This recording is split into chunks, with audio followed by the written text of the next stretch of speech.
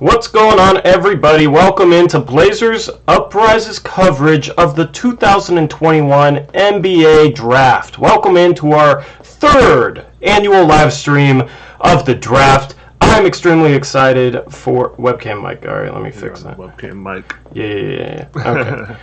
Everything's good, everyone. Yeah.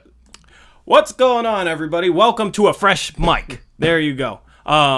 Everything is, this is a whole new setup within the streaming software, so over the next, until the draft starts, Eric will be talking trades. I still got to do a couple of graphics and whatnot, and make sure everything is good to go in terms of the stream setup and everything, so, you might see the screen flip around and some weird stuff happening on screen, but, yeah. This is just, we're going to chill for 50 minutes. The draft starts at 5 o'clock. I think that's the first pick, Eric? Well, it's supposed to start at 5. Probably have an introduction, and then, Pistons will have 5 minutes to select Cade Cunningham, and then, yeah. Yep, and that's basically what it is. So, I'm just going to sort out and make sure the stream is good to go. Put in a lot of work graphically for this one, so hopefully you all enjoy that. And, yeah, that's the plan. So the big news of the day, of course, is that Russell Westbrook appears headed to the LA Lakers to form one of the worst space teams of all time. It looks like KCP, Montrezl Harrell, now that he opted into his contract, and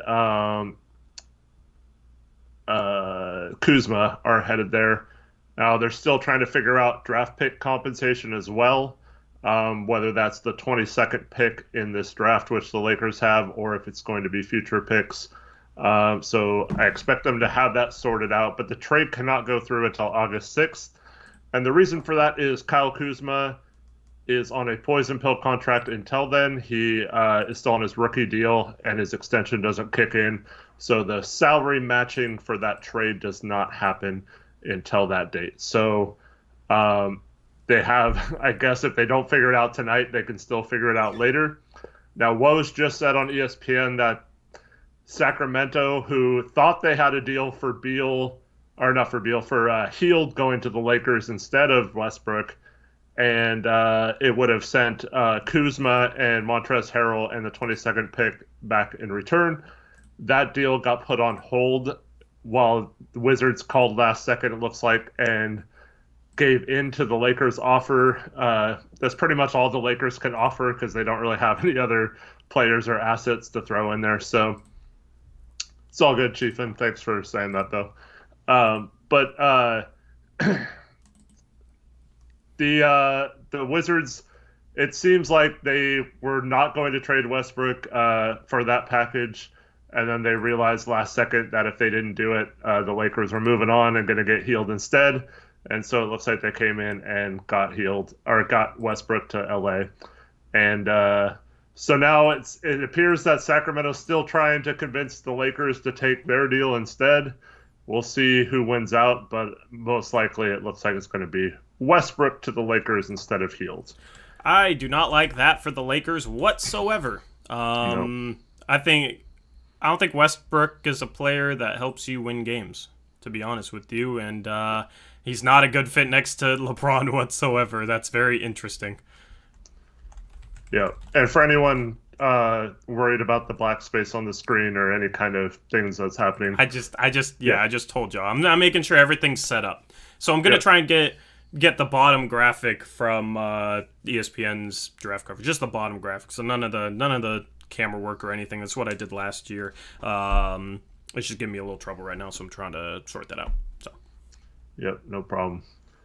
And the funniest part about all this is you would assume if the Wizards were trading Westbrook for, lesser pieces, that they would be hitting the rebuild button, but their plan is apparently somehow to make this better for Beal, to build around Beal and Kuzma, or trade Kuzma elsewhere or something. So, yeah. And it was just reported that, Shams just reported that Beal has no desire to leave. But we have a trade. Detroit is trading Mason Plumlee to the Charlotte Hornets for the 37th and 57th picks. Oh, no. Plumlee and the 37th pick to the Hornets for the 57th pick. Really? Wow. So they're dumping his contract. That is depressing. They dumped. What a Plumlee's great trade contract. for Charlotte. Good for. That's a Holy phenomenal trade for Charlotte. To Well, move that up in ruins the that second. plan. Yeah, I mean that plan's out the window. I mean, my goodness. Wow, yeah, incredible trade for Charlotte. Plumlee will.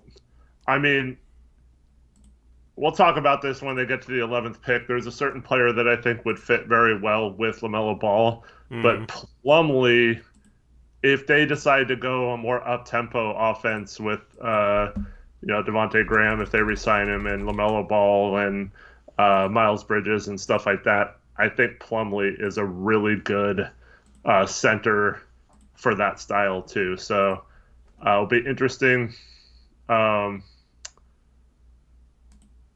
what happens there, but looks like so for people asking, like Daniel asked, how are they trading them?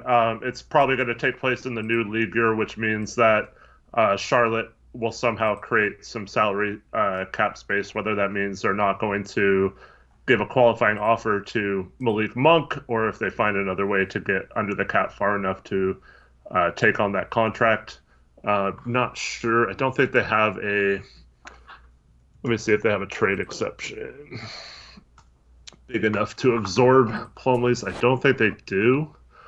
Mm-hmm.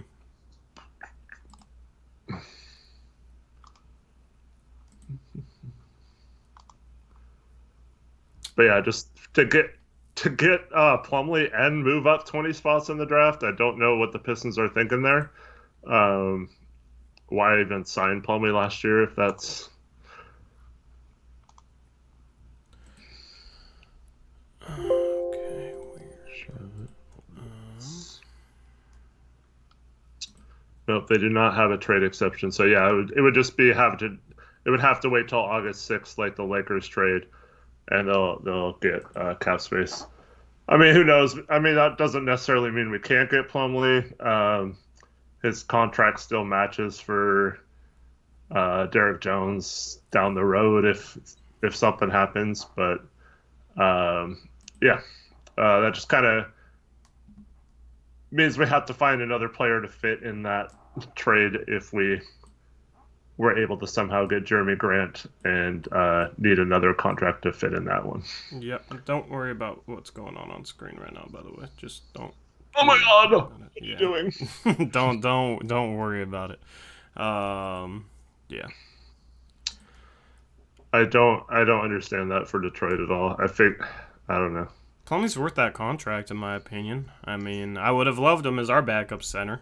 You would think a team like Boston, who has the trade exception to absorb him, would have gladly taken that deal. They had like the 46th pick or something like that. Mm-hmm. 45, 46, somewhere 45.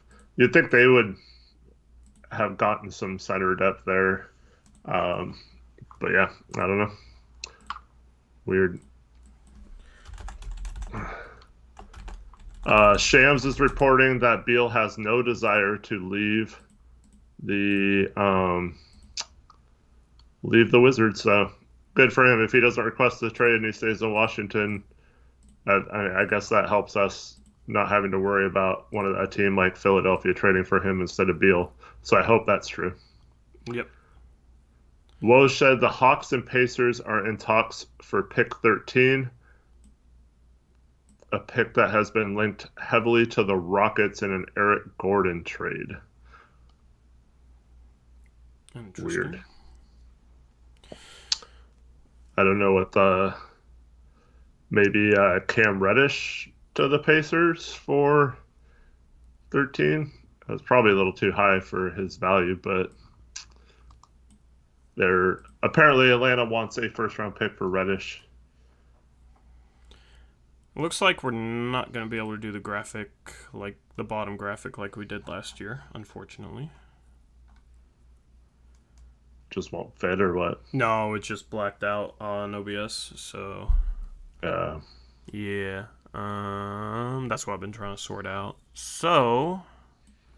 You could just do like your, or I don't know if this is easy or not, but like the free agency stream or the trade deadline stream.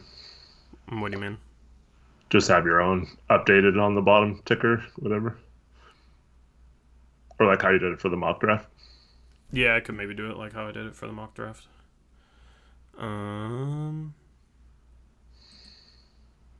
Yeah, that's how I'm gonna have to do it.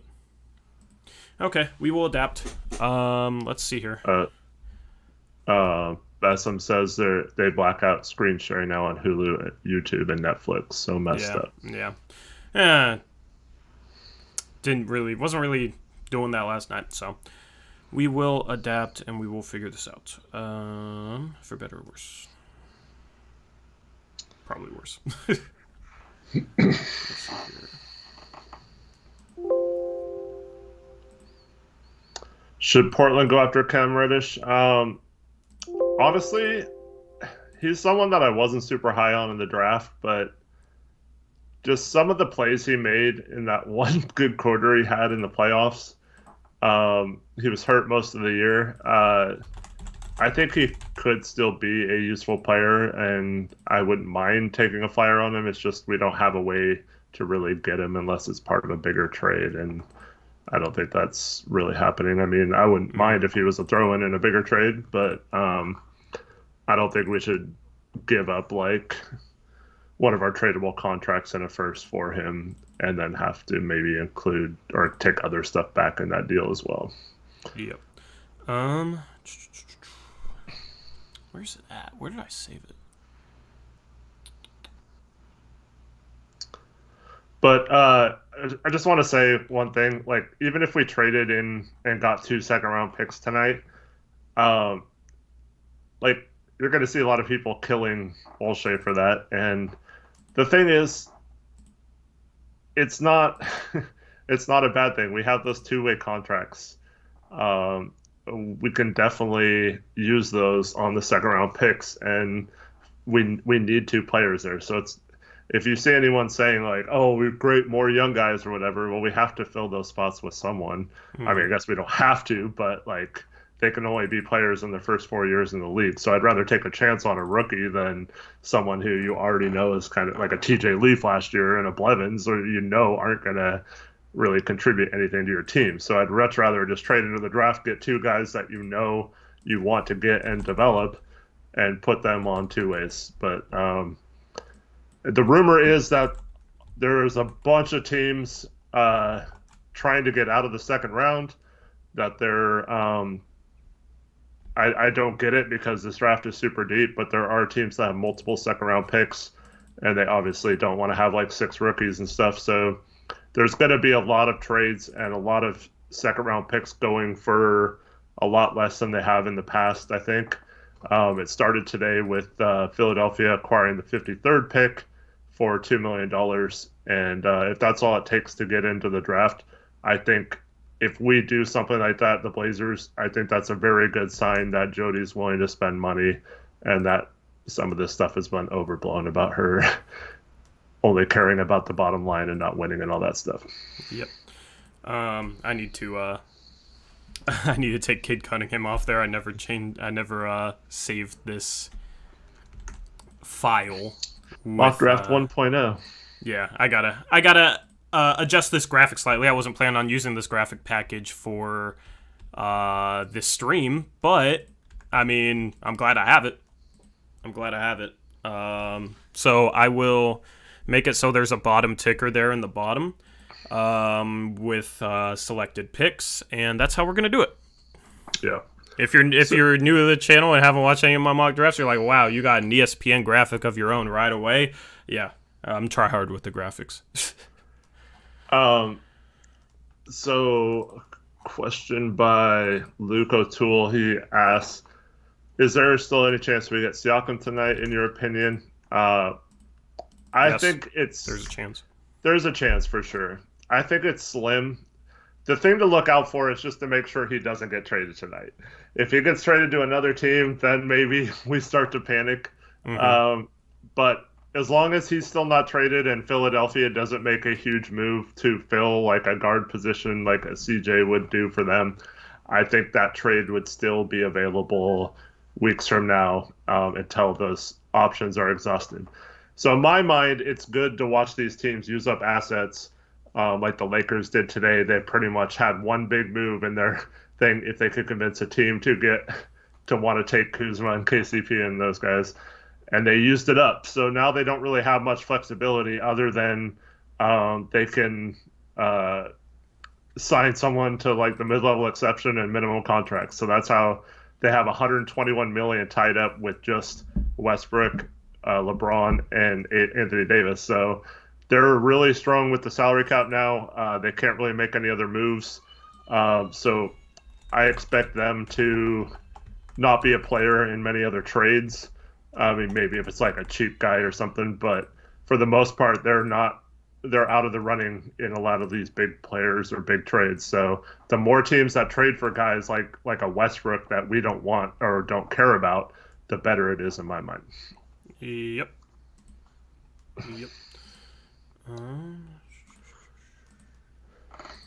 And then, so there was another trade today. The Suns sent Jevon Carter in the 29th pick to the Nets for Chandry. Chandry? Who's Chandry? Landry Shamet. Landry I combined his Shamet. first name. Chandry. I just called him Shamdry. That's a new one. That's a new one to throw in the book. That's what we're gonna call him from now on. Yeah.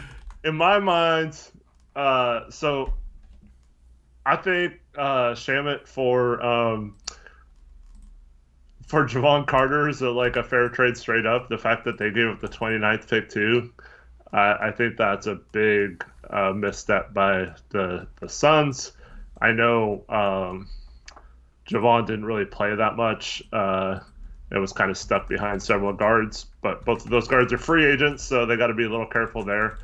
So yeah, we'll see what happens there, but I don't like that trade for the Suns at all. I mentioned on their mock draft last night that I could see the Pistons trading out of that spot and not having another rookie on their roster because they didn't play Jalen Smith at all this year.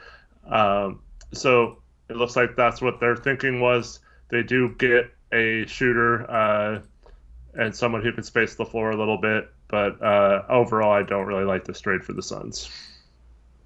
Yep. And for the Nets, you get if they are able to re-sign Bruce Brown, you have two really good backup defenders that you can put in the game if you need stops and stuff. So I like that move for them. And then we also have a weird trade between the Timberwolves and the Cavaliers. Yeah. So Ricky Rubio is headed to the Cavs for Taurean Prince and a 2022 second-round pick. And, I mean, I guess the Cavs are getting another guard. If they draft Mobley tonight, people are saying that that's going to help his development, having a passing point guard there. But I don't know, man. This is just a strange trade. I don't know why either of these teams would even do something like that. Yeah, I agree. I was trying to find logic in that, and I couldn't. Yeah. But yeah, going. I don't know. I'm like making sure these graphics are squared away, but I do want to touch on that that Phoenix trade. I feel like they could have gotten somebody just as good as Shamet with the 29th pick. Like, I feel like Quentin Grimes could shoot 38% from next year, and I think he would be a better defender. You know what I mean? Like, what does Shamet do other than shoot the three ball like 38%? Nothing. Like, I don't understand that trade. Like, Jevon Carter, yeah, he wasn't playing, and I've seen Suns fans say, oh yeah, I don't mind this trade, this is a good trade. Jevon Carter wasn't playing.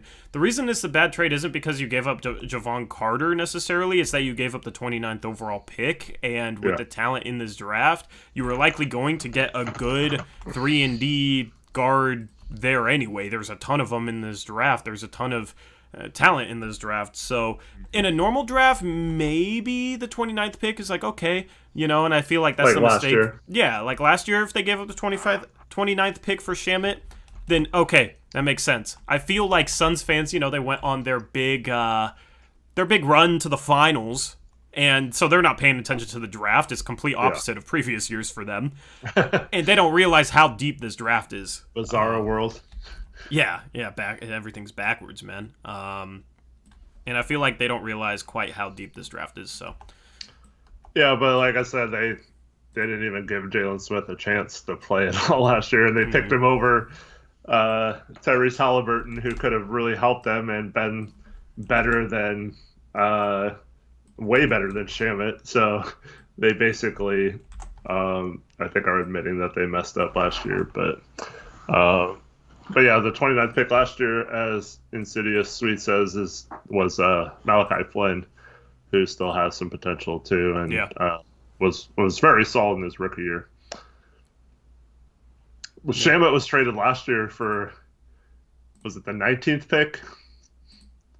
I think the Clippers traded him to It was like a multi-team trade. I don't quite remember. Yeah, the Clippers traded him to the Nets for the 19th pick, and then the Clippers traded the 19th pick to Detroit for Luke Kennard and got him that way. And then they drafted Sadiq Bey. So that worked out for the Pistons. And then the Clippers inexplicably sign Kennard to like a $64 million extension. And they're stuck with him for 4 years, $16 million a year. Yeah, that didn't make a ton of sense. Yeah, Shamdry gets traded a lot. Chandry. I guess that's how the ticker's gonna look. Ticker look good, guys? Does that look good? Cool.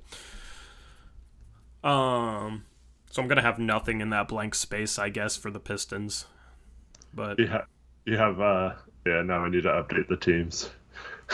Yeah, I'll have to go through and like work with these graphics as we go along and whatnot. But yeah, it's basically. How did the Hornets have the third pick?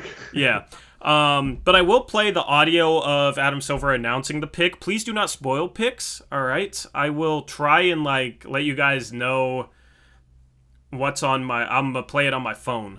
I'm gonna have the ESPN draft, and I'm just gonna turn the audio up for Adam Silver announcing the pick, and that's it. And hopefully you guys can align if you guys are like also have ESPN on in the background. Hopefully you can align it with when picks are announced through the stream, because we don't want spoilers and it's cool to like react to everything live.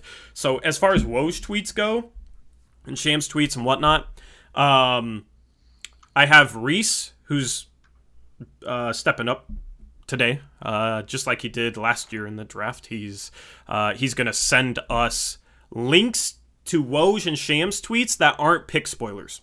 So Reese is sacrificing by keeping track of all the spoilers that those guys are going to tweet out so that he can sort out trade rumors and send them to us. That way we can get trade rumors and trade information, relay it to you guys right away without spoiling picks and whatnot, because I like reacting to it live and everything. So if you post spoilers, automatic 5-minute ban. If you do it again after being told not to, and after being put in a 5-minute timeout for it, it might be a permaban, at least for the rest of the stream. So don't do that. I'm pretty sure Reese was a mod last year, Trevin. Pretty sure. That might have been the free agency stream. Yeah, one of those two. I don't know. I'm trying to hear what Woj was saying. Yeah, if you want to like mute yourself to hear it or something, whatever you want. Got it. But we will have player information cards and whatnot for players when they get drafted, which should be pretty cool.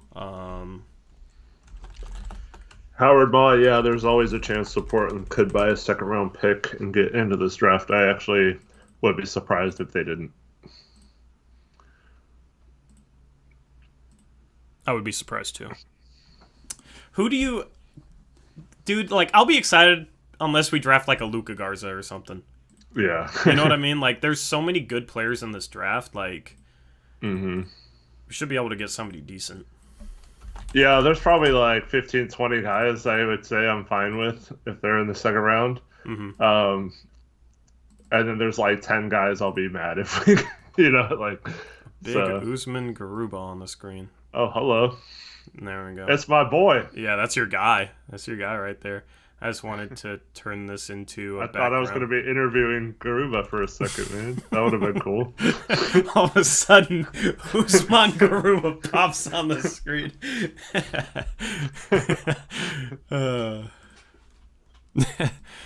That's funny. So yeah, that looks better with the background. See, I just wanted to use that picture as a background to make it all mesh. Mm-hmm. To make it all mesh. Shaggy Squid asked, do you think there's any chance we can get around 20th pick range to get Kai Jones?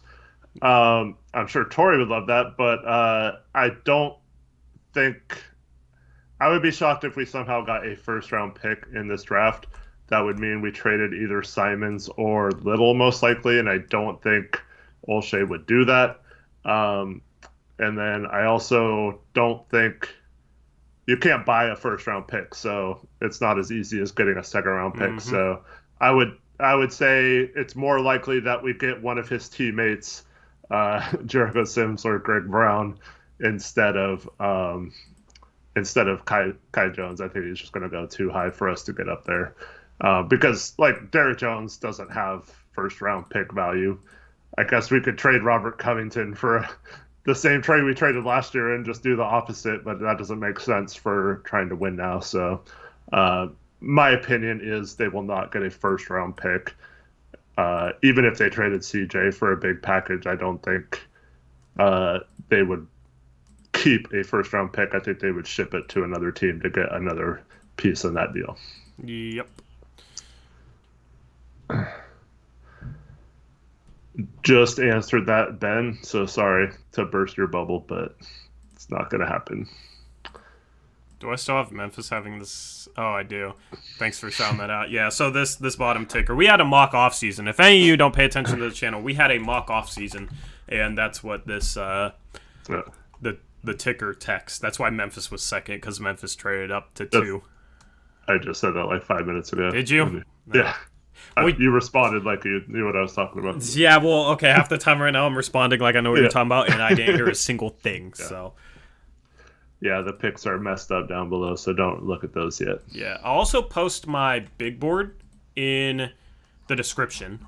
I also posted in the chat right now if any of you are curious as we head into things, how I kind of look at players and what my rankings are. You can follow us on Twitter. Twitter links are in the description below. I'm Tori Jones, if you're new. That's Eric Brandt, a.k.a. Hoops Jerk. That's me. Yes, sir. All right. A.k.a. the Gaslighter. The good old Gaslighter, the cult leading Gaslighter. So dumb. Oh, my goodness. Where yes. is my big board? Jackson Tackett asks, what are the chances DJ is traded tonight? And Shaggy Squid brings up the point that I was going to mention.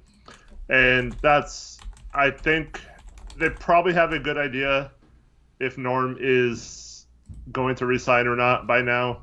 But I think they, to be sure, kind of need to wait. I mean, they could risk it. If a deal's on the table that makes them better, I think they do it now. But I think they're not going to be rushed into a trade until they know they have Norm and can fully trade CJ without having to worry about how they're replacing the shooting guard spot as well. But, I mean, it doesn't mean he won't be traded tonight. I just don't see trades.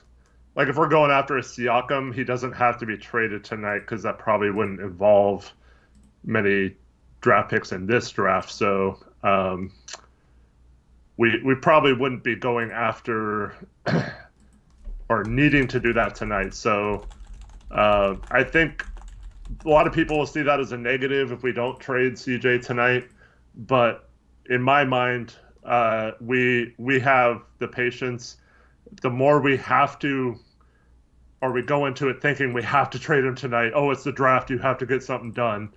I feel like teams can sense that desperation and can kind of get more out of you than they would have had to if you're just patient and wait for the best possible deal. So I don't think it's it's a dumb thing or Neil is a horrible GM by waiting. I think that's actually quite smart, especially initially when teams are going to overpay to try and get players that they want. Or we saw like Washington cave in at the last second to get Westbrook to LA. So I think you just let teams like that make stupid moves, and then you're there to still get a Siakam after the dust settles. So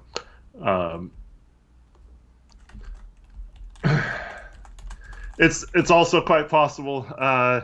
It got held for review. I'll allow it, but it's also quite possible that we don't do anything much this summer, and we do run it back next year. No, I don't. I know. Like I'm just saying that is a possibility, but and that's what the worry is. The longer this goes on, but I don't know. I just find it hard to believe that Dame would be asking for a better roster and Neil just be like, nope, sorry, we're running it back. Yeah, we talked about the Plumlee trade. Great trade for the Charlotte Hornets. I think he fits really well on their team, and I really like that move a lot for them. Kind of head scratcher for the Pistons, but that's nothing new. Since we started Blazers Uprise, they've made a lot of head scratching moves. Yes, they have. Bet they wish they had Christian Wood still, right? I don't understand why they give him up, man. Not at all. But Why is Rachel Nichols still in the coverage? I don't know, dude. I don't know. That's a phenomenal question. Alright. Let's see if we can make this look a little better. Do y'all like the typing? Do you like that in your ears? Does it sound good? A little ASMR. You know, we're multifaceted. Yeah, that's true, No? Trevin.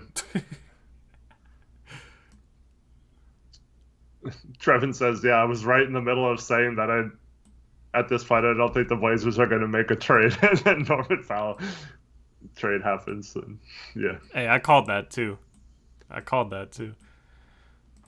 Well, I mean, I brought that up. Okay, Couple days. we called it. Let's shine together then, Eric. We called it together. But yeah. So my guy Bobby Marks. if I'm the trade whisperer, CJ to Philly, Siakam to Portland, Simmons to Toronto.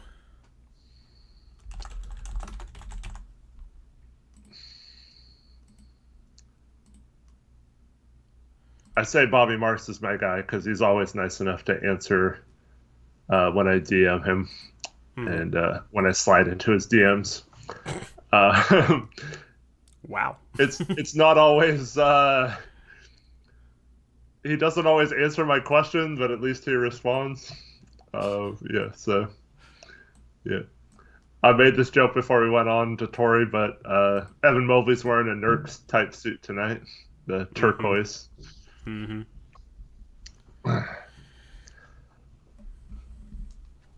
But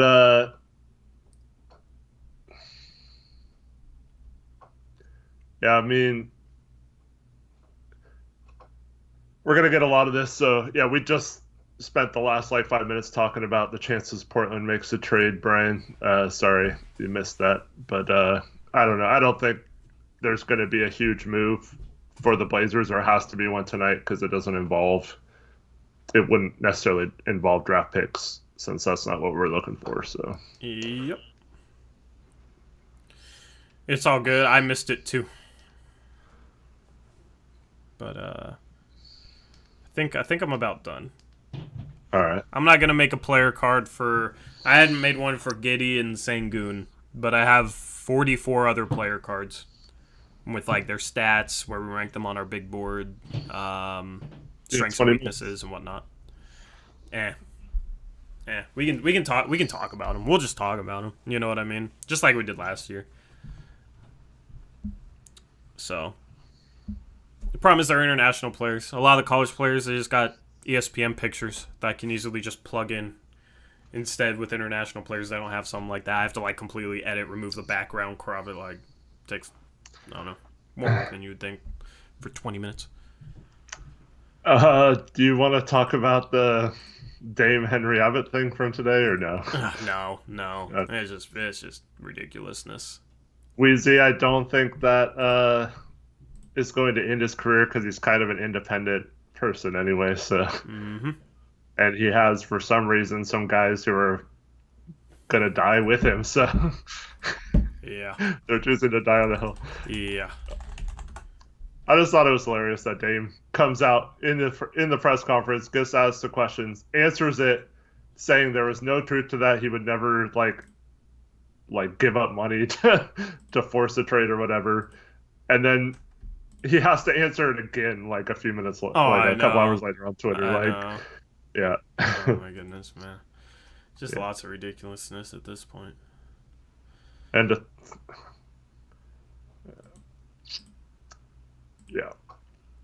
What's up? Your tone just changed. Something bad happened? No, we trade for. I was going to say something, but you didn't want to talk about it, so yeah. every time like, I don't know, that sounded like you were mad about something. Every time I hear an inkling of like a little bit of negativity in your voice, even though you weren't being negative, I just think I hear someone. I'm like, who do we trade? Oh, is this Derrick Jones? I'm like having flashbacks to like CJ Ellaby, Derrick Jones Jr. Yeah. We traded CJ for Karis LeVert in a pick. According to Chris Mannix, don't know how reliable he is, Oklahoma City is trying to deal Kemba tonight, which isn't a surprise. Yeah, they're going to have to attach a pick to him, though, I thought, which is why I don't really know what they expect to do there. Were you going to mod Chris for the stream? Is he in here? Yes. Hopefully. If he doesn't say anything soon, I'll mod Chris. Shout Chris for helping me out with the graphics. He made this a lot easier on me. Dude's a legend. I just want to say real quick, and then we can move on from this topic. But so for those of you that are a little younger, Lance Armstrong was like a hero to a lot of people, and there was always rumors about him doing PEDs, and there were several journalists that called him out who said they knew for a fact that he did this, and Lance Armstrong would call all those people out and tell them they were wrong and that they were ruining his character and all this kind of stuff. And he absolutely ruined reporters and journalists' careers and made them, he used his power to like get a mob mentality against those people and ruin them. And for Henry Abbott to imply that Dame is doing the same thing to him today, I just think that's absolutely disgusting as a journalism, and you don't understand who Dame is as a person if you're accusing him of that kind of behavior, because that's not Dame. If he's saying he didn't say that, he didn't say it. I mean, I think it's as clear as that. So that's all I'm going to say about that. It's not a Lance Armstrong situation where we're going to find out like months or years from now that he went back at Henry Abbott knowing that he had requested a trade or anything like that. I think that's all BS, and I think that we can believe Dame here. He wouldn't be saying that and call this person out on Twitter repeatedly if there was any slight bit of truth to any of the stuff he reported. Yep. What's funny is the guy who said that we were going to start hating on Dame and turn on Dame is the person that's backing up Henry Abbott. I mean, my goodness. If you're not a Blazer fan, or Blazers Twitter is just an absolute mess. Right. And not in a good fun way. Some of it rightfully so, because the Blazers have handled this offseason very poorly so far, but a lot of it's just people that there's certain members of the media that never have legit sources, and yet these people just believe them, everything they say, because it validates their opinion that Dame has to hate Stotts or has to hate the situation in Portland, when it's very likely that he's still fine with the situation. Wants it to get better, of course. Wants to win a championship, all that kind of stuff. Wants to see that it's trending that way, which anyone should want, and including Olshey and the front office and ownership. They all want that too, and to imply that those guys are all mailing it in or only care about, they wouldn't be making this mess if they only cared about money and stuff like that. So, yeah. Yeah, as Trevin points out, they got outraged over our sponsored jersey changing from BioFreeze to Stormex, or like, I don't know. Oh, man. Yeah. I don't get it. But. Yeah.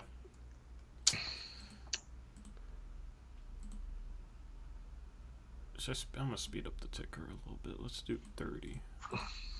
See how fast that is. Oh. Stop gaslighting me, bro. I don't know why the Lakers want Westbrook, man.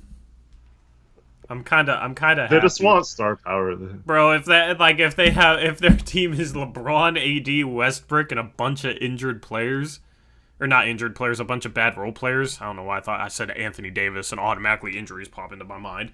A bunch. I'm gonna get canceled for that. A bunch of mediocre role players. I don't think they're that good. And it makes it like I already don't like Westbrook, and if he's a Laker, I mean, that's even easier to hate him. Mm-hmm. And then you can lump in like Russell Westbrook stands with the Laker fans, and just combine those two toxic fan bases. There is a Portland media member, I use that term very, very loosely, that is upset that the Lakers were able to trade role players for a guy like Westbrook and we weren't. Okay, this is the thing with Portland media guys. I know, it's stupid. Oh, God. I'll talk about this after I say this. Like, there are reporters out there that cover the team where anytime any move is ever made, it's like, why didn't we do that? Mm-hmm. Why didn't we get Westbrook? It's like, do you guys not remember 2019? It was only 2 years ago. What Westbrook was in the playoffs? He's not a guy, like, his play style, the only way he's truly effective is if he's a number one. He's not a guy that's going to, like, play off a star or be like a number two or a number three and be, like, effective with the way that he plays. But as the number one, he ain't good enough to lead a team anywhere. Mm-hmm. And it's been pretty obvious. But, any big trade that ever happens, it's, why didn't we go get him? Like, there's a reason that they're able to trade, like, mediocre players and a late first for Russell Westbrook. Right. Nobody wants him. Yeah.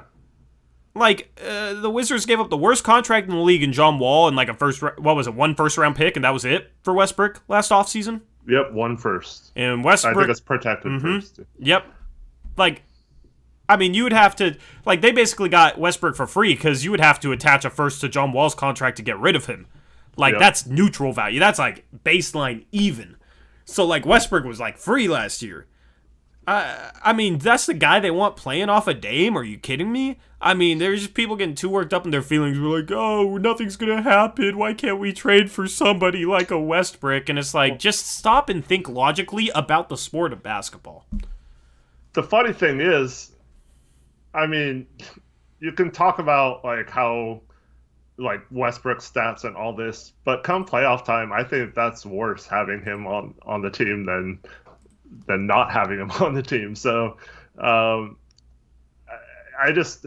don't get how, like, we were supposed to do anything or why we could have easily traded, like, Derrick Jones Jr. and Nurk and Rocco for him, but that would make us worse. Like, that make us way worse. Yeah. People just, they see moves and they think, like, because I hear this every year. Oh, every team in the West got better. Every team made major moves, and we're still signing the MLE. Like, we don't do anything else. It's just, like, sometimes you don't have to do anything else, and you're, I don't know. We both think the roster is a little better than it is, but I just don't see how Westbrook, someone who needs the ball in his hands, and if you do put the ball in his hands, he's taken away from Anthony Davis and LeBron touching the ball more, and they don't have any shooting as of right now. I just don't see how that's a good move for them or how we should have done that. I think you're muted. I am. Wow. How'd you catch that so fast? Was that chat catching it that fast? No, I couldn't even hear you on Skype. Because normally you can hear me on Skype even if I mute my mic. So that's I mean, that's better. I wish when I muted my mic you couldn't hear me on Skype because we'd be able to fix it faster. So there's something, I don't believe this because this isn't a reputable source at all. It's a Twitter account with 57 followers, but I'm kind of curious as to your thoughts like on if you would do this. It doesn't even match salary, so like it's not real, but you know the bucket report. Yeah. They said what do you got? Portland and Atlanta are in serious conversations on a deal involving Derrick Jones Jr. and Nasir Little for Cam Reddish in the 20th pick in tonight's draft. Would you do that trade if that was on the table? No. I'd rather just roll with Nas, but I mean that's intriguing. I mean, at to save some 20, salary. you could get... yeah, I guess it depends on who's on the board. Well, around pick 20... Remind me, maybe one of us will remember. Based on the board on based on who's on the board at pick 20, we can determine whether or not we would have done that trade and who we would have drafted. Yeah. I mean, there should be a pretty good player at 20. Dude, I'm so excited. It's going to be really interesting to see who falls in this year's draft. It's going to be really interesting to see who just see how this draft plays out. It's one of the most interesting drafts I've ever seen, in my opinion. It's the best draft 20 to 45. So the picks 20 to 45 are going to be very interesting. Normally it's like the top 10 is interesting and then like it gets less interesting as it goes along. I think this draft will get more interesting, and in the middle part of this draft it's going to be extremely interesting to see where some very talented players that might be a late lottery pick in other drafts end up in the 20s. So who would have to, give me three names that if they were on the board at 20, you do that trade instantly. Like three names that might be on the board at 20? Yeah. Zaire Williams, Trey Murphy, Kai Jones, Jaylen Johnson. You do it for any of those? Yeah. Interesting. Man, that would be tough. The rest of the tweet here with Kai Jones and Cam Reddish for Nas and Derrick Jones, man. Yeah. Oh, I like Nas so much, but that's tough. The rest of the tweet says Neil Olshey is dangling future second round selections in an effort to keep Little. Like man, what? I mean, like, if you do two future seconds and Derrick Jones Jr. for Cam Reddish and 20th pick, that's the absolute fleecing. That's a home run, yeah. Like, I don't believe this whatsoever. It's just interesting to talk about it. Yeah. I mean, if we got to keep Nas, I'd maybe even include a future first in that deal. Get a first this year? Yeah, I mean... Get a first this year, get Cam Reddish and 20 for Derrick Jones. I like that a lot, actually. I like that a lot, but yeah. I wish that was true. Nobody has a beat on the Portland Trailblazers front office. They might be the most tight-lipped front office in the entire NBA. Yeah. Some random Twitter that joined like 2 weeks ago is going to have... Bucket Report's going to have the scoop. Bro, trust me, guys. I've tried to get a bead on Portland's front office. I can't. Nobody can. Our local reporters don't break anything. Watch. If there's a trade tonight, you will see Jason Quick, who's like our lead inside reporter. All he'll tweet about it is, I can confirm Woj's report that Portland indeed made this trade. Mm-hmm. You know what I mean? Like, that's as far as it gets with them breaking anything that this team does. Mm-hmm. All right, Silver's at the table. Welcoming everyone. What a background. Is his name up for you? Name just disappeared? You might want to pause slightly. We'll try and sync it up here. You can't fast forward. No. It's kind of hard to tell because you're just standing there talking, so it's... Yeah. Just pause right when he steps away from the podium, and then I'll let you know when to resume. Okay. So, and anybody else? Man, come on, dude. Anybody else at home? If you're watched on ESPN, I suggest that you try and sync it up. I paused with the Milwaukee guy, a guy in a Milwaukee jersey, going like this. Yeah, he just went off. yeah, it's off of him. Okay. Oh, I paused there. Oh well, I think I'm ahead of you now. All right. The background just turned blue. Okay. Wow, they're getting fancy with this. It's for the 75th anniversary. Yeah.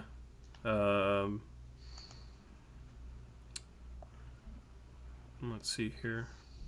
And it's not blue anymore. Jalen Suggs is on the screen, my guy. Let's go. I'm a Gonzaga fan, if any of y'all don't know. Cade is on the screen. Jalen Green is on the screen. I was like, wait, who in the world? And then I remember what you said about his head. About his hair. Oh, yeah. Fan shot. Are you synced up with me? Yeah, he should play like that. With his hair all curly and flowing. Yeah.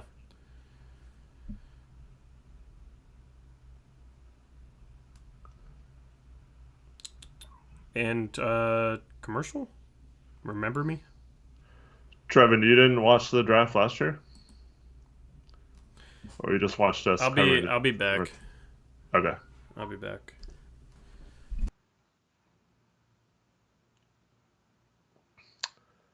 So yeah, Woj decided to spoil the first 3 picks today, so it looks like those are already set in stone. Not that that was a big mystery or anything, but yeah. We're expecting this first pick to be Cade Cunningham.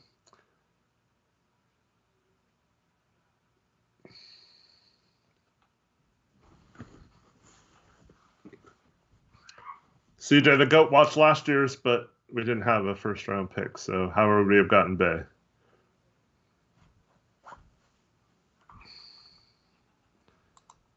Did they always have the draft on local channels?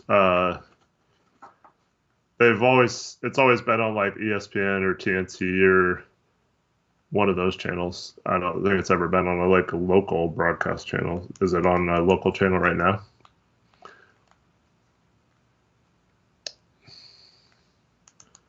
Most of the local channels, at least the NBC affiliates, are all Olympic stuff right now. So.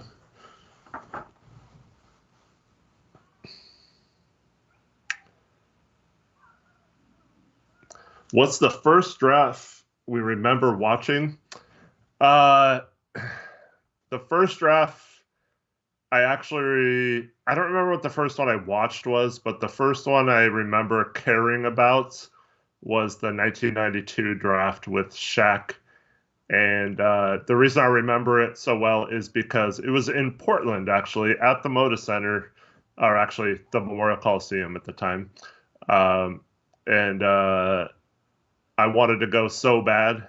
Tickets were like $5, but I was like 13 and my parents didn't want to go, and I didn't really know anyone that could go with me. A 13-year-old, like my friends and I couldn't just go to it. So I remember like being so disappointed because that would have been so cool because you could have seen like Shaq, get drafted and get kind of closer than you would normally or whatever.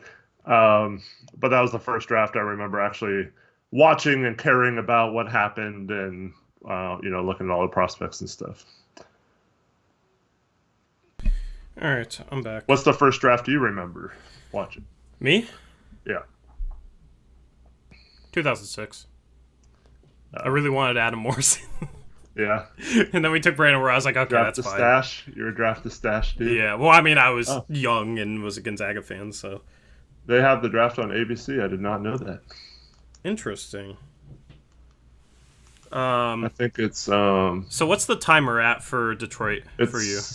It's not a simulcast. I think they just have 2 different feeds on it. Interesting. What's the... So I got 125, 124. Yep, pause for 6 seconds. Pause and resume. I'm now at 124, 123, 122, 121. Are you synced? Do it. Say it again. 115, 114, Perfect. 113. Yeah, I think we're good. All right. If anybody wants to sync up with us, that's the way to go. No pick spoilers. I mean, we already know this pick. Woj spoiled things like hours ago. So, yeah, we already know what this is. Yeah, prior to 92, I just remember, like, hearing about, like, oh, the Blazers drafted Dave Johnson, or, like, okay, cool. Like, didn't know really much about him. There was no internet to, like, research people. You barely had any access to college games, so you had no idea how good these players were until you saw them, like, playing, or you heard about them in practice or something, and, yeah, so. Whole new world nowadays. It's pretty cool. We are officially underway. Sorry, I had to go deal with something real quick, but the Pistons here are going to go Cade Cunningham. That's no surprise. If anybody's shocked and mad at me for spoiling it after I told you guys not to spoil it, then I'm sorry. I guess you were living under a rock. But yeah, I'm not paying attention to any more Woj tweets. I hate how he spoils it. I hate how he spoils the draft picks. It's extremely frustrating, actually. Alex R. is asking if this is a clean stream that he can watch in front of his kiddo. Yes, yeah. Tori and I try our best not to cuss, so if we let one slip, I'm so sorry, but yeah, for the most part, this is just about... Unless the Blazers trade, like, CJ for Kevin Love straight up or something, then yeah. If I'm gonna go on a rant, I will let you know that I'm going on a rant. All right. According to Jake Fisher, that guy who's all of a sudden trying to be like the draft expert, Cleveland continues to gauge interest in the number 3 pick. Yeah, they're interested in CJ McCollum. We've heard the... Here we go with Adam Silver. I'm gonna play the audio. Okay. With the first pick in the 2021 NBA draft, the Detroit Pistons select Cade Cunningham from Oklahoma State University. All right, there you go with Cade going to Detroit. He actually wants to be there, which is a bit surprising. A lot of players don't really want to be in Detroit. That player card shrunk. Let me fix that. There. Oh, jeez, man. How was anyone supposed to read that? I don't know. It was supposed to be normal sized, but yeah, here you go. Cade, number 1 to Detroit. What are your thoughts on Cade? Because you have him second on your big board. You have him behind Evan Mobley. I have him number 1. I think we're pretty much in agreement that the top 3 prospects are all extremely close. What are your thoughts on Cade? Yeah, people are going to see this like, oh, number 2, you're an idiot. That's such a slight. It's not a slight. I think both Cade, Mobley, and Green, and I probably even include Suggs in this. I think they're all going to be stars. I think they all have superstar potential. Not necessarily going to reach that potential, but I would not be surprised if we're looking back 5 years from now and being like, wow, those guys were all great picks, and they're all like franchise-changing players. Mm-hmm. And so I just happen to like the ceiling of someone else a little higher than Cade. But the bottom line for me is, if you have a guy his size who can handle the ball, make plays, and is a good shooter, it's very rare that those players bust. And so you could talk about him being kind of slow-footed, which I think is going to be an issue, at least defensively. But overall, those type of players with that skill set, it's very rare that those don't translate to the NBA. Yeah, it'll be interesting to see how he shoots, because going into college, the one knock on him was his outside shot.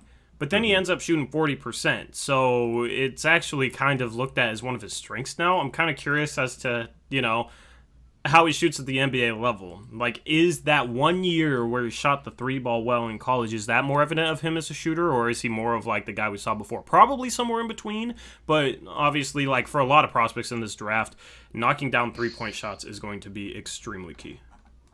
Yeah, that'll be, yeah. It was more of a theme in my mind last year because there were so many players that it was like, you know, Okoro and Ball and all those guys. Just like, man, if they could just shoot, they'd be really good. If they could just shoot, they'd be really good. But I think, I don't know, I like his mechanics. I think he's got a good shot. I think he could shoot over NBA level defenders, even if he's guarded closely. So I don't think that's going to be an issue. One of the main reasons I knocked him down to 2 was I felt like he could have took over against my Beavers in the tournament, and I felt like he kind of just lacked some aggression there. But like the Beavers didn't have any way to stop him. So just so you know, the bottom of the left it says mock draft 1.0. Yeah, I'm in the process of fixing that. You got that, all right. Yeah. But like, so yeah, I was just waiting for him. Like, oh crap, if Cade just like puts his head down and gets to the rim or takes more shots, we're gonna be in trouble. And instead, it was just like he kind of let the Beavers dictate the pace of the game and took him out of the game a little bit. And so that was great for me personally, being a Beaver fan. But I just wanted a little more from him in that game. But overall, I mean, you wanted him to shoot the 3, and he shot the 3 well. So, and the free throw percentage is good for a 6'8" guy. So, I don't think I would be worried about his shot. I'm not. If I was a pro team. Yeah, I'm not worried about it. I'm just kind of curious to see how good of a shooter he is because he shot so well. But yeah, Reese is like our guy who's gonna break all the Woj news, and he's in here saying, "Holy S, that baseball news, Reese." Just say what it is. And he also doesn't say what it is, so. And then look at Jeff Reese. Lease, man. So, per Shams. What's up, bro?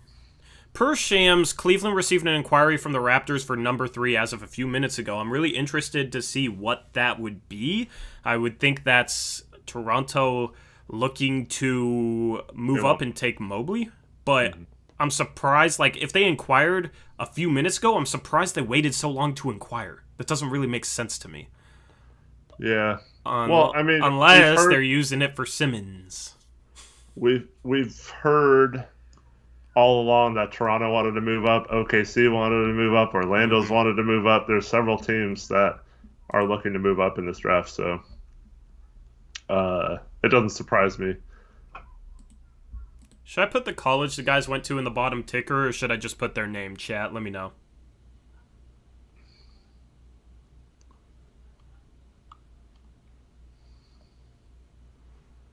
Here we go. Adam Silver to the podium.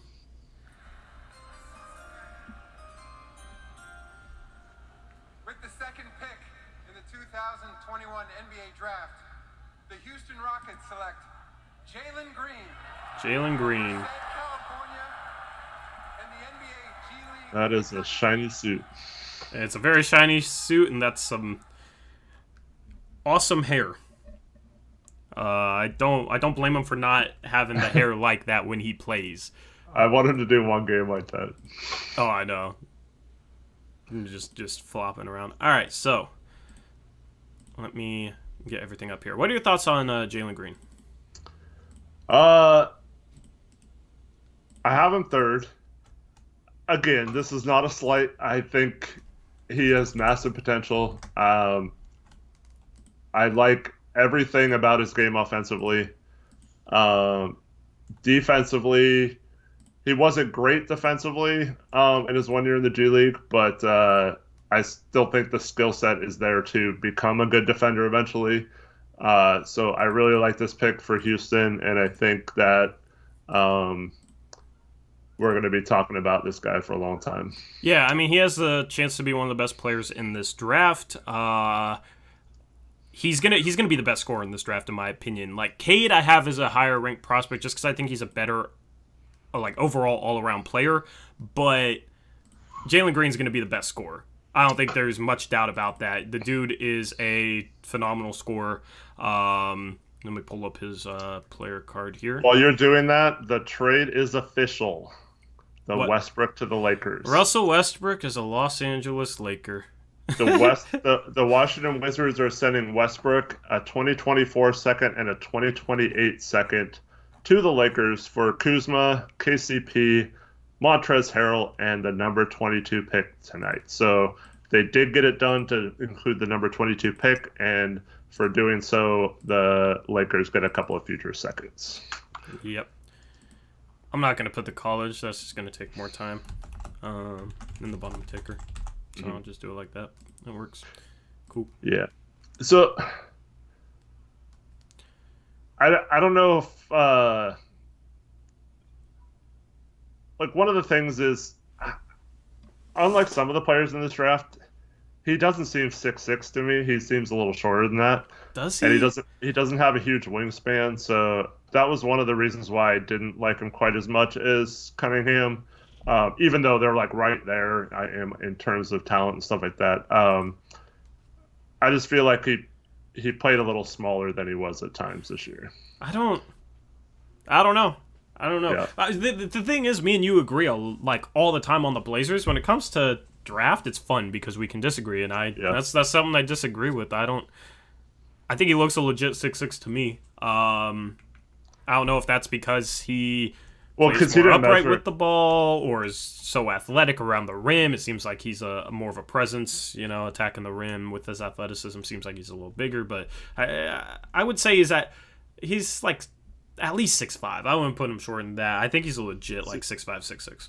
I heard some rumors he was closer to 6'4" than 6'6", but I'd be surprised. It might be true.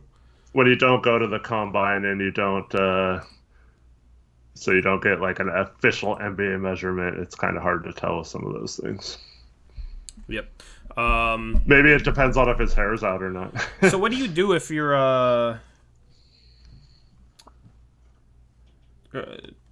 If on the Cavs? No, I don't know what I was going to say. Cavs pick is in, by the way. They're moving pretty fast. This is not like the NFL draft. Remember how long they stretched that out? Yeah. So Woj is, I guess, on the screen, and I'm sure he's talking about it says Woj alert. I'm guessing he's just talking about the Lakers. Yeah, he is. Yeah. So Cavs at 3. Mm-hmm. My number one player is still on the board. I am running to the podium to select Evan Mobley right now, and I am laughing all the way that we got the 3rd pick, but we got the best player potentially in the draft.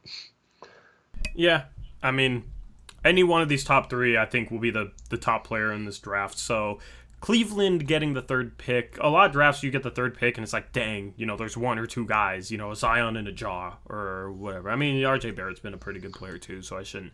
Maybe that's not the best example, but in this draft, the 3rd pick is completely fine. Like, you're completely fine sitting here taking Jalen Green, Cade, or Mobley. And it was going to be between Mobley and Cade, and to be able to get Mobley is a phenomenal get for them. They're going to have to figure out Jared Allen and Mobley, like, long-term, because I think Mobley long-term is a center, too, and they'll probably move off of a Jared Allen, but that's something they can worry about later.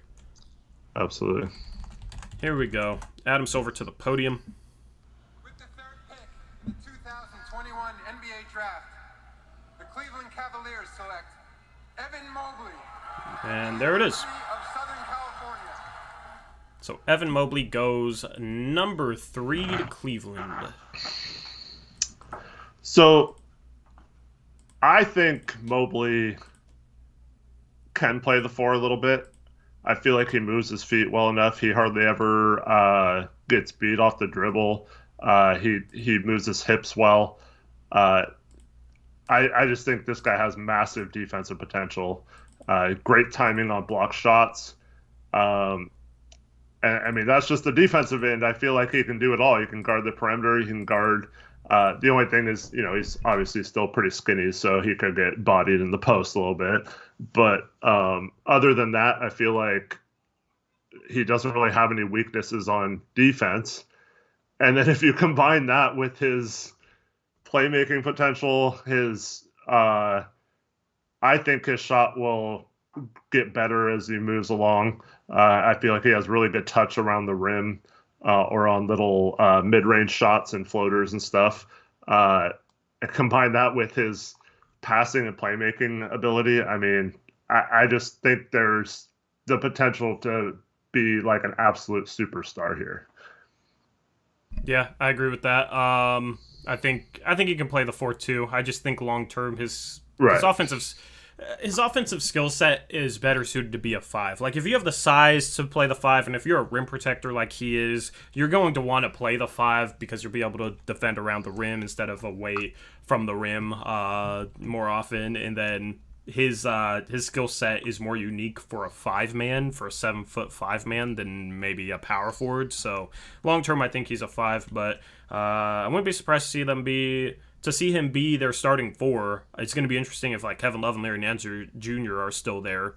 I think they might look to move off Larry Nance Jr. now that they were able to get Mobley. It's going to be interesting to see.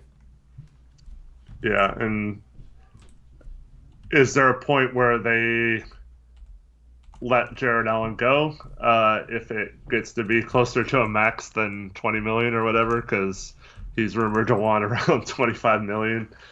So if there's a bidding war for his services, how much do they match in a contract for him? Or maybe they work out a sign and trade that way and get him to where he wants to go. But yeah, I think you just take the best player on the board and worry about that later. Yep. Who do you think? Because honestly, they have Garland and Sexton right now, so they didn't really need like Green or another guard. So yeah, I'm not big on taking need, but I think Mobley is the best player on the board. Who do you think might offer Jared Allen that bag?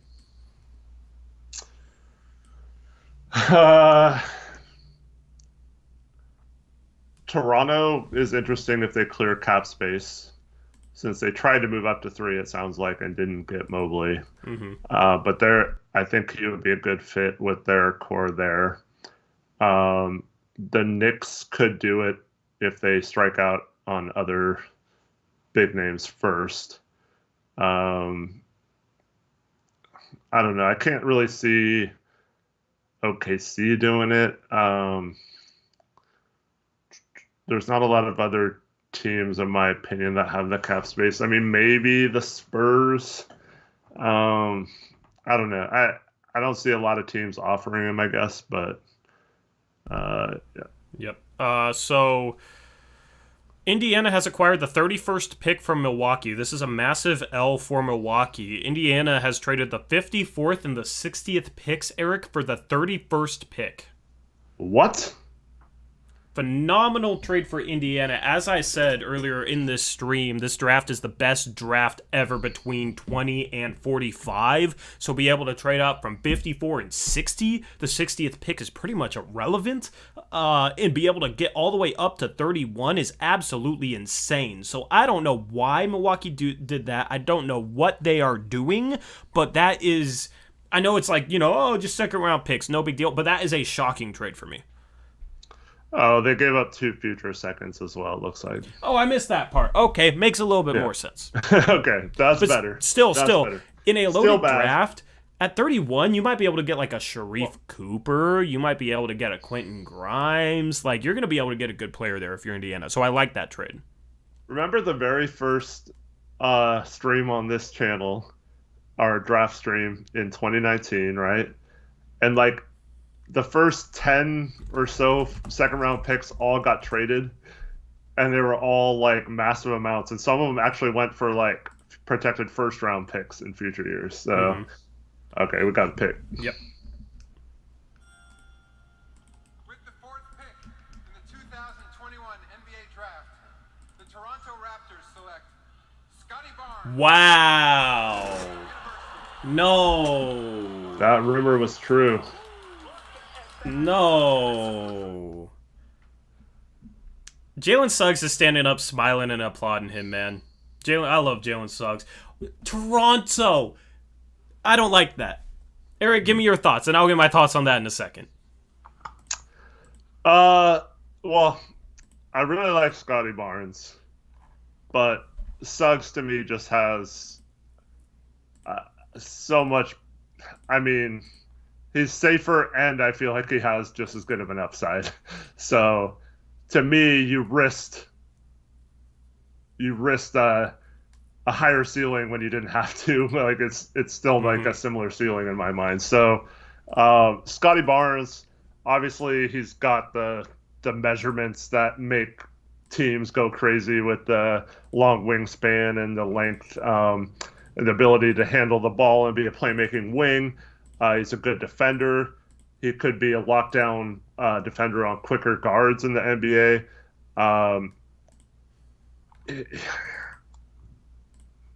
He this is a guy who like always guarded the best perimeter player on the opposing team and did a fantastic job of it. He's got energy. He's relentless on the court. I think initially he's going to be more suited for a little bit of a higher paced offense because he does have shooting issues, which will definitely need to improve. If he gets going downhill, like out of the pick and roll, he's pretty much unstoppable to guard. But his ceiling's going to be dependent on if he can develop that 3-point shot or not. Yep. I'm a Gary Trent Jr. fan. Obviously, he played here in Portland. I wanted a Jalen Suggs and Gary Trent Jr. backcourt. I said that before even the draft lottery. And then I was hyped that the Raptors got the 4th pick because I'm like, oh, that's Jalen Suggs territory. There could be that Jalen Suggs and that Jalen Suggs and Gary Trent Jr. backcourt of the future. That was going to be fun to root for. And honestly, Toronto City jerseys are clean, so I wanted a Jalen Suggs Toronto City jersey. But instead, they go Scotty Barnes, surprise pick. What do you think this says about Siakam? I think this backs up, because we've heard, there were reports, well, I don't know if it was the Jake L. Fisher dude or who it was, but there were reports that both Siakam, they want to trade Siakam and move on from him, and that they are done with him, and that he probably doesn't have as much value as people think. And there were also similar reports saying that they were going to take Scotty Barnes at 4 over Jalen Suggs. And so that leads me to believe that maybe those other rumors were credible, and you get a playmaking wing now. So where does that leave Siakam, who also, he's basically a younger version of Siakam, maybe not as big physically, weight-wise, but... he's 225, 6'7", but a 7'3" wingspan and a 9-foot standing reach, which is above average for a power forward. So you look at him, 6'7", a little bit undersized as a power forward? No, his wingspan more than makes up for it. He has a higher ceiling than Siakam. I'm not saying he'll be as good as Siakam, but if he can shoot the ball, it's going to open up his entire game. If he can knock down the 3-point shot, which, those numbers, you look at it, 27.5% from 3 last year at Florida State, 53% from the free throw line. That's not encouraging. Right.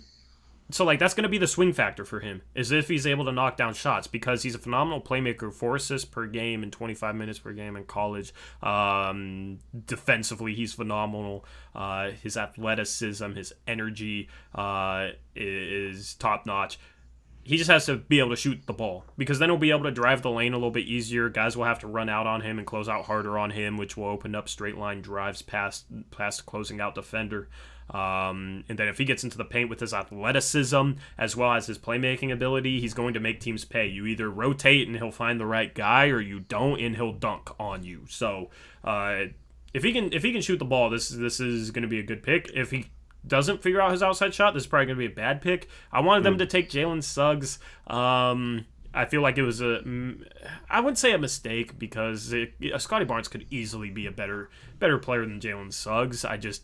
I would have taken Jalen Suggs here if I was Toronto, and obviously I kind of wanted them to. So that was basically my reaction, is because I wanted them to take Jalen Suggs. Right. Eric, where do you think Jalen Suggs at 5 to Orlando? That's kind of a weird fit. They got Markelle Fultz. Like, what is next for Jalen Suggs?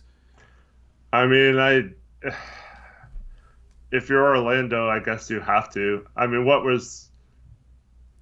was they rumored to, or was it just 8? Was it 8 that was the rumor they were going to take Bouknight at 8? The rumor was OKC was going to take Bouknight at 6. Oh, at 6. And then they were going to take Moody at 8? Wasn't there a rumor for them at 8? I don't remember. I didn't really hear many rumors about them. They were the one team that I didn't really hear much about. I might have missed something. I think you have to take Suggs here, or you trade back a couple picks and pick up like a future first in addition to still getting because we've heard OKC wanted to move up at least one spot, and I think it was because they knew there was 5 guys they wanted, and one of those guys is still on the board, probably one that they wanted a little more than someone who might have been on the board at 5, because Suggs and SGA would also be a phenomenal backcourt in my opinion. So I'd be talking to OKC about maybe getting 6 and one of their mid-first right now as well. And then you still get whoever you wanted if you weren't going to take Suggs anyway. Yep. I wouldn't be surprised to see it. Oh, here we go. With the 5th pick in the 2021 NBA Draft, the Orlando Magic select Jalen Suggs from Gonzaga University. My guy Jalen Suggs, man. That's awesome. I'm proud, man. I'm proud of this kid. This dude, great character, great competitor. One of the safer picks in the top 5, I think, is a safer pick than a Scotty Barnes, and I feel like his upside has been a little bit underrated. I'll let you kind of speak on Jalen Suggs, though, and then I'll touch on him as the Gonzaga fan. What are your thoughts on his game? Like, what do you see for him in terms of potentially, his potential and whatnot? What are your thoughts?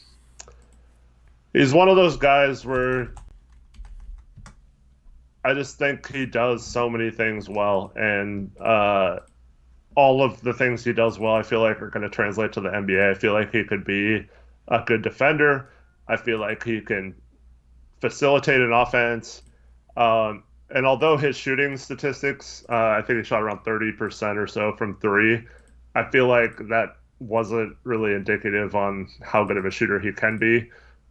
So I wouldn't really worry about his shot coming around and being better. I think it might actually be better with a little bit further back 3-point line. In terms of like vision and passing and playing point guard, I feel like he was one of the better prospects in this draft, and there's a lot of good point guards in this draft, so that's saying a lot. Mm-hmm. And he doesn't seem like he has a lot of athleticism, especially like Gonzaga players aren't necessarily known for like freakish athleticism. Yeah. But like he made some incredible plays and dunks and block shots and steals and stuff that just were like, wait, does he have like Jalen Green type athleticism? Like with the like that really good mindset. I just love the way he plays. It's like such I don't necessarily compare him to Dame, but like, Dame like just has that steadiness to him. Like you always count on him. Like you can always know that he's going to be into the game and focused and stuff like that. And mentally, I just feel like he's one of the better prospects in this draft. Yeah, I mean, his athleticism is like, he's athletic, but he's also, like, his athleticism is extremely functional. Because you'll get athletes like a Pat Connaughton who will have, like, a 40-some-plus inch vertical, but it doesn't, like, translate to the basketball court. Some guys, their athleticism translates. Some guys, their athleticism doesn't. Jalen Suggs' athleticism translates. He plays the passing lanes really well. His quickness in the passing lanes, he's able to get steals that way. But it's just like his passing has been underrated. 4.5 assists per game doesn't really do him justice. Gonzaga really moved the ball and kind of spread There's it so out. many good players, yeah. Yeah, and it wasn't one guy just like creating everything. Had he gone somewhere else, I feel like his assists per game number would be 6, 7, 8. So in an up-tempo offense, he's intriguing. His three-point shot, he was streaky. There was times where he'd start hitting just 3 after 3 after 3, step backs, like looking impressive, and there were times where he just really couldn't hit anything. So for him, it's a skill he needs to work on. Shout out to that train in your background. But I mean, he needs to become a better shooter. But everything on top of that, like intangibles, personality, big moment player. I mean, you can say you got lucky in the Final Four with that game-winning buzzer beater, but I wasn't shocked to see him hit that. Like, he's a gamer. He's a gamer, and he's a guy who can be a leader. And I feel like Orlando kind of needs, like, long-term, needs a leader in that locker room. Because I don't think that's going to be Jonathan Isaac. I don't think that's going to be Markelle Fultz. They got quiet guys. Maybe Markelle Fultz isn't even there because they just took Jalen Suggs. But I think he's going to be great for that locker room. He has to. He's a little out of control at times. Needs to improve his handle a little bit. Needs to try and get better, kind of creating shots off the dribble. So in terms of like the only thing that like holds him back as a prospect in my mind is just ability to score the ball at a really high level. So if he can develop that part of his game, he's going to be an all-star. Yeah, I completely agree. I think he could be right up there with the top 3 picks in this draft when all's said and done. And I'd actually be shocked if he's anything below like an above average point guard starter in the NBA. Yeah. OKC is on the clock. It's going to be interesting to see who they go here. They've been rumored to be taking James Bouknight. We will see if that's the case. Who would you go here if you were OKC, Eric? I would say Kaminga. I just in OKC's position, I feel like that's the kind of home run or bust player that they've been looking for all along, and that's the kind of guy Presti takes a chance on in the past. So I think in their current situation, they have so many picks. I would just go all for home runs and hope that one of them develop. I feel like Bouknight's a little bit safer of a pick and has a little. He'd be a good player for them, but he doesn't have the ceiling that Kaminga could have if he ever figures everything out. Yep. And don't spoil picks in chat. I saw a whoa, so I don't know if that's the reaction to the pick. But don't even pay attention to ESPN. We will keep you guys covered on any trade stuff that Woj and Shams tweets. As far as pick spoilers, why would you want pick spoilers? I like listening to it and reacting that way. It's more fun. So that's why I'm playing the audio for you guys. But yeah, like you mentioned last night that you think Kaminga could fall. If he's not picked here or by Orlando at 8, I think he could definitely fall. But, I mean, the OKC and Orlando, I think, are 2 teams that are the perfect spots for Kaminga because he doesn't have to come in and help a team win right now. They're actually probably better off if they're worse next year than better. So, yeah. I would. That's why I would take Kaminga. But. Yeah, and here's the thing. If Kaminga fell to 8, Kaminga makes more sense for Orlando at 8 now that they got Jalen Suggs instead of Scotty Barnes. Like long-term fit-wise, Scotty Barnes and Jonathan Kaminga are kind of weird. So being able to get Jalen Suggs makes that a little more feasible. Here we go with Adam Silver. With the 6th pick in the 2021 NBA Draft, the Oklahoma City Thunder select Josh Giddey. Wow. And the NBA Global Academy in Canberra, Australia. Josh Giddey goes number 6 to OKC. I don't like this pick whatsoever, Eric. I'm not as high on Giddey as some other people. I still think he's a guy that deserves to be picked into the lottery, just not at 6 to OKC. Yeah, completely agree with you. I think that's a bad fit. I'm kind of shocked right now. This is I wasn't going to be shocked at like too many of these picks, I didn't think, but him going 6 is crazy to me with the players on the board. Mm-hmm. I think unless it's a case of they knew someone right behind him wanted him and they're going to use that to get something else they want. Like maybe they wanted Suggs or something and they thought Orlando was going to take Giddey at 8 and now they're going to use that to get him or something. That's the only thing I can think of. But unlike with some of the other players around here, I don't really like his fit with SGA. Mm-hmm.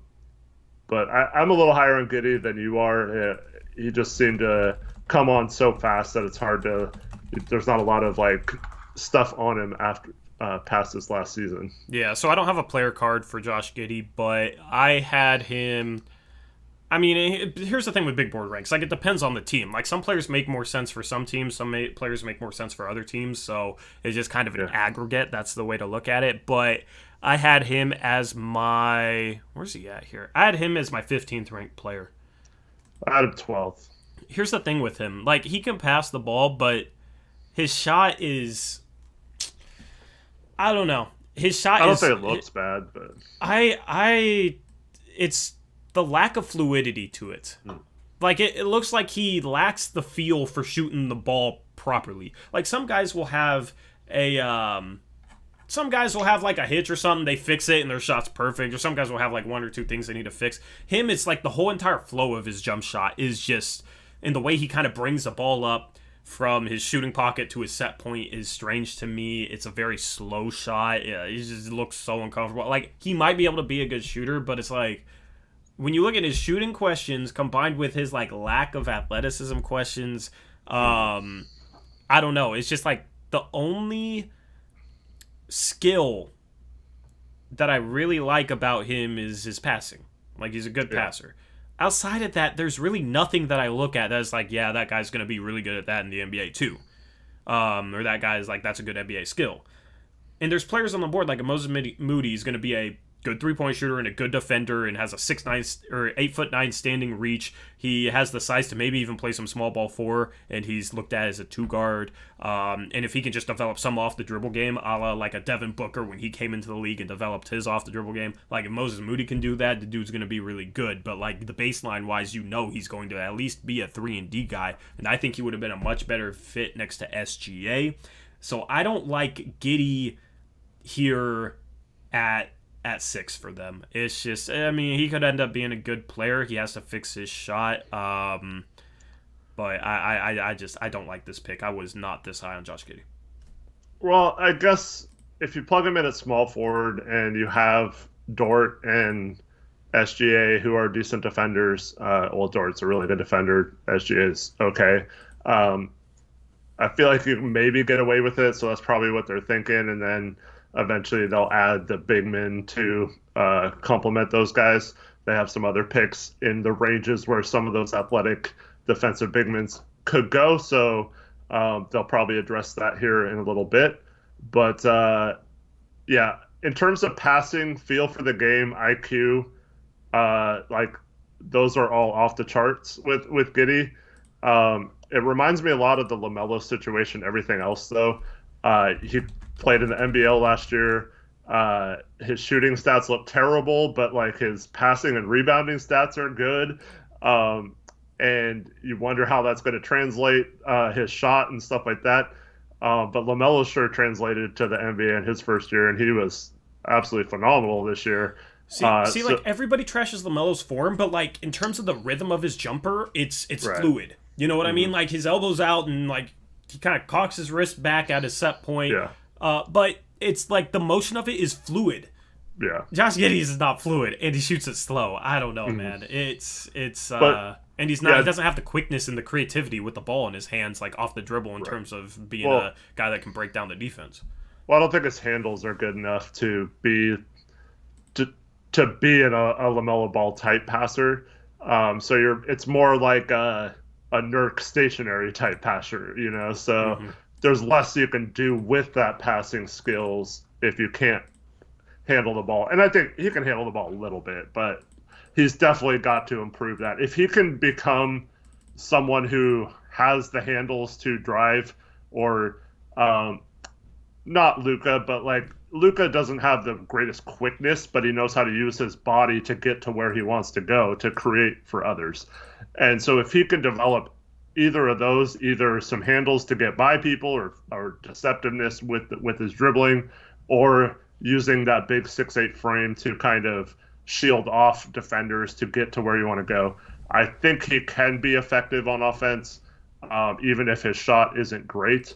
But those mechanics in his shot, he could also clean up. I don't know. It's going to be tough for him to do that, but it is possible. Here we go the with Warriors. Adam Silver. With the 7th pick in the 2021 NBA Draft, the Golden State Warriors select Jonathan Kaminga. There you go. Jonathan Kaminga goes to Golden Warriors. State. I thought he might fall because I thought they might look for a more NBA-ready guy, but they end up going with Kaminga. What are your thoughts? So I saw Kaminga 5th on my board. This is interesting. Okay, so if you're the Warriors, you're pretty much all in on trying to still win a championship or another championship with their core, which is all getting up there in age. So last year they take Wiseman. This year they take Kaminga. Man, that's a nasty two prospects that might not be good enough to help you now, but could be like an elite front court duo in the future. Yeah. But I'm really surprised that they went for best player over someone that could help them now. It might be part of a trade eventually, but Kaminga himself, I mean, he's super raw, but he's got tremendous athleticism. He's definitely a project, but I wouldn't be surprised if we're talking about him being one of the best players in this draft. Right now, he's got slashing abilities, so I guess you could help him out that way. I think he has good enough handles to be a playmaker eventually. And this guy's athleticism and just frame and all that kind of stuff, he could be one of those lockdown defenders, eventually one of the best defenders in the league if he realizes that potential. Yeah, agree with that. He's a boomer bust pick. Not a good shooter, at this though. point. He's like the one guy in this top 7 that I look at. Well, I mean Giddey as well, but I wasn't thinking Giddey was going to be in the top 7. You know, other than Giddey, he's the one guy that's gone so far that I'm like, he has a chance of being a bust. I mean, that's the thing, is he played in the G League and it's a little higher level than college, so I don't know how much stock you could put into him shooting under 25% from 3. He took some bad shots, and he forced some tough shots, and he took a ton of shots. So it's like, can you come into a situation and play a more complementary role, and how does he look like in that role? I mean, as a off-ball guy, as a cutter, as a guy in transition, he's going to be a threat right away, in my opinion, especially if he can make the right pass. And make the right play consistently. That's something that he'll have to work on in order to get minutes in Golden State right away for a team trying to win. That and his shooting will determine how fast he plays there for Golden State. And if they're still looking to maybe put a trade together, this is probably a smart pick of theirs, because he's the highest guy left on the board and probably the easiest guy to kind of trade if you're still looking to move off young guys and get somebody legit. According to Woj, the trade talks dwindled around that pick, and that it looks like they're keeping Kaminga, but that doesn't mean anything that they can't trade him in the future. But according to Woj right now, it looks like they're keeping it. So now this is going to be interesting because Kaminga's off the board. Who do you think Orlando takes at 8? Who do I think they'll take, or who would you take, and who do you think they'll take? And then I'll give you mine. I think they get Suggs to fall in their laps at 5. Mm-hmm. If I'm Orlando, this is a huge reach, or most people would say that, but I'm taking Garuba here. if it was up to me. For them, I think they are going to take. I think it's either going to be Moody or Sengun. I think it's Moody, and I think it should be Moody. Here we go. With the 8th pick in the 2021 NBA Draft, the Orlando Magic select Franz Wagner. And they go Franz Wagner. I like Franz Wagner. I wouldn't have taken him 8th. I don't think this is much of a surprise. His stock has been rising. He's a good complementary piece. I think Moses Moody and Jalen Suggs would have been a terrific backcourt of the future for them, but they go Franz Wagner, who's a guy who doesn't... He's a kind of hard guy to figure out. He's a really good defensive player. He's underrated defensively by a lot of people. Shot 34% last year in college. He has some playmaking ability, average 3 assists per game, is a good cutter. He's a guy that does a lot of things solidly, but no one thing stands out all that well. So he projects as kind of a Swiss Army knife complementary piece, like a high-level complementary piece. His ceiling might be a guy that kind of plays like a Pascal Siakam, maybe. What are your thoughts on him? I absolutely hate this pick for the Magic. I mean, Wagner's a fine player, but like you just described, he doesn't have like a super high ceiling to where like if he develops this one area combined with these athleticism or skills he already has, that this guy is going to be just an amazing player. And in Orlando's position, I do not understand taking a player like this versus someone who could have the ceiling of a star player. And so I would have, I said this just a few minutes ago, OKC and Orlando, I would take huge home run swings on. I would not play it safe with the picks they had. And I felt like the Magic messed that up right now. I would not have taken Wagner. I feel like he would have been better on a team that's kind of, more established and just needs some more rotational pieces. And I mean, I like some of his game. I like bigs that can handle the ball a little bit. I like his he's a solid defender. But like overall, I just don't think he's gonna be good enough to be like near the caliber of player they could have gotten in a Moody or someone else at this position. If they draft a Moody, they would get an A or an A+ for their first 2 picks. I would give them a B+ for their first 2 picks, though. I don't mind this pick as much. I would probably grade this pick a C and Jalen Suggs an A. Yeah, I wonder if they'll re-sign his brother, or do they sign him? Oh, I don't know. Yeah, like his a brother is Mo contract, Wagner, and he was playing for Orlando, so maybe that's part of the logic. I don't know. They want to unite the brothers there. Yeah. But Sacramento's up at 9. Sacramento is an interesting team right here at 9 because they were rumored to be interested in Wagner. He's gone. Kaminga's gone. They have a lot of guards. It'll be. I feel like it's gonna be like a. Honestly, I'm gonna go out on a limb. I have a gut feeling that they're gonna take Zaire Williams right here. I don't know why, but that is my gut feeling. They don't really need more guards. They need to figure out their guard situation. They have a logjam of guards right now. Let me get this bottom graphic up for Sacramento. By the way, next is Memphis. Ignore that it says next is New Orleans. I'm not going to change that. I feel like Jaylen Johnson would be a solid pick here. I think Jaylen Johnson would be a good fit in Sacramento as well. I have him lower on my board, but I think fit-wise it would be a solid pick. Like I wouldn't mind that pick for them.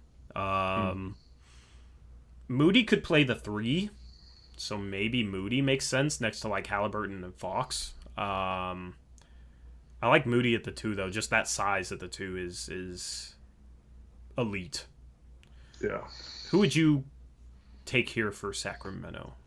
Other than Garuba, because I know Garuba's like your Yeah. draft crush. I know he's just going to keep on being the guy I say, but I would take Sengun. I know you don't like him, but that's who I would pick if I was him. Yeah. I hope I'm saying his name right. I don't know. Thomas Saransky, I hope you're not spoiling.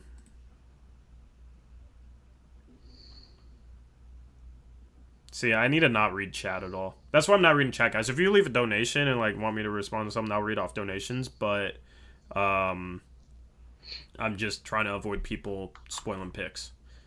Yeah. And Thomas Saransky should know better too. Jaylen Johnson. See, that's the thing that's hard to tell. Is like if you're talking about who I'm talking about, or if you're talking about who they just took.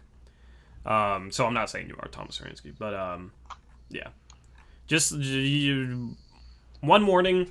If you spoil once, 5-minute ban. If you spoil again, gone. Permaban for the rest of the stream. Appreciate the mods helping me out with that. Kai Jones would be a solid pick here. I would like Kai Jones here. I'm high on Kai Jones. And they could go for a big man. Here we go. I think. Or are they just showing the empty stage? Nope, here's Adam Silver. With the 9th pick in the 2021 NBA Draft, the Sacramento Kings select Davion Mitchell from Baylor. Wow. Another guard?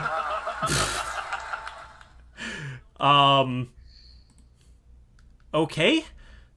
Part of me feels like this is going to be a trade of some sort, but so they have De'Aaron Fox, Buddy Hield, who didn't get traded to LA, even though it was said he was going to be traded. They have Tyrese Halliburton. They have DeLon Wright. Now they have Davion Mitchell. I mean, can you explain this at all, Eric?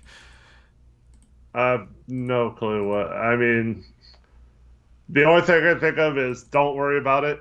Pick best player on the. Even if you have 8 guards, keep picking guards. Mm-hmm.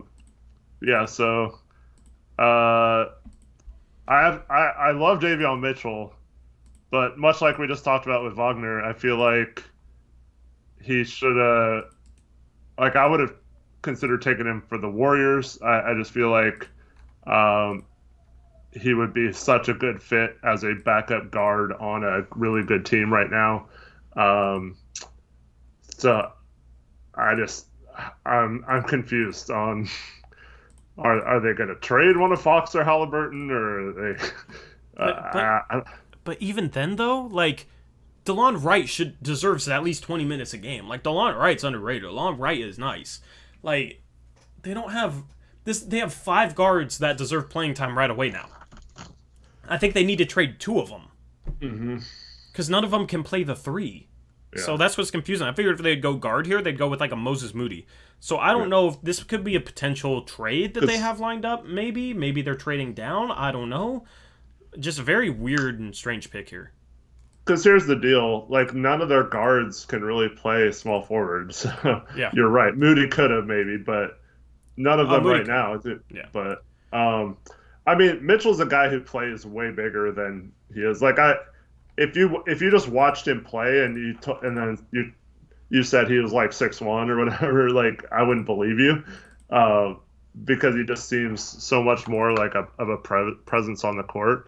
And he's also a guy that he had good shooting stats, but like, I don't even look at the stats with him. Like, he blows people away with the eye test. This guy knows how to play the game of basketball. And, Eric. What? Moody just fell into Memphis's lap. They have their choice between Moody, Bouknight, Sengun. Bouknight's still on the board. I mean, it just has to be Bouknight or Moody. They need like a long-term 2 guard. Yeah. I mean, Memphis has to be thrilled. That trade didn't look good for them at the time, great, Eric, but great. I mean, taking either of those guys, that trade looks fine. Wow. So, who do you think they take out of those 2 guys? Who do you think is the better fit? Who do you think they should take? I would take Moody if I was them, and I think that's the better fit as well. Yeah, 100% agree with that. We shall see. I'm very interested to see this pick. Things have been shocking in this top 10. 6, 8, and 9 have all been a bit shocking. So, I mean, Memphis might shock too. Maybe they traded up for Chris Duarte or something. That's if there's a shocking pick, that's my prediction is Chris Duarte. If there's a shocking pick here, what's your shocking pick prediction, Eric? Chiefin, please don't even say that. Like, why would you say that? Chiefin, don't spoil. We told you this. 5-minute ban. Like, don't say it's going to be a shocking pick or it's going to be surprising. Don't spoil. We want to be shocked. If you say that, then we're not shocked because yeah.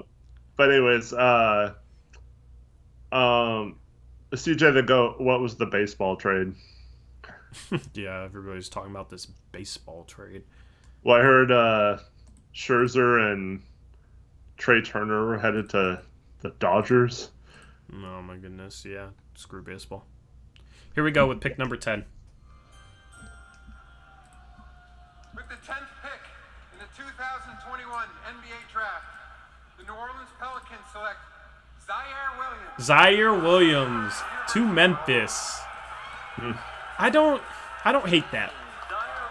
I don't hate that. I think he's been underrated for a while in this draft process. He was a projected top 10 pick at the start of this season, and he fell down to kind of mid-teens, and his stock rose back up to 10. So this is the guy Memphis ends up trading up for. I don't hate it. I don't love it.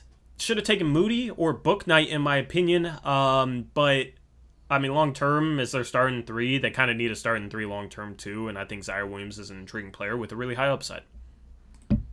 Yeah, I completely agree. Like a lot of these prospects, just a weird year for everything that's gone on. So you just go for upside here. I think Memphis is in the rare position where you could have maybe drafted for now or drafted a guy that's a prospect or whatever.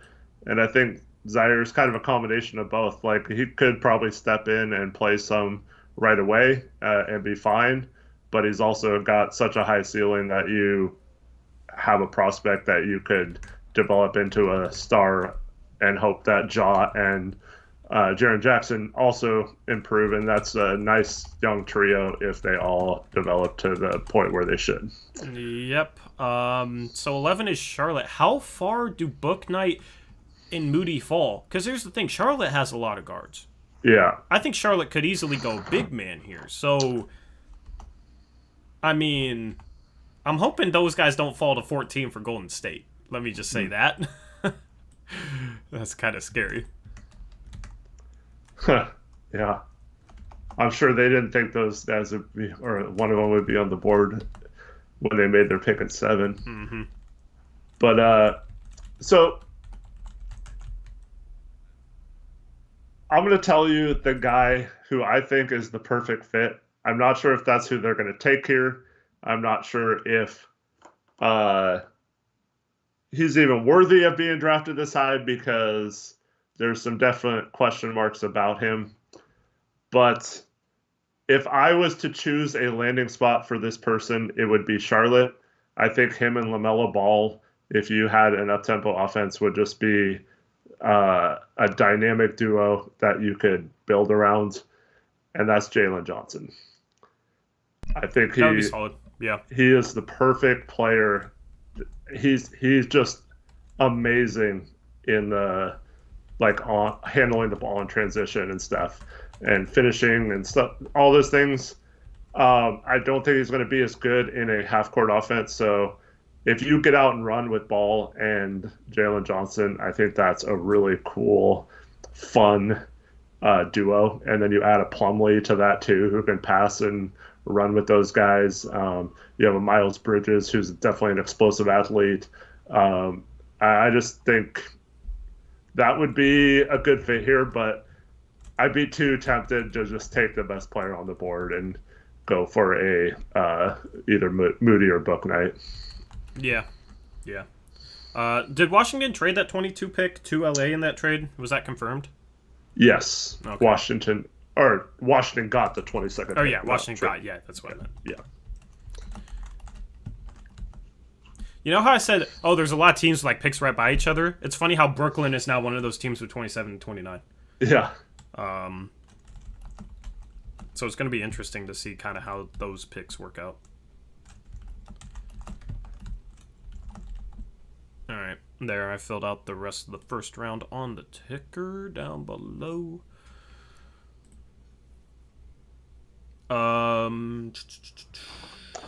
Yeah. Go ahead. I was just going to say, Jaylen Johnson, I mean, it's tough because, you know, he drops out of Duke. So there's definitely some question marks about him. But yeah, just some of his skill set, I don't think he meshes well with a lot of teams, but I think Charlotte's a good one for him. Yeah. I wouldn't mind, let me look at my big board just so I can remember who's on the board. I mean, Kai Jones would be a really good pick. I think Kai Jones would be a great fit as well because he's a guy that is just a threat in transition as a lob target and transition threat for LaMelo. They kind of need a big man. That would be if you're not going to go Book Knight or Moody, that would be my pick for them. Yeah.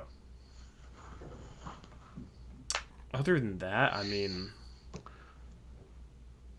I don't know. This draft has been entertaining. This draft has been there's already been four surprise picks in the top 10. I didn't expect that to be the case. It was rumored Book Knight was going to go 6 to OKC, and then they take Giddey. I guess that was just a smokescreen. I mean, maybe that's the guy that falls to the mid-teens. That was kind of his stock, like 10th to 15th was kind of his draft range before it was rumored that OKC was looking at him for 6. So I guess it's not really fallen that much, but I mean, the dude is a legitimate talent to be able to get in the late lotto. Yeah. What, so the Thunder have, 16 and 18? Mm-hmm. With the players on the board right now, if I'm Charlotte or one of those teams, I'm considering trading 11 for 16 and 18 right now. Yeah. And honestly, if I'm OKC, I'm considering doing that too. And then you just take Moses Moody. Or Book Knight, yeah, because that's who they were rumored to take initially. So if I'm them, that's what I would be. They're taking their full amount of time here. I would be calling OKC to see if they, or maybe OKC called them first. But that's what I would do is you see a lot of, because you could probably still get Jaylen Johnson and Kai Jones or whatever at 16 and 18. So, and if not, you'd have like one of Book Knight or Moody probably fall to you. So I just think there's too much talent on the board to, if you're not going to take Moody or Book Knight here, I think you should trade back a little bit. Yep. But we'll see what they do. This is taking a while, so I feel like they might be discussing a potential trade or who OKC would want with this pick, because this has taken a while. This is the longest a pick has taken.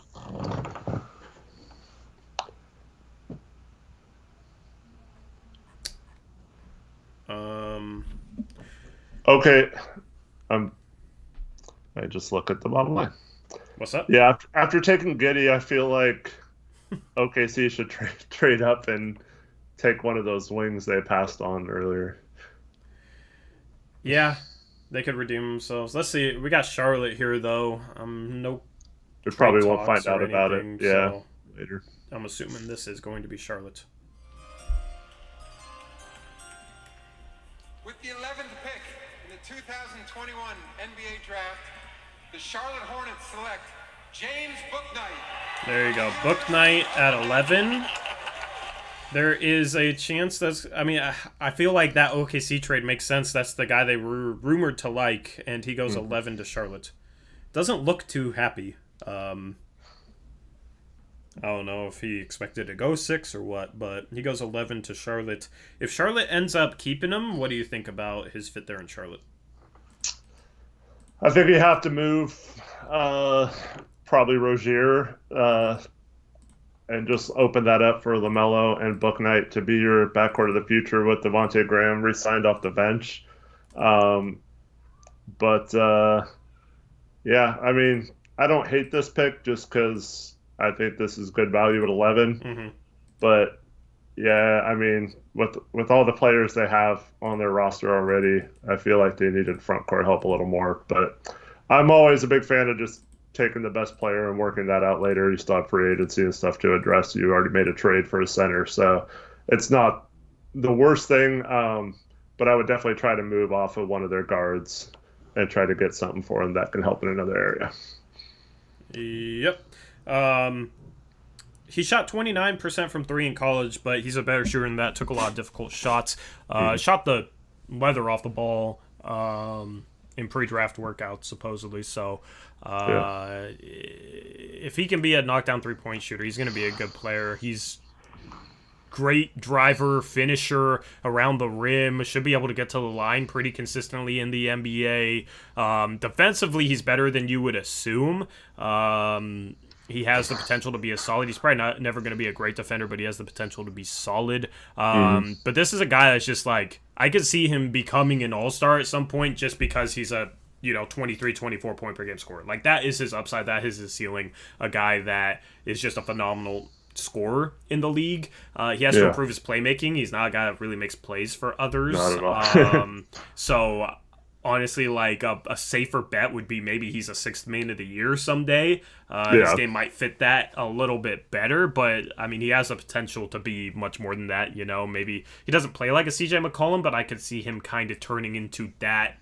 Right. Like, he doesn't like move, doesn't dribble like CJ McCollum, doesn't like look like him, but like in terms of some of the things he could end up doing well and struggling with, I feel like he could be CJ McCollum-esque and have some CJ debates about him with Charlotte fans potentially.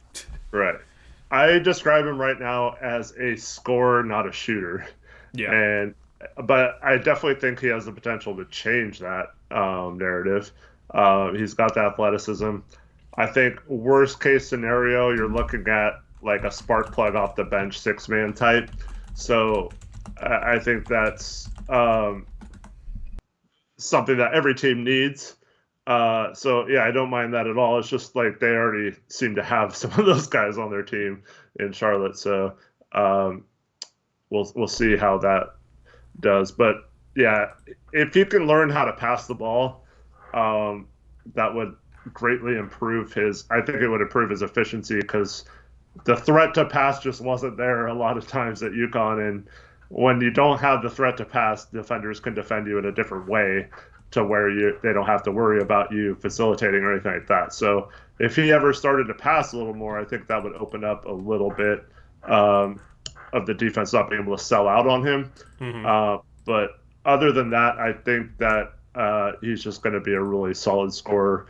And I agree with you that 20-point per game benchmark that a lot of players strive for is definitely achievable with him. Yep. Do you think Book could be the next Book? I just wanted to say that. I don't know. I don't think he's as smooth as Book. No, he's not the same player.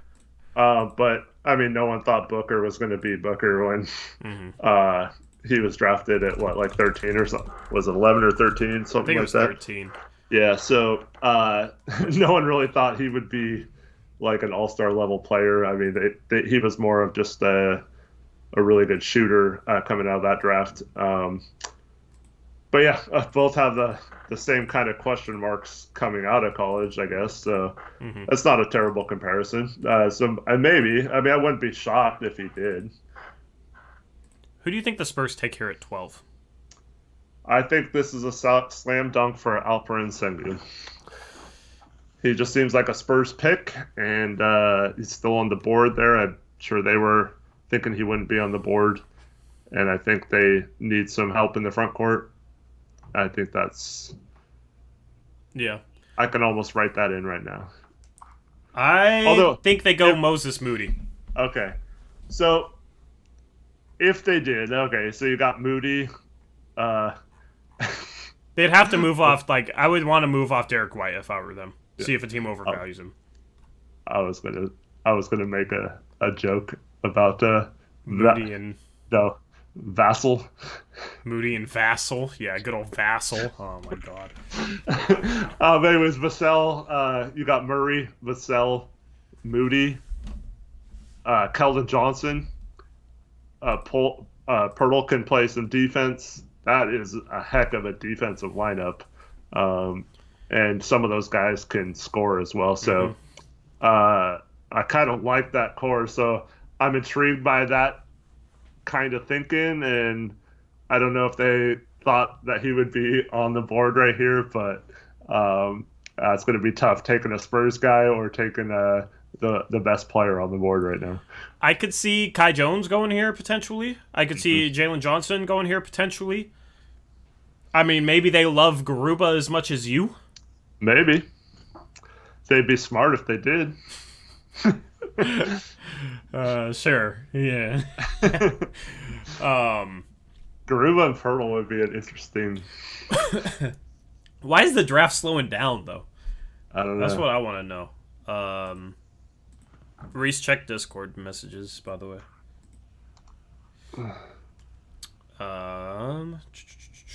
Feel free to share rumors from the sources that might be legit if you want to, Reese. For trades in that thread. Here we go with San Antonio.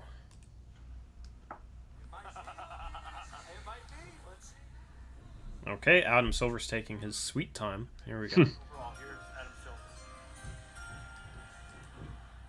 With the 12th pick in the 2021 NBA Draft, the San Antonio Spurs select Joshua Primo from Toronto. Wow! No way.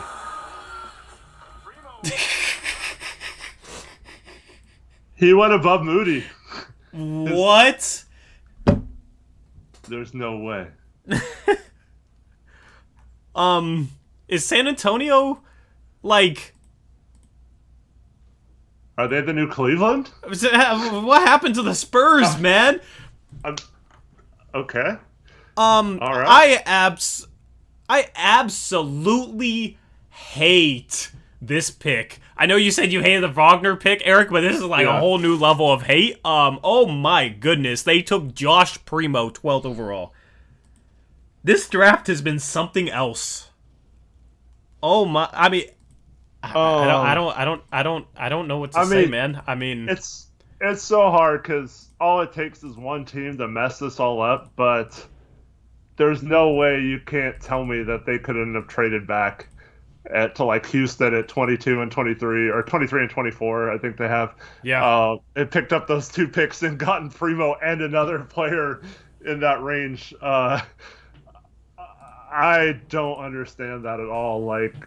I get it if Primo's your guy and you're absolutely in love with him, but then trade back and get something else, another asset for him. There's plenty of teams that would have moved up for Moody here. So, yeah, I'm just shocked right now. But, I mean, this guy,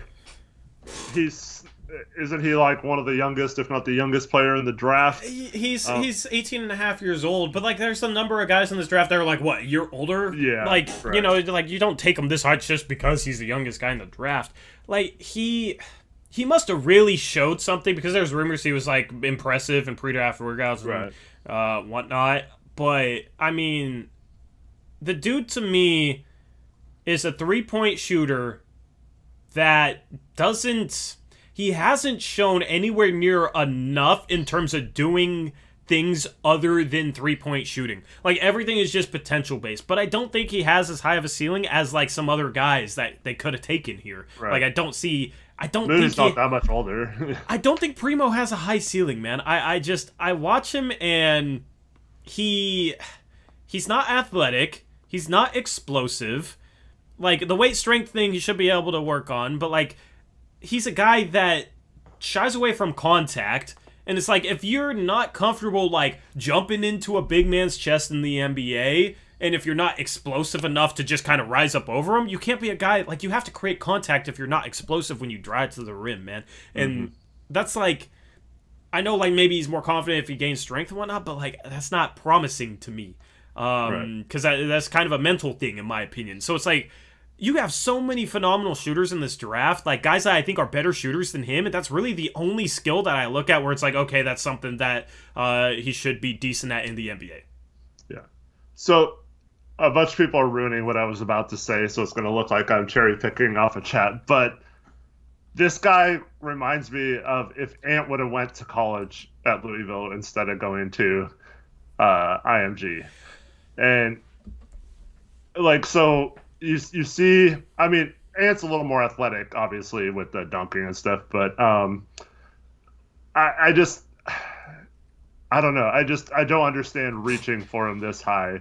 And if someone else takes him, so be it. There's still plenty of other good players on the board. So, yeah, I'm just shocked right now. I mean, we could be all sitting here being like the Spurs are geniuses in a few years, but at the same time, I'm always puzzled why teams reach way higher than they need to and don't pick up additional assets. Here's the thing on the Ant comparison. Ant, better ball handler, more athletic. Like that's a big difference maker there. Better ball handler, more athletic. Well, it wasn't even like a need for the Spurs. They have like 5 of those kind of guys. Like, you know, if you're going to go shoot, I mean, you got Moses Moody right there, man. I mean, I feel like this is going to be like the Jerome Robinson pick the Clippers made a few years ago. Like, that's honestly how I see this pick going. And he might be able to stick in the league. It's just like, dude, I had him 44th on my big board, Eric. He went 12th.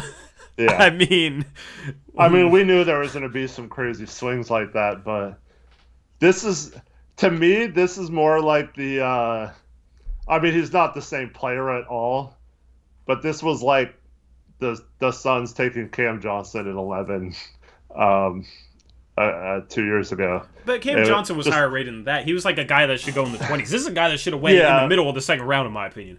It just didn't make sense to me, like why they took him at the time. It ended up working out somewhat for the Suns, so it's remained to be seen if it works out for the Spurs. This is closer to Papa Giannis going 13th to Sacramento than it is to Cam Johnson.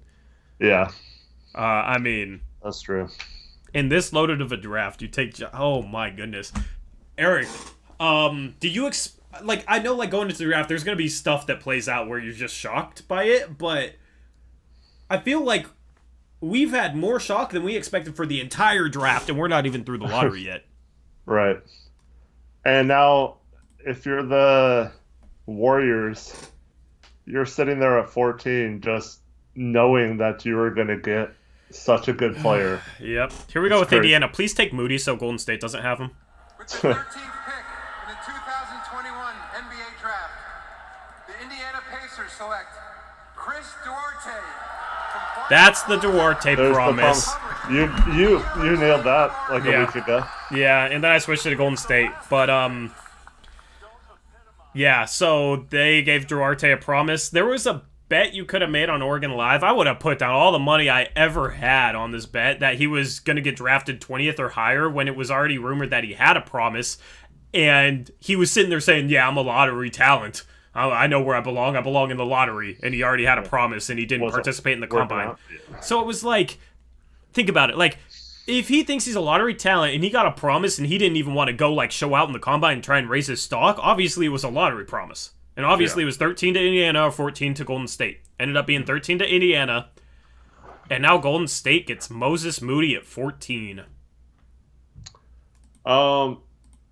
Interesting. Him and Brogdon are kind of similar players in my mind. So that'll be a interesting backcourt there. We talked about this last night. I mean, I feel like he's a really good player. It's just his age. I wouldn't have picked him over like a 19-year-old Moody or a 20-year-old in this draft if I'm a team. I don't know. Unless I'm wanting to win right now. Pacers didn't even make the playoffs last year, so yeah, I don't like this pick by them.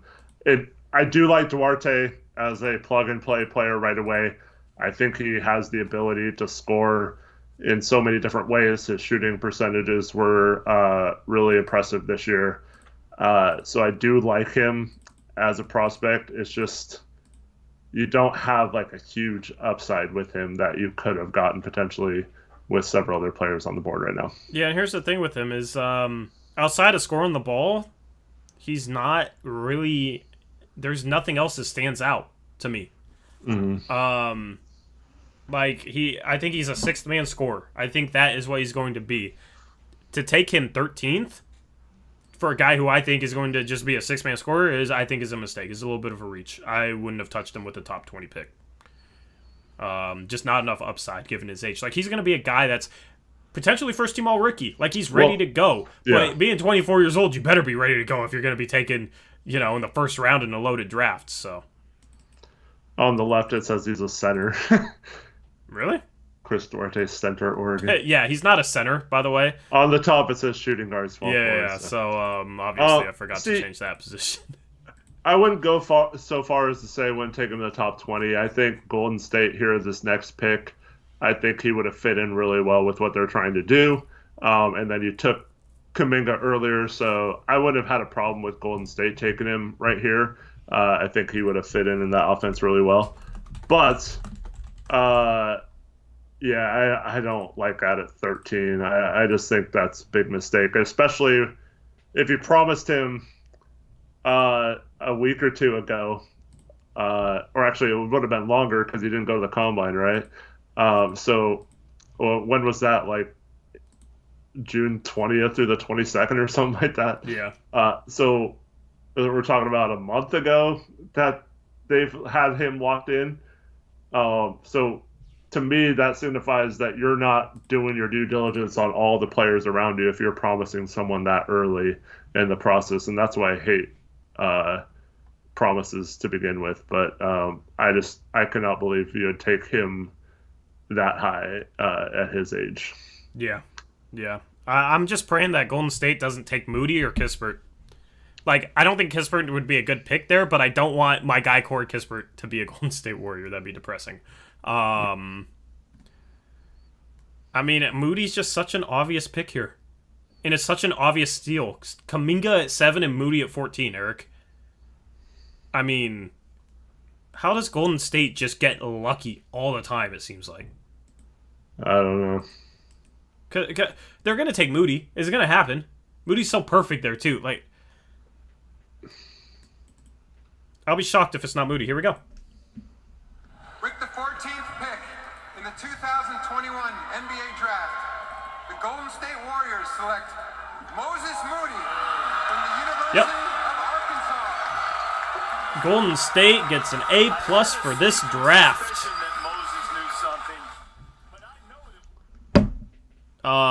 So home run draft for Golden State, Eric. Thoughts? You just said it. Yeah, I mean, getting Moody at 14, I'm sure they considered taking him at 7. So, he's gonna fit in really nicely with that team, and so now you got a guy that can help you right away, and a guy you can just afford to plug on the end of the bench and develop into an All NBA type player eventually, and. That's just 2 great picks. I'm kind of depressed right now. Yeah.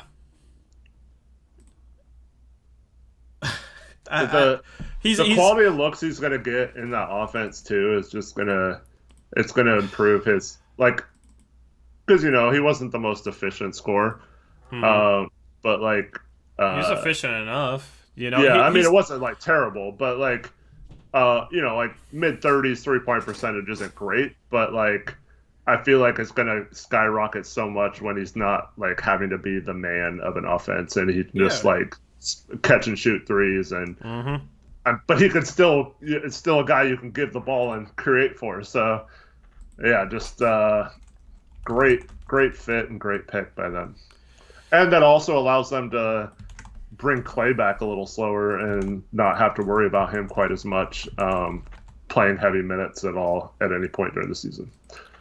Yeah. I mean, dude, he's a guy he's going to step in and be a 3-and-D guy right away. I mean, just look at his measurements, Eric. 6'6", with a 7'1" wingspan, with an 8'9" standing reach. The average standing reach for a small forward is 8'8". He has above average size and length for a small forward. Mm-hmm. Like, he could be a small... Bro, they're... In the next, like, year or two, their death lineup involves, like, Moody playing... Like, I think their death lineup, if they're lucky, is going to be Steph, Clay, Moody, Kaminga, Draymond. That's their new death lineup. Well, you know, their death lineup is like, they go small with Draymond at the 5. Yeah, I mean... But, like, when all these guys retire, they still have Moody, Kaminga, and Wiseman. That's a pretty interesting core to build around for the future as well. And it's just like, bro, they're, like, lucky because Minnesota's dumb and overpays for D'Angelo Russell, who hasn't helped them win anything. Mm-hmm. And then, like, teams are taking Josh Primo over Moses Moody. The Spurs are taking Josh Primo over Moses Moody. Like, oh my goodness. Another thing, too, is so much like we talked about with Book Knight, he's not much of a passer. But in that offense, he's going to be expected to be a passer and to move the ball and stuff. And that'll help him become a better passer. So I feel like Golden State's a team that's going to bring some of his weaknesses into strengths. Yep. Oh, man. So Washington's up. Who would you take here for Washington now that Moody and Book Knight are off the board? I would probably take Sengun or Garuba. Before we continue, well, we get to... I'd like to take a moment to recognize Terrence Clark. Oh, yeah, they're going to talk about Terrence Clark. I don't want to play the audio because I don't want to, like, deal with, like, potentially getting copyright striked. I wish I didn't have to worry about that, but yeah, the Terrence Clark thing was sad. It was sad, man. For sure. The dude was going to be a phenomenal player. The dude was one of my, like, early favorite sleepers in this draft, and it's good that the NBA is recognizing him right now. So.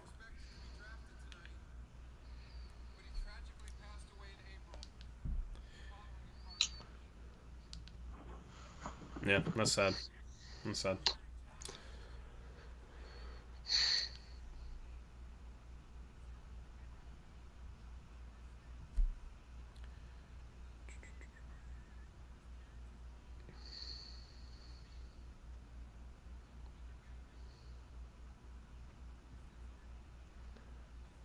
Thankfully, BJ Boston wasn't in the car with them. There was rumors initially that they were both together. That was crazy. That was surreal. Yeah. That was I mean, it's sad when that happens because then you just like wonder like, okay, what would they have been? You know, and obviously like it goes beyond basketball. I mean, the dude lost his life. So, you know, it's just tragic beyond basketball. But you can't help but wonder like, what would he have become as a basketball player? So.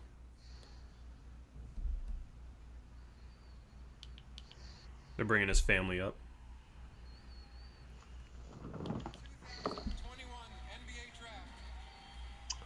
It turned out he was alone in the car, but yeah.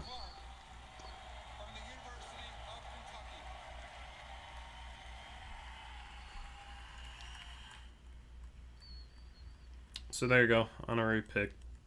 Deservedly so.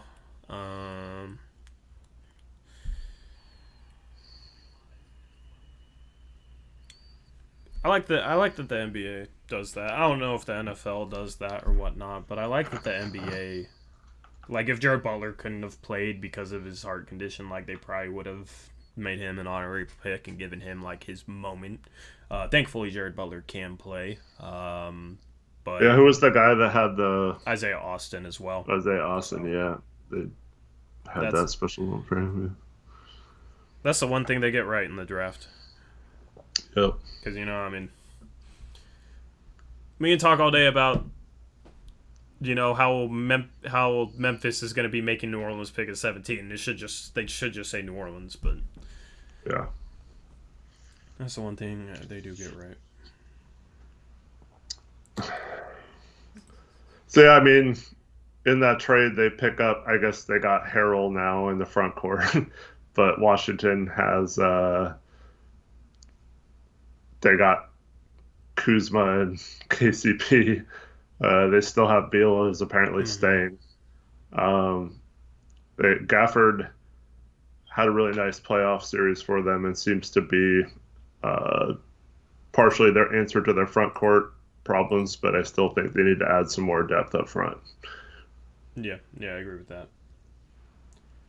But now they have 2 picks, and the way this draft is going, they're going to get 2 really good players, 15 and 22. Yeah. Who would you take here for him? I would take Sengun or Garuba. I just think those guys should have gone higher, and they I don't think we can go wrong with either one at this point. They're both very different players, but here's the thing: since they're trying to win, apparently, still, I would take Trey Murphy. Yeah, as a guy that could help him win right away, and I think he has more long-term upside than people realize. So yeah, plug-and-play guy. Yeah, I don't think that would be bad for them. I mean, here's the thing: if Rui can take the next step, and you have Rui and Beal, and you're maybe able to add like another solid piece, I don't know how, but another solid piece of that, like you could probably be a playoff team, like an 8th seed, the 7th seed. And here's the thing: like think about where we thought Atlanta was last year, and then look at the run they made. You know what I mean? So it's like, I don't know, man. Like that could be Washington next year because they're Trae Young. They got Bradley Beal. Their second guy, instead of a John Collins, they have a Rui Hachimura who could take the next step. So that's the thing, is like Atlanta's run kind of, I feel like it gave teams like this a little bit more hope and like, oh, you know what, we make the right moves, we add depth, we get the right players, we get the right coach, they replace Scott Brooks, then maybe we could be that team that makes a run like Atlanta did. So we'll have to obviously wait and see on the rest of their offseason, but Trey Murphy would be a solid pick here. According to Woj, Oklahoma City is trading the 16th pick. That's all the details he's given so far. We'll wait for the follow-up. There's been... usually he'll do that and then quote tweet more details after that. Yep. Reese is feeding us trade stuff. He said there's really been nothing at all. There's been nothing today, so... Update, here we go. OKC is trading 16 to Houston. Are they trading 16 down to 23 and 24? I can't imagine. They already have 6 picks in this draft. Why would they want 7? I mean, unless they want to... I mean... Houston, in that trade last year of 16, did pick up a future first from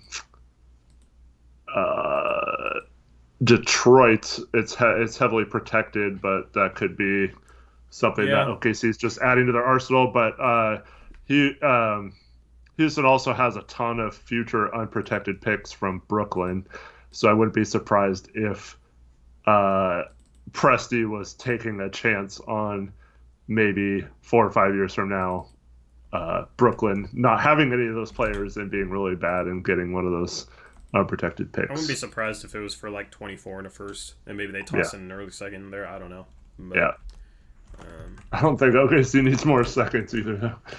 I know. Yeah, that's confusing. Those two teams trading draft picks is just confusing because they're probably the two most loaded teams in terms of draft picks in the entire league. So.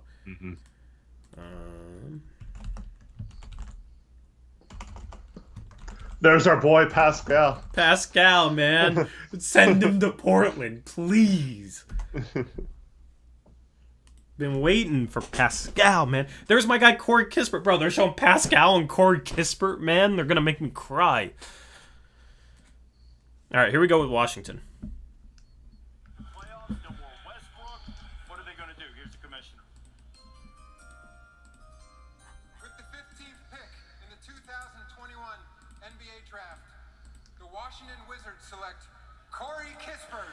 Good for my guy Corey Kispert, man. ESPN's spoiling it with their camera cuts, but that makes me happy, man. That dude's the epitome of a Gonzaga Bulldog. They get a shooter that can step in and play right away, and his girl is, oh my goodness. Anyway, yeah, what do you think about this pick, Corey Kispert? A guy that can help them win now, limited upside long-term probably, but a shooter, a guy that can play in transition, a better finisher than people realize. What do you think about it? I don't really like Kispert that much in the NBA. Um, I don't understand Washington. It's like I get it, build around Beal, whatever, but Bro, I they don't like that style. got Kisper and Rui. And, Let's go. They're my second favorite team now. and they gave Bertans a huge contract last offseason too. Yeah, with Bertans on the roster, I don't think you really have the need for Kispert. So I don't know. I mean, at worst, he's probably a decent 3-point shooting threat. Maybe he gives you a little more than that in other areas, but I just don't think he has the right skill set to necessarily be a player, especially with some of the other players on the board right now. That high of a player in this league. He's more of a role player in my mind. Yep. So this pick is going to Houston. OKC's tending two future first-round picks for number 16. So I guess OKC, or I guess Houston wants 4 first-round picks. Yeah, I guess they keep. That's crazy. So yeah, who do you think they're trading up for here?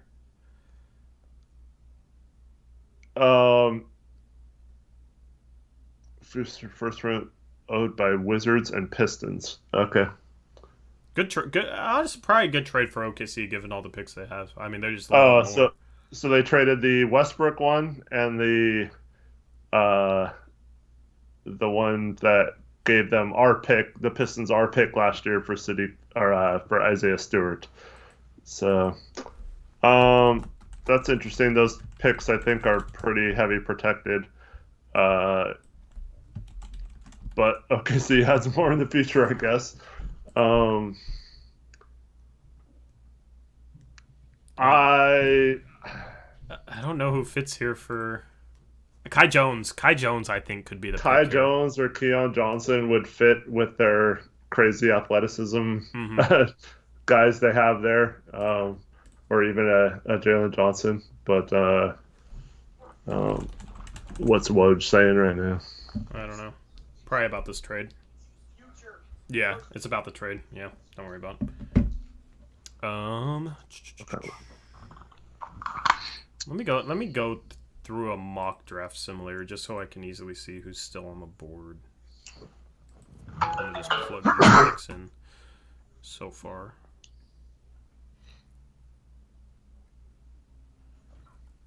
Okay, or not.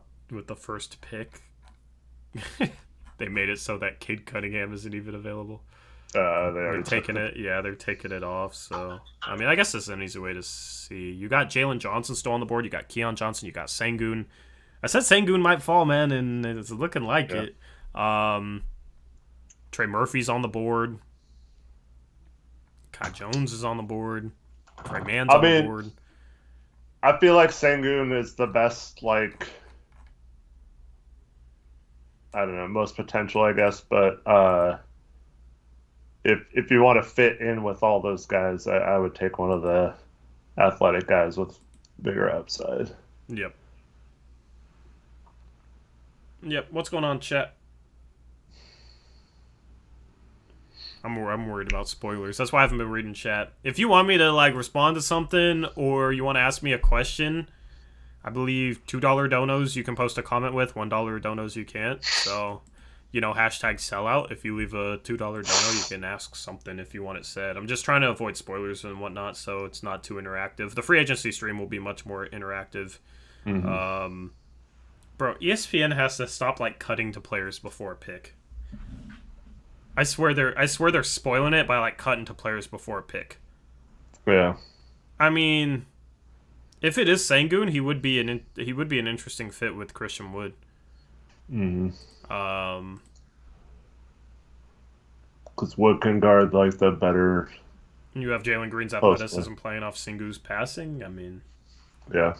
Baron Boz, 5-minute ban. Do not spoil picks.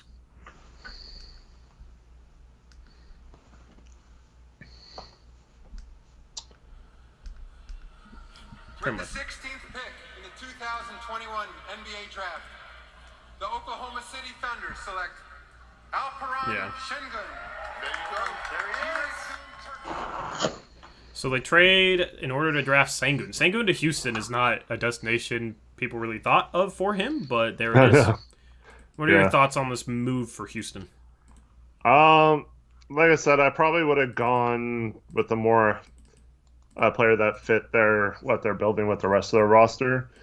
But can't be mad at this pick at 16 because I feel like this guy has an offensive skill set that could make him very difficult to guard. You could run your offense through him. I feel like he's got good post moves. He's got he can pass the ball out of the post. He can bring the ball up in transition. And as a big man, I just like a lot of those skills. Now, defensively, it's going to be an issue probably for him throughout most of his career. But if he can somehow limit that a little bit and become maybe a little bit better rim protector, I think he should be okay, even though he's a little shorter than you would want in a center. Yeah, so you had him 8th on your big board? I Yes. had him 18th, I believe. I don't remember, somewhere around there. I'm more worried about his defense and his position in the NBA because I think he has to be a center, but I think he's an undersized center who's not mobile enough to be I think he's going to get absolutely picked on in the pick and roll. I don't think you can play him on the 4. He doesn't have the foot speed to guard 4s, and his offensive skill set wouldn't be as unique at the 4 as it would be at the 5. So it's like I'm just so worried about him defensively. You got to be so good offensively if you're gonna win playoff games as a big who could just end up being picked on in the pick and roll. So, I mean, maybe he's able to figure things out defensively where he doesn't get absolutely picked on in the pick and roll in the NBA, and he can't be switched on to anybody other than 5s or slower 4s, in my opinion. So it's kind of just a situation where I'm just so worried about him defensively. That's why I'm lower on Sengun. Obviously, offensively, terrific. You know what I mean? If he was 7 feet and a good defender, he should probably be a top 5-6 pick. But the defensive question marks are my issue. You almost have to pair him next to a rim protecting athletic 4, and maybe that can be Christian Wood. I just feel like he's gonna get picked on in the pick and roll. Yeah, and we saw that a lot with Poku in his rookie year. But I think I don't know. I don't think it's that out of the realm of possibilities that becomes like an average defender. And if you get that combined with offensive skills, I think he'll be okay. But yeah, it's always going to be the biggest question mark with him. Yep. Agreed. And now we have it says Memphis, but it's New Orleans. Pelicans. We're up to date with it. We're doing it like the NBA shit. Yeah. So they trade down, pick up Jonas Valanciunas, who I thought was a good pickup for them. I feel like he's a better version of Steven Adams, and I like that trade a lot for them to clear Bledsoe's contract as well. So now they're sitting here with some pretty good players still on the board. I think they're trying to win next year. I think they go Trey Murphy. And I think they should go Trey Murphy. Trey Murphy's the best player on the board. He's the best win-now player on the board. Do you see Murphy as more like a small forward or power forward? I think he can play either. I think he can play either. I forget what his standing reach is. So if they raise that, his standing reach is 8'10" or something. It's like he's big enough to play the 4. Yeah. He just has to put on I was strength. thinking Zion's already kind of locked in at the 4 there. Yeah, he could be a bigger 3, or I don't know. Position-wise, maybe they move off Ingram at some point, or maybe they move Ingram to the 2 if he ends up being a starter. But I feel like he would come off the bench for them. I feel like they go win now, and who else right here is as win now as Trey Murphy? I don't know. It's probably the most win now right now, unless you want to say Jared Butler or other one of the guards. They could go guard. It's a proven winner. I mean, but if they keep Lonzo and I don't know. Like, their guard situation is in flux, so I don't know. But Jared Butler would be another guy that could be a win now player. I just feel like Trey Murphy has upside that people don't realize. Yeah. Like, he has more upside than a Jared Butler, and he's as ready to help you win now. So that would be my pick for them.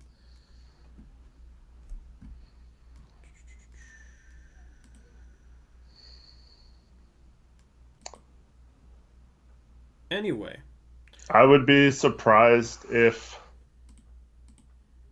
we got OKC next. I would be shocked if they did not take Garuba. they could take Jaylen Johnson. Yes, they could. But That's the other guy. Like, Jaylen Johnson or Garuba, most likely. I think when they traded 16, they knew either Şengün or Garuba would fall to them at 18, and I think that's why they were comfortable taking 16. They could have taken both of them, I guess, but they want to have all the future first round picks. I wouldn't be shocked if they went a different direction. Like, I feel like the baseline for being shocked has been raised with Josh freaking Primo at 12. At this point, yeah, it wouldn't be a shock. Yeah. I wanted more trade action, man. I know. It's kind of depressing. With so many teams trying to move up, you'd think there would have been more. But Yeah. Yeah.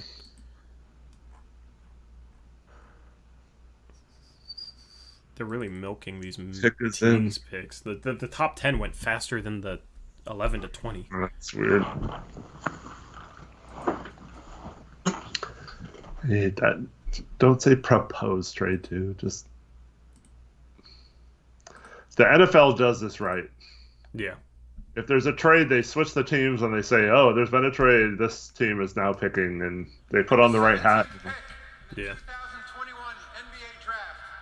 The Memphis Grizzlies select Trey Murphy III. Good pick, New Orleans. Good pick. Yep. Good pick. I'll let you go because this is your guy. I mean, he's a 3-and-D guy.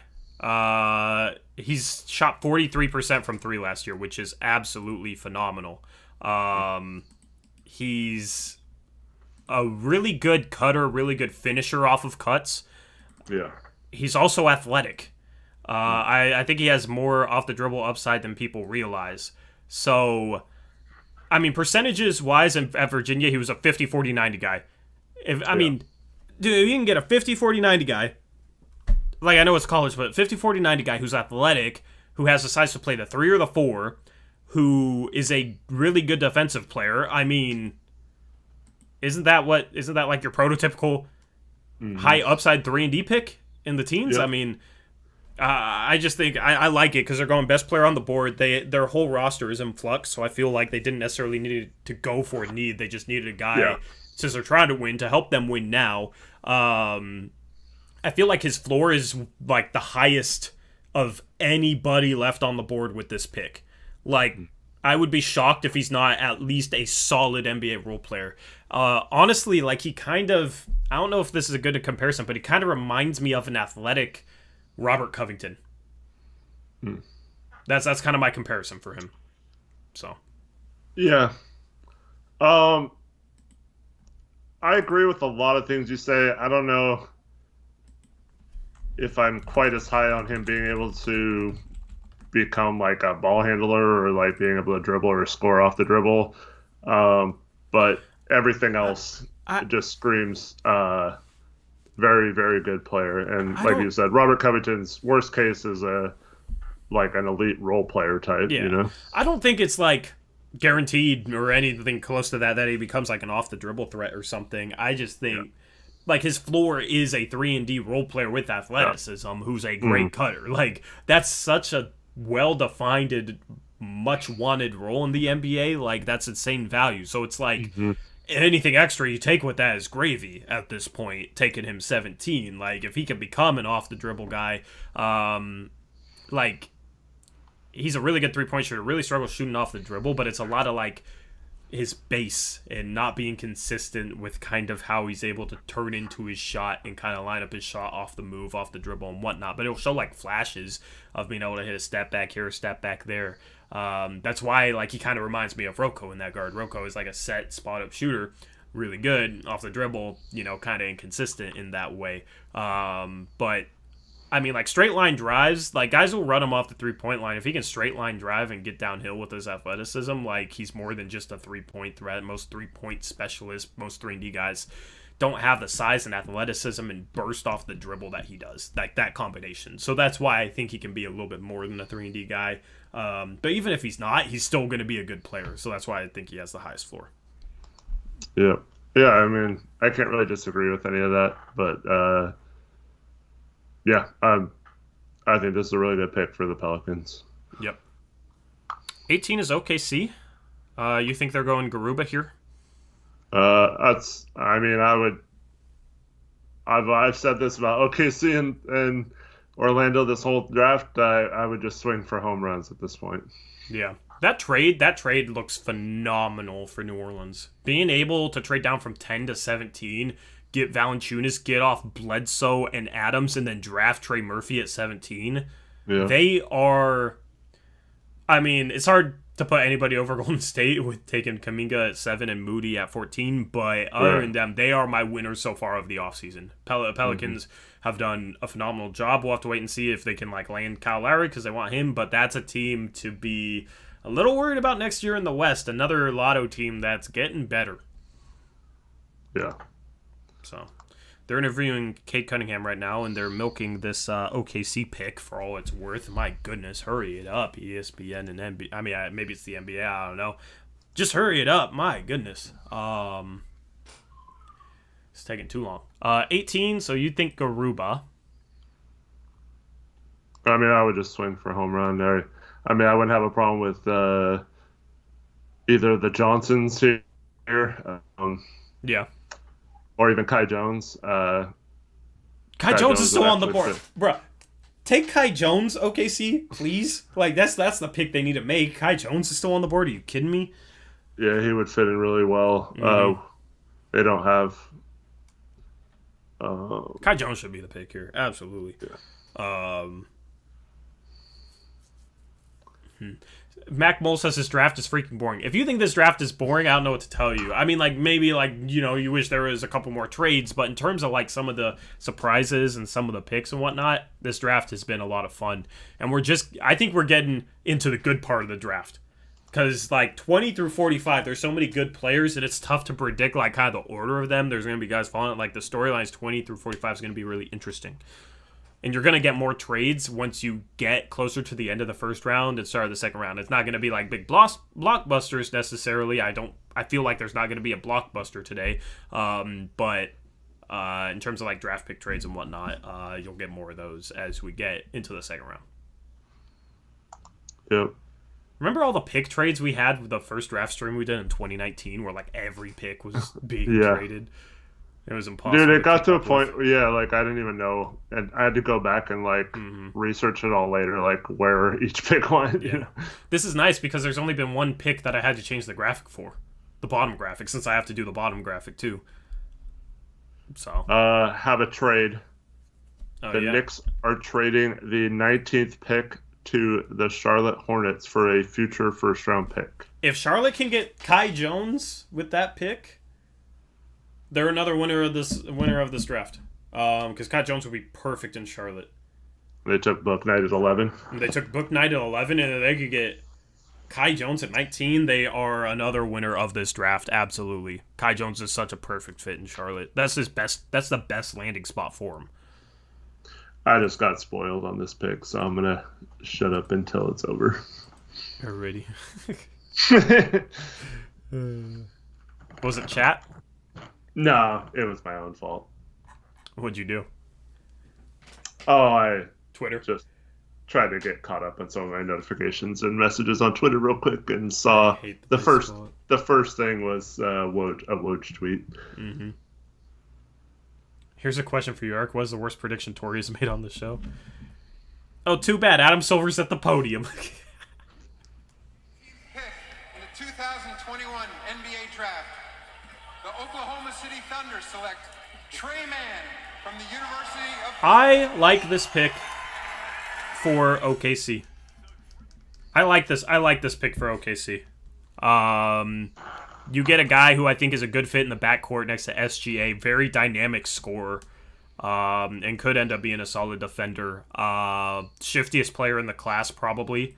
I like his fit next to SGA and playing off of Josh Giddey. I don't know. What do you think? Yeah, I mean,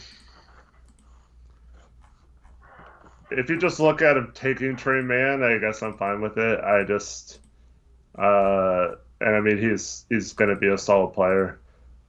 I just think there was some much higher ceiling players that they should have taken instead. But I mean, I think it's a pretty good pick for them if you're just looking at it like from Trey Mann's point of view without factoring in the other players on the board. Yeah. Krish, when it comes to uploading the player cards, please try to wait until I have one, don't spoil the next pick. You're killing it. Appreciate it. You're killing it too much. You're going too fast with it. So, like, once I'm able to get the next graphic up on the stream, that's when you go. If that's cool with you. And yeah, so just so people know, New York traded this pick, number 19, even though it says 18 on the board. So 19 is going to New York for a future pick. No, 19 is going to Charlotte. I mean, Charlotte from New York. And then if anyone knows what the protections are on the first or any details about the first round pick that they sent them, Charlotte, I don't know. Trying to think. I don't think they have any extra future first, unless I'm blanking on something. So it would have to be one of their own. Why they got Kendrick Perkins on the draft? I don't know. He doesn't know anything about these players. I know.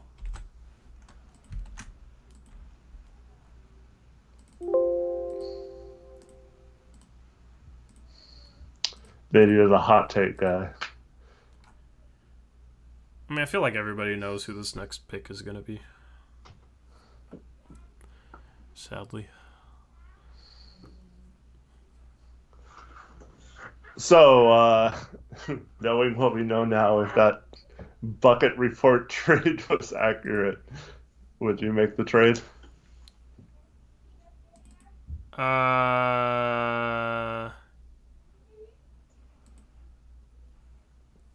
Not sure. Sorry, I'm trying to get caught up here. No problem. Why are you talking about Blazers Edge, Cody? We don't care about Blazers Edge, man. Is Meringue doing a draft stream?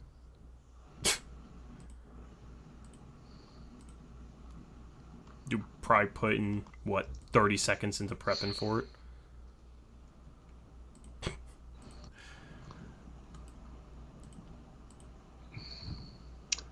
Oh yeah, look, they are doing a live show. Yeah, of course they are. Gonna try and take his corporate platform and use it to gain traction on YouTube. If you like being spoiled, yeah, you can. This way's better, man. So if you want to go watch them, go watch them.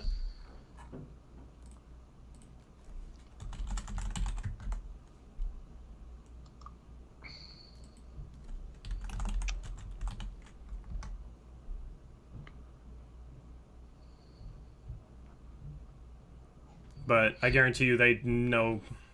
I don't know. I'm not gonna say anything like that. But in terms of their knowledge of the draft prospects, I put ours up there, man. Oh, for sure. I mean, I barely slept last night because I was researching, man. So. Oh wow! Last night, that made it sound like you didn't know anything until last. No, night. no, I did much before, but like I wanted to make sure I was freshened up. So. No. Yeah. I know. So. I mean, we're not trying to compare or anything. It's just, yeah. But like, if you support corporate guys on YouTube, you don't support the people that scratched and clawed their way up. by themselves on YouTube. You know what I mean? So that's all I'm going to say. Shout out Daniel G, $5 dono. He says, Uprise greater than Blazers at your chat sports or whatever by a mile. Appreciate it, man. Thanks, Daniel. So I already know this pick.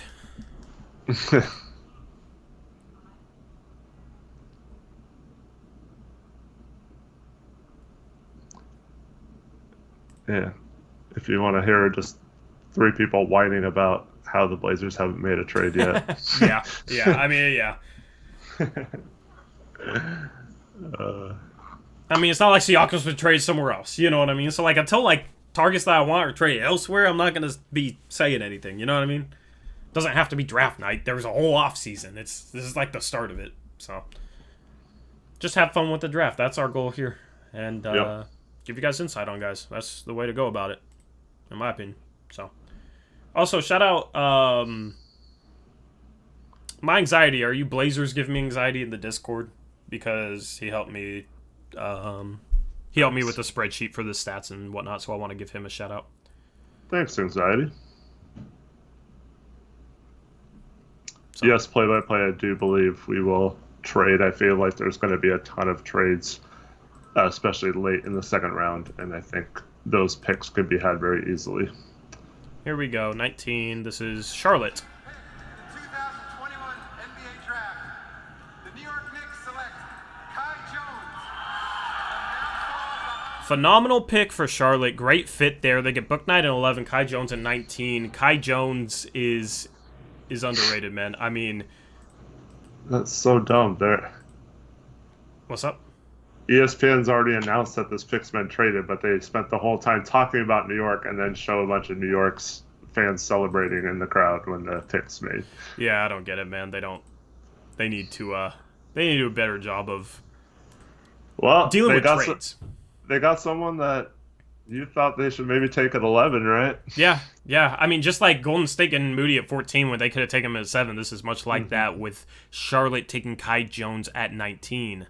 What are your thoughts on him while I get this player card? I mean, at 19, I think a lot of the question marks go away because you're just banking all on upside. If it doesn't work out, you've wasted a mid-first round, right, on him. So I think this is a tremendous pick. This guy could be, I mean, him and LaMelo Ball on the fast breaks. I know I've been saying that a lot, but I do feel like LaMelo would be so good in an up-tempo offense, and I feel like rim runners like Kai Jones, who also have several other skills on both ends of the floor, I feel like that's a good fit for him. And the Texas guys are, to me, they had 3 really good big man last year. Yeah. And they kind of canceled each other out. So, like, none of their stats look impressive, or they never really had games where they absolutely dominated because they didn't have the opportunity to just be the man in most games. So I feel like all 3 of them could perform better at the next level than they did in college. Yep. He was 9th on my big board. And I debated having him higher. I mean, the dude's barely scratching the surface. Charlotte isn't drafting him for what he was at Texas. They're drafting him for what he could potentially be in the NBA. And I think he has an all-star caliber ceiling. Now, does he reach it or does he not? I don't know. But to be able to get a guy at 19 with the upside he has is phenomenal for Charlotte, especially considering he plays a position of need and fits the style of play they'll likely play with LaMelo Ball. So, phenomenal pick for Charlotte here. He's a guy just athletic, can guard out on the perimeter, has the potential to protect the rim, has to get better in that area, but has that potential. Solid finisher, runs the floor like a gazelle in transition, very quick for his size. But then the thing that intrigues me is his offensive upside. Now, he's only been playing basketball for like 3.5 years. Yeah. And he'll show flashes of a step back. He shot 38% from 3 last season. Small sample size in terms of 3-point attempts, but it's promising that he was knocking some of them down. And, you know, he was showing flashes of a step back, a Euro step in transition. Like, doing a little bit off the dribble as well. So, I mean, considering he's only played for 3.5 years and he's already shown those flashes combined with his athleticism and his size, makes me feel like he has a ceiling that can't be touched at this point in the draft. He had the highest ceiling left on the board at 19 for Charlotte. I don't know, man. I have a feeling he could end up being an all-star. I think there's a chance that he ends up being like an all-star caliber big. Yeah, I mean, I can't argue with that. I don't know if he'll get there, but I definitely wouldn't be surprised if he did. And to get that at this point in the draft is just great. And I think he's going to a team that will probably use him pretty well. Mm-hmm. And they need some big man help, even though they got Plumlee. I feel like he could play with a Plumlee, or those two can rotate and be a very solid 1-2 in your front court. So yeah, I think this is a good pick for them, and yeah, like all the things you mentioned, he's still pretty raw for. I mean, it's weird that he's 20 and a half already, but other than that, like I just like the athleticism just jumps off the charts at his size. So yeah. So Atlanta's on the clock at 20. Who do you think they should take? Who do you think they will take? Real quick, so just to clarify, people are confused still. So the Knicks traded the 19th to the Hornets for a future first-round pick. We don't know what that future first-round pick is, but that's why we are saying he's going to the Hornets instead of the Knicks. Mm-hmm. And then also Rip City, 1977. Yes, we will have a free agency live stream. Will be, did you say around 2 o'clock, I think, right? Yeah, 2 p.m. Pacific time. We'll stream basically all day. Yeah, and we'll pretty much run from there and have all the free agents covered for you. So similar to this, we'll have you guys covered if you want to watch that. And we'll have Woj's and Sham's Twitter feeds refreshing live on the screen. So you won't even have to go to Twitter. You won't even have to go deal with, keeping track of their Twitter feeds yourself. We will literally have them on the screen, and we can all react live to whatever they break on the screen. So it's not like a situation like tonight with the draft where, we have to deal with potential spoilers and whatnot. We don't have to worry about that. We'll have the Twitter feeds live, refreshing live on the screen. So should be a pretty fun stream. I enjoy the free agency stream probably more than the draft stream. And I love the draft. It's a little more chill. Yeah. And then you get a lot. It's a lot more dramatic, I feel like. Yeah. And I don't know. It's with the draft. It's a lot more guessing than. Mm-hmm. Oh, here we go. With the 20th pick in the 2021 NBA Draft, the Atlanta Hawks select Jaylen Johnson. Good value pick there. Mm-hmm. I don't know how he fits in long term, but I mean, in terms of value, very, very solid pick. Yep, I like this. Just get some depth. Kind of maybe could turn into a John Collins light. Mm-hmm. And there's a rumor was reported that it looks like he's pretty confident that the Hawks and John Collins will reach a deal at the start of free agency. So it looks like they're going to keep John Collins. But yeah, this guy, you just add some more athleticism and potential on the wing. And I don't mind them doing that here at 20 at all. Yeah, I don't see him having a role because they got Danilo Gallinari as their backup for. Yeah. And he's I don't know. He's kind of a hard guy to figure out. Mm-hmm. And I'm not surprised that he fell to 20. I had him a little higher on my big board. He has a questionable three-point shot. He shot 44% from three last year at Duke, but he cut his season short halfway through to prepare for the draft. 18 attempts or something like it wasn't. Yeah. So shooting is a big question mark with him. But in terms of his potential, I mean, he's a guy that can handle the ball a little bit.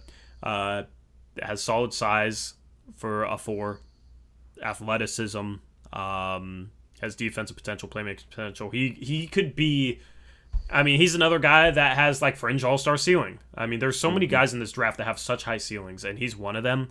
That's why I had him higher on my big board, because I could envision him being a guy, if he can figure out his shot, just being a three-point shooter, a playmaking four who can play some defense and then has athleticism to attack the rim, play in transition, handle the ball in transition. Like, he's one of those guys that I could see being a fringe all-star because he's good at a ton of different things.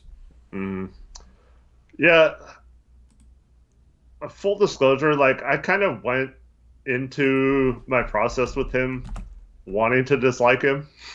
Yeah. And I don't really like, when a player quits in the middle of the year and focuses on the draft. I don't really, I mean, I understand it in college with the bowl games and stuff, but like, I just feel like if you have a winning mentality, you like would want to win a championship with your team or whatever. And I felt like, Duke kind of struggled this year, and I feel like if they would have been better, would he have stayed or like what happened? But then you watch him like grab a rebound and just dribble the length of the floor and put an impressive array of like dribbling skills and maneuverability around the basket to get a finish around the hoop. And it's just like, whoa, like if he can ever figure out the rest of his game, like the shooting, and use that ability to become more of a playmaker than just looking for his own shot, combined with his athleticism and defensive ability. I mean, that's a super high ceiling player, but I feel like he also has a ton of bust potential. But that's why at 20, I feel like that's a really, really good spot for him. Because if you bust, like I said, no one really thinks about it that much when you bust on a 20s type pick. Whereas if you take him like 10th or something and he busts like a Zach Collins, I'm not calling Zach Collins a bust, but like, everyone kills him because we traded up. If we would have taken Zach Collins at 20 or whatever, like no one would really care as much. So I think it's a good pick here for the Hawks, even though, like you said, they kind of have a lot of those guys already. Yeah. To anybody crying about Olshey in chat, no big name player has been traded outside of Russell Westbrook, who obviously shouldn't be a target for us. So anybody like, Olshey's done nothing, he's so bad. Like, bro, Pascal Siakam hasn't been traded. If Kawhi leaves, Paul George might be available. Jeremy Grant hasn't been traded. Tobias Harris hasn't been traded. If you want Ben Simmons, he hasn't been traded. So anybody freaking out about that? None of the guys who would be targets have been traded yet. And this is literally just the start of the offseason. Some people just want to whine, which is why I think a lot of the coverage of this team from media is pretty bad, because it's literally just people wanting to cry at every chance they get about Neil Olshey. They'll sit there and say Neil Olshey should trade for Colin Sexton, and then if he trades for Colin Sexton, they'd be ripping him apart like, oh, another undersized shooting guard that can't play defense. Like, people just want to complain. Chill out, relax. None of our targets have been taken yet. It's like, at the end of this offseason, if we completely run it back, or like if we lose Powell and don't make any other changes, like, yes, I will be mad and I'll be officially anti-Olshey. But just chill, be patient, and wait and see. Yeah. Just killing someone before they even do anything. Before crazy. even anything's done outside of a Westbrook to the LA trade, which I love for the Blazers because he's a terrible fit there. New York traded their pick earlier. They're now trading this pick out. Who are they trading it to? They are trading it to the Detroit Pistons. So I'm not sure what they're giving up. We saw one of their future picks being traded earlier in the Houston OKC pick. So that's protected pretty far into the future. So I'm not sure how Detroit is going to get around trading a future pick, but we'll have to see what the exact specifics, or maybe it's a player that they're trading. Yep. Good to see. So very, very intriguing from the Knicks' point of view. They have some needs that I feel like at 19 to 21, some players fell to them that could have been really good fits, especially if they lose like a Nerlens Noel and replace him with a Kai Jones, or if you lose like a Derrick Rose, or you want like another point guard and you add there's a ton of defensive point guards still on the board. So There we go. The 2021 NBA Draft, the New York Knicks select Keon Johnson from the University. So Detroit gets Keon Johnson. I like that move for them, depending on what they gave up to get that pick. yeah. Thoughts, Eric? 25. Heh. Don't know what 25 Oh wait, means. Sham said the Clippers traded up. Did you misread? No. Woj tweeted, New York is trading number 21 to Detroit per source. And then Sham says sources, Clippers are selecting at number 21 via Knicks and take Keon Johnson. Who do we believe? I feel like it's more likely to be LA. Well, yeah, it makes more sense because it says that the Clippers traded 25, and so they would have given him 25 and something else to move up to 21. So the Knicks just moved back 4 spots, and there's still a lot of players on the board. So they probably picked up maybe a second or an additional asset to move down a few spots. They're probably pretty comfortable with a lot of players. So, yeah, it makes more sense that it would be the Clippers because I don't know what the Pistons would have given it. yeah. So, But Woj, for the second time today, gets he goes conflicting information with Shams, and Shams could possibly get him 2-0 in that battle. bro, Woj Woj is fixed losing a it up. step, man. This is a changing of the guard. Woj just confirmed that it is The going Clippers. to be the Clippers. Yep. I mean, good value pick. Going from 25, So- trading up. I assume they gave up a second and getting Keon Johnson. I don't know if he fits there right away, and he has a lot of work to do. He's not a guy that's going to be ready to win right away or ready to play right away, but I don't know if he'd really have a role right away given some of the perimeter depth they could potentially have next year. They do have, obviously, Kawhi, Batum, Reggie Jackson as free agents. So I thought they might go point guard or big man, but they go the best player on the board probably with Keon Johnson. If they lose Batum, and we know Kawhi, even if he resigns, is out most of the season, it might give a guy like that a chance to get some minutes early and maybe develop and take a picture from Trey Mann, or not Trey Mann. Who am I thinking of? Terrence Mann. Terrence Mann. By the way, sorry. they're not brothers, by the way. I know, didn't it's realize weird. that until lately. You Yeah. would think they were, but... Terrence Mann, sorry. And then, so maybe like kind of learn what he did to get on the floor and play well. And I know the Clippers have lost a couple of coaches to us now, but from everything we heard from Terrence Mann, that that coaching staff gave him a lot of confidence to have the kind of games he had in the playoffs. So I think that this is a good pick for them. They can throw him in and just get some trial by fire early. And worst case scenario, you get some developmental minutes and they're not good. But if he develops quicker than they thought, and I mean, the guy's got athleticism and skills, he could end up being a good fit for them. And I think that I kind of like this move by the Clippers. Yep. And it's the second is via Detroit, so it's the Clippers sending a second round pick to them from Detroit. So Detroit gets their Oh, wait. Oh, that's why the mix-up. Okay, yeah. Okay, yeah. So it's a 2024 second from Detroit that'll go back to New York. So My- they pick up the second for moving down 4 spots. yeah, my top 5... Oh, we got to pick. Okay, yeah. This is Washington, by the way. In the 2021 NBA Draft, the Los Angeles Lakers select Isaiah Jackson from the University of Kentucky.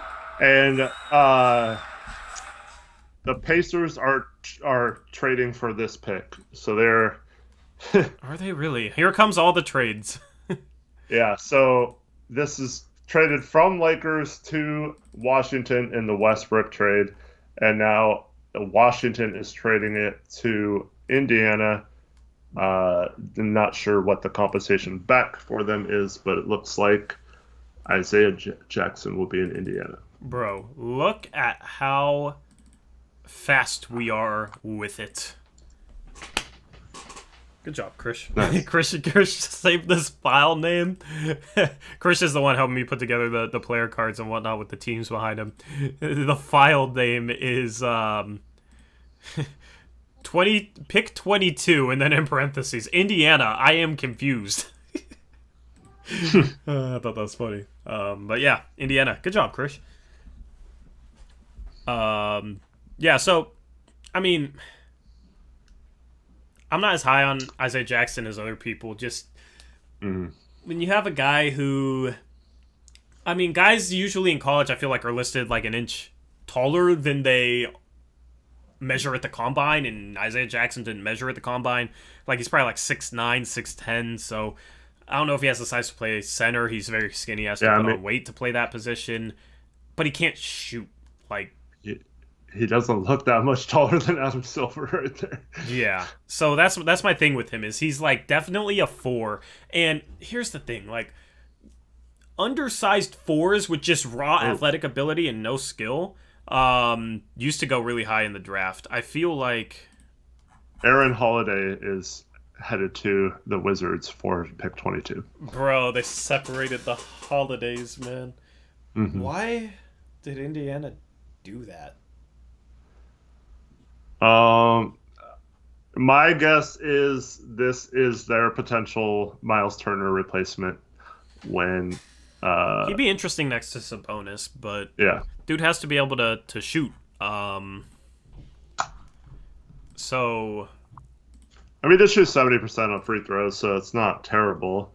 And he does provide a lot of that same stuff that I don't think is quite as big as Miles Turner, but well, depending on what his actual measurements are, but he can potentially provide some of that if you trade him for other pieces. But yeah. I mean, I don't know, just guys that were just like raw athletes who were undersized 4s used to, like Thomas Robinson used to go really high in the draft, and NBA teams don't make those same mistakes. But I feel like this is kind of one of those guys where it's just like, he's a phenomenal athlete, energy guy, can protect the rim, but like, he didn't make a 3 all year in college. He's undersized for the 4. Mm-hmm. He has to put on a lot of weight. He fouled a lot. So Wizards also got the 31st pick that Indiana traded for earlier. So Indiana gives up 31 and Aaron Holiday to move up 9 spots. Aaron Holiday wasn't that bad last season, was he? I don't think he was good. But still, I think it's just been kind of mediocre so far. Yeah, he's a pretty meh player. I mean, if they took somebody other than Isaiah Jackson, like if they wanted a 4 that could play defense, they should have taken Garuba. Yeah. I mean, Garuba's still on the board. Right, I know. This is like my Teo Maladon pick from last year where I had him pretty high. Yeah. I'm like, but Garuba I like more than I like Teo in that draft, I think. So I wonder how much, because I believe he's the only prospect that's playing in the Olympics right now. Mm-hmm. I wonder how much of that weighed into like not being able to have him work out for teams and stuff. Yeah. Because if he was able to work out for teams, I think that probably might have been a little bit different. But here's my prediction though. Houston took Jalen Green at 2. They trade 2 future firsts for the 16th pick to take Sengun. I think they take Garuba at 23 or 24 and they stash him. Yeah, maybe. Because they have 4 first-round picks. I mean, they don't have a second, so I guess they could go with 4 first-round guys, but, like, having 4 rookies on the roster, like, right away is kind of, it's kind of a lot. But, I mean, a team like Houston, I could see them doing that with how in flux the rest of their roster is outside of Kevin Porter Jr. and Christian Wood. So, we'll see. We'll see. But I expect them to go 23 or 24. And I feel like if he does go 23 or 24, considering Houston has both picks, I think they would take him first, right? Because the other guy they took, if he was ready to play, they would probably want to pay him a little bit less. Yeah, maybe. I just don't know what the situation is. It could be. I mean, maybe that's why Garuba's following is because he won't accept not signing or something. And I mean, not that it's necessarily up to him 100%, but maybe he's telling teams that he wants to come over right now. Or maybe it's the opposite, like you said, and why he's still on the board is because he's going to be a stash for a year. And teams do have to pay, I think it's an $800,000 buyout from his European club, and then I think Garuba has to pay the rest or something like that. It's kind of weird. Right. But here's my top 10 players left on the board. Usman Garuba, Jared Butler, Isaiah Todd I'm really high on. He's third. Me and Eric are very split on him. We haven't talked about him yet, but we will. Who was that? Isaiah Todd. Oh. Io DeSumo, Sharif Cooper, JT Thor, Vrenz Bleijenberg, Herbert Jones, Jeremiah Robinson Earl, Josh Christopher. Bones Highland is next. Rockets. Here we go. Usman Garuba Oh, there it is. from Madrid. Called it. I've been on fire, man, for calling it. I mean, you guys don't want it spoiled or whatever, I guess. I mean, just listen to me. But I'm not. It just makes sense that they would go with a stash guy, and it would make sense that they would take Garuba 23. So, very logical pick. Like, some teams have done crazy stuff. Some teams have been super logical and predictable. And this was one of them. Dude, man. So the Rockets have gotten 3 of my top 8. That's insane. So they're by far your draft winner, huh? I mean, I don't think those picks they traded were that good, and they got to keep these picks. So yeah, I love what they've done. It's kind of weird having Şengün and Garuba on the same team, even though they're like completely different players. It's hard to see them. I mean, I guess they could play together. That's passing, and that's crazy. I like what Houston's doing. Yeah, I mean, they have to be your draft winner if they got 3 of your top 8. Yeah. What is this? ESPN?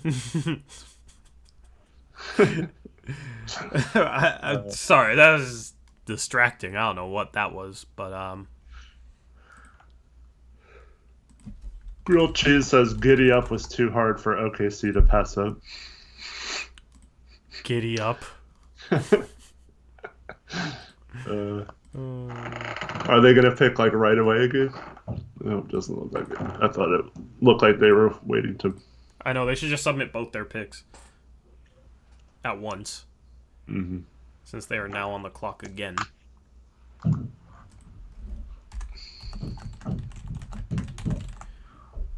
You know what's funny? What? In our mock off-season draft, Keon Johnson went 21, Isaiah Jackson went 22. Nice. And in this, same thing. Who went 24 in our mock off-season draft? I feel like the Bulls had that. Was that Trey Murphy? I feel like they took. Yeah, it was Zaire Williams and Trey Murphy. They took him 23-24. Like I said, that was the one. That was the one part where Malcolm did well the mock off season. Yeah. Shout out Malcolm. Man, they gotta wear their hats. It's so weird when they have the headset on. Yeah. Who is that? Who did the Kings take again? Oh, Davion Mitchell. Yeah.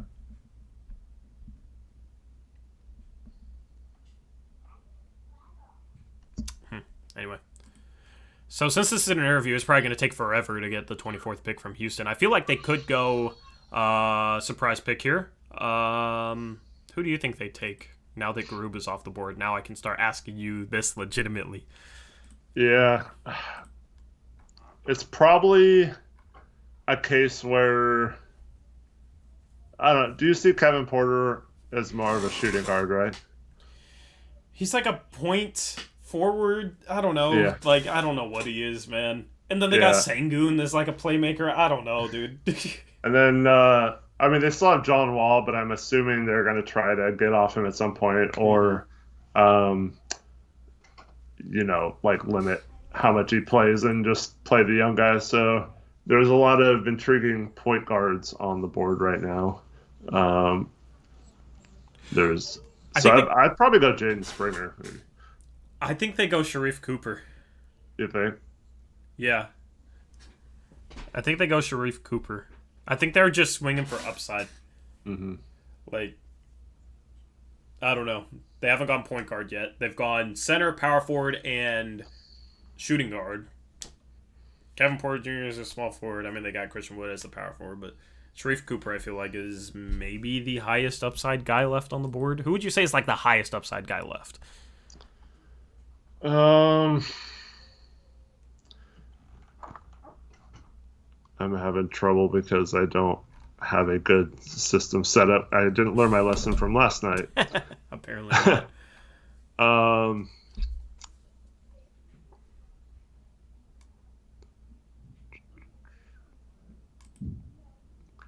I really like Miles McBride. I don't know if he has the most upside, but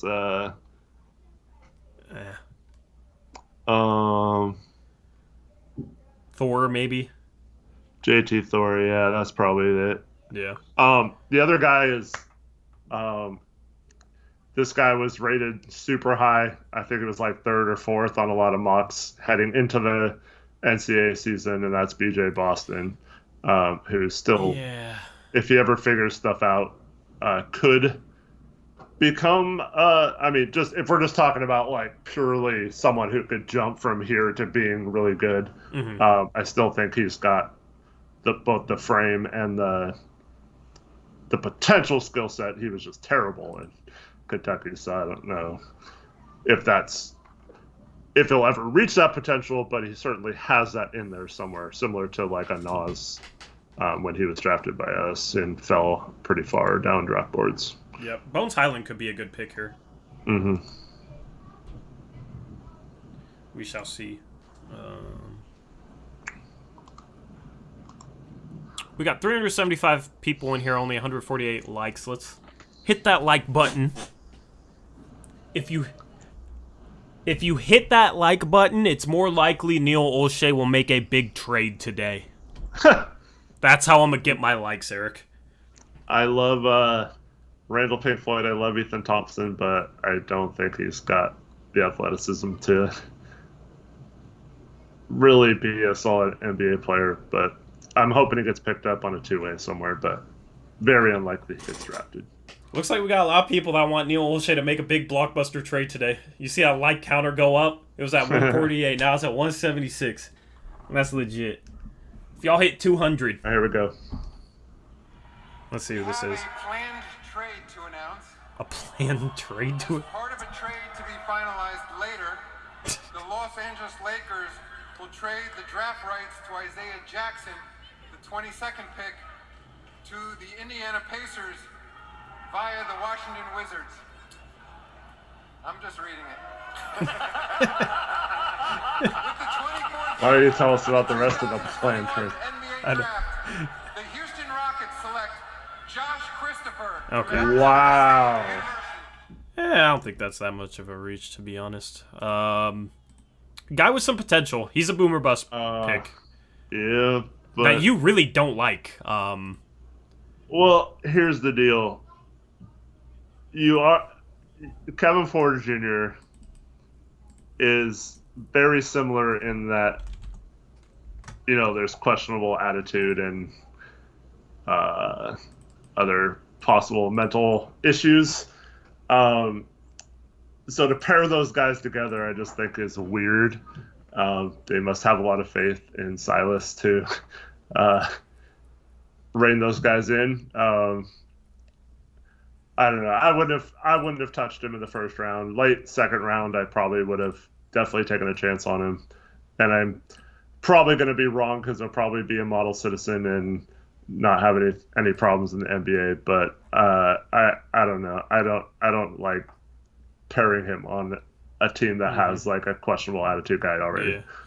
Yeah. Krish, do you have the Josh Christopher one? He's probably like, what? I know the next pick. I know that he uploaded the next pick, but not Josh Christopher. So I know the next pick What now. the heck? Chris. It's all good. I appreciate him He helping. should just put like 25 and not a name. Well, I can see the thumbnail. Like I can see okay. like the Yeah. picture of it because he is just putting pick 25. I wonder if He there's a says way there's I could... He says there's no Christopher card. Is there really no Christopher card? I swear I made a Christopher card. I swear I did. Maybe I didn't. I swear I did. Did I not save it? Yeah. Yeah, you're right. There is no Christopher card. Huh.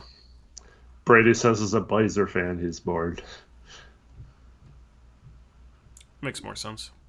I made a Christopher card. I don't know what happened to it. But anyway, I had Christopher ranked... Let's see here. Where'd I have him? I had him 30th on my big board. I mean, he's a guy that has playmaking potential, defensive potential. He's kind of a high upside guy. Has some ability to create off the bounce. Good pull-up jump shooter. Didn't shoot great percentages, but I think he can be a better shooter in the NBA, assuming he gets cleaner looks and doesn't have to force as much offense as he did. He averaged 14 points per game and 30 minutes per game.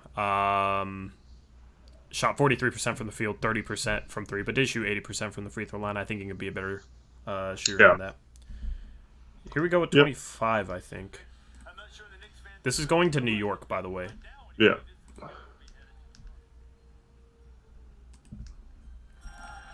With the 25th pick in the 2021 draft, the Los Angeles Clippers select Quentin Grimes from the University Quentin Grimes. Man, that's a good fit for New York. Yeah, I like that pick for New York. Good 3-and-D player with some physicality.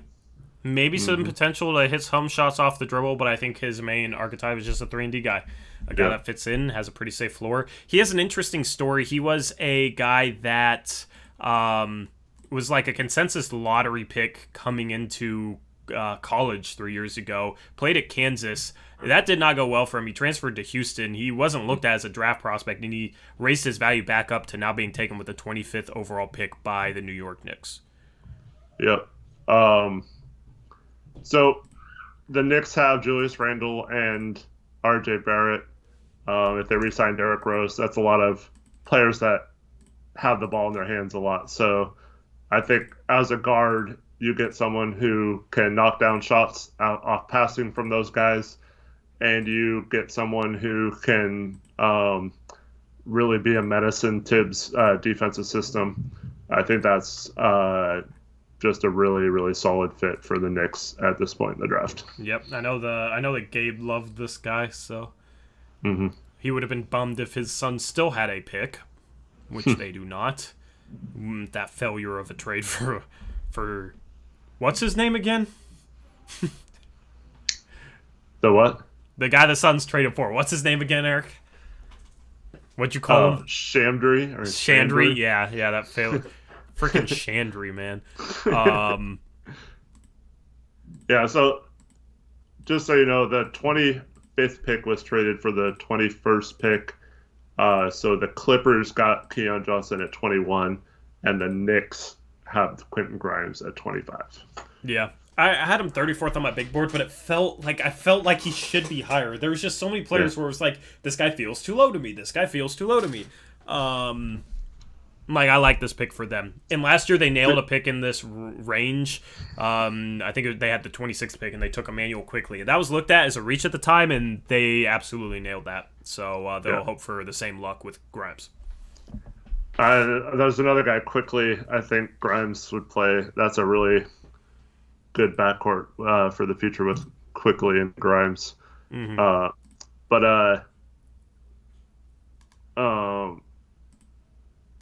forgot what I was going to say. Never mind. How do you feel about Chandry Lamet? Chandry Lamet's cool. Gabe, how do you feel about that trade? He says the bum. The bum. The bum Chandry. He's got to be mad his boy Javon got traded in that deal, and they gave up 29. I know, and they could have probably gotten his guy Charles Bassey. He says, not happy. Yeah, I'm not happy for you either. That was not the best trade, giving up that pick with Javon Carter. Really didn't make much sense.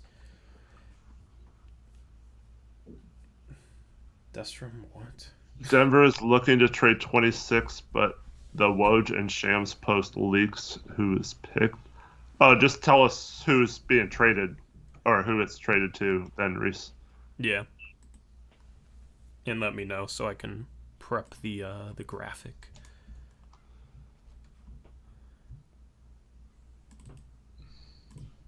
We got a baseball commercial. We don't want no baseball. We ain't come here for no baseball.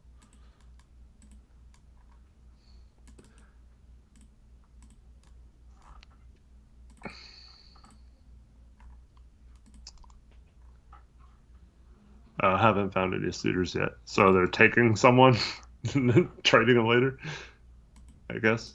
If only the Blazers could buy this pick, man. If the Blazers could buy this pick, which you're not allowed to buy first-round picks, but if they could, who would you take for Portland at this point?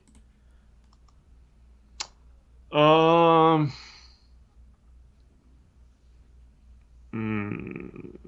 a tough question. Your answer better be the same as mine. What's your answer? JT Thor? Know. Yes.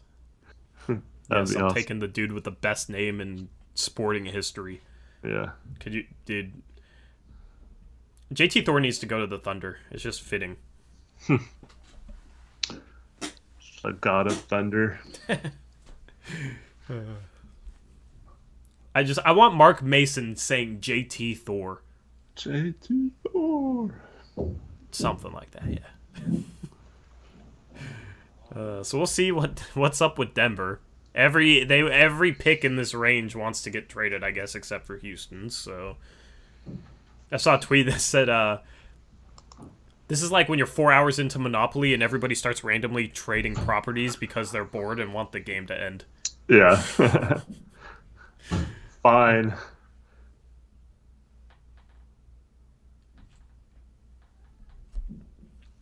Moves along faster in the NFL draft, though. The NFL draft is a slow one.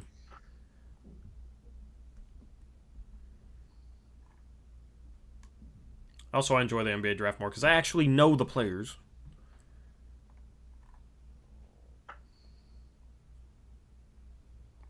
Trevin wants some herb? Dang. Can't have you setting that example for our community. Just kidding. Nothing wrong with a little herb. Right, Eric? If we're talking about Herbert Jones, yeah.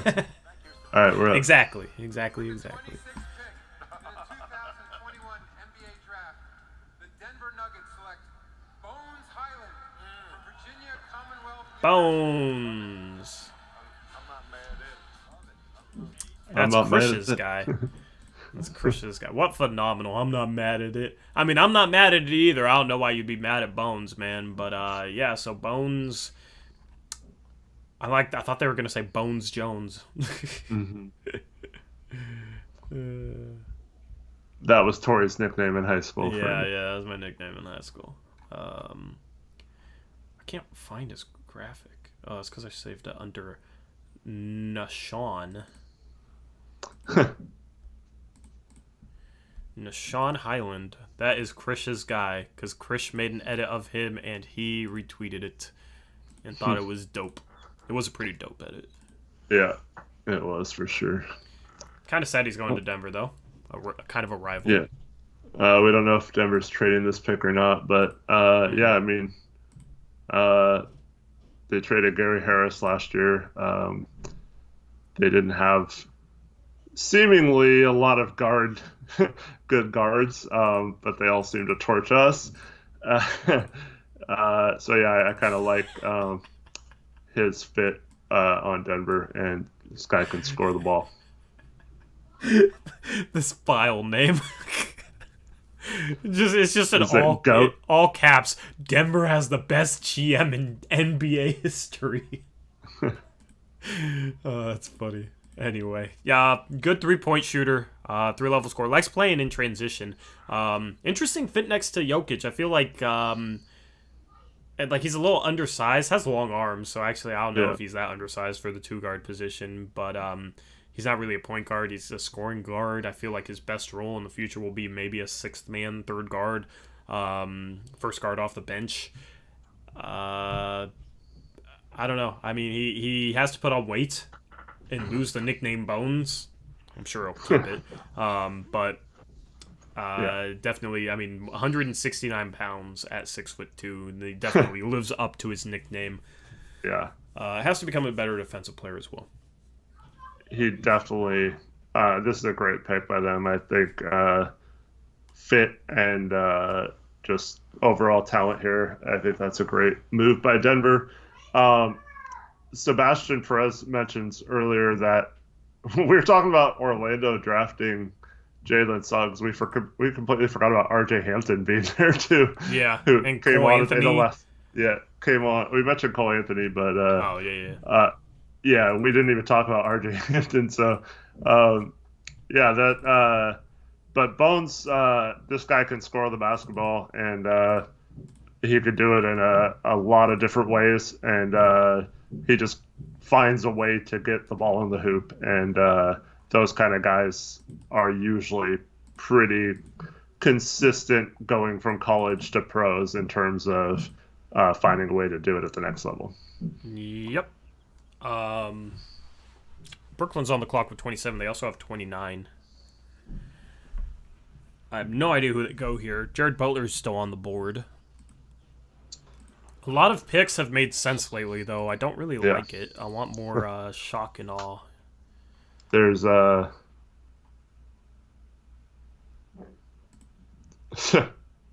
Hoop Central's reporting that the Alex Caruso era could be over in Los Angeles. Okay, that's funny. Yeah. Bro, they just need to trade for Colin Sexton now and get the Westbrook, Sexton, and Caruso backcourt. Make Dizzy D proud. That's what Cleveland did in our mock offseason. They got Westbrook, Caruso, and Sexton as their backcourt. Dude, yeah, I'm probably taking. I feel like they Jared could Butler go makes a lot of sense. Jared Butler, yeah, because they could lose Dinwiddie in free agency, so they might need a backup point. Yeah, and a guy who's ready to play in case Kyrie feels like taking any time off. So, yeah, there was potentially a heart condition with Butler. I think most teams are confident it's not going to be an issue, but like with Aldridge, it could come back up again. Shout out Gray Hughes investigates $10 donation, says, finally a damn super chat button. What's the news? Was there not a super chat button until now? No, he's just talking about our second channel. Which we have yet to monetize, so. Yeah. News, as far as the Blazers, nothing as of yet. I still think they buy their way into the second round. I hope so. That'll be fun. Mm-hmm. And everyone will kill O'Shea for not doing anything bigger. Yep. Even though nothing bigger has happened. So predictable. He traded for a second round pick when we need help for Dame. No team made a big move other than LA, and it was a move that I think is an absolute L for them. Mm-hmm. Yep, I agree. I can't wait to watch Westbrook freezing out LeBron and AD. Oh, that'll be fun.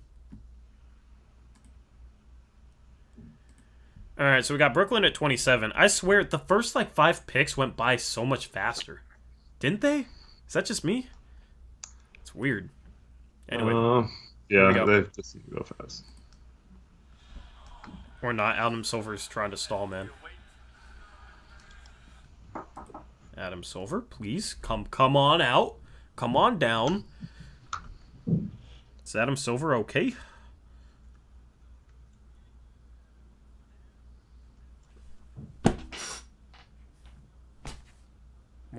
What is going on? Spencer Dinwiddie in Boston. He'll get more money than that. Here we go with Brooklyn. With the 27th pick in the 2021 NBA Draft, the Brooklyn Nets select Cameron Thomas. Yeah, I feel like that was kind of predictable. I feel like a lot of these picks are pretty predictable, unfortunately. But Cam Thomas there, Brooklyn. What are your thoughts on Cam Thomas, Eric? Let me bring up my notes here. Do you have a card for him? Yes. All right.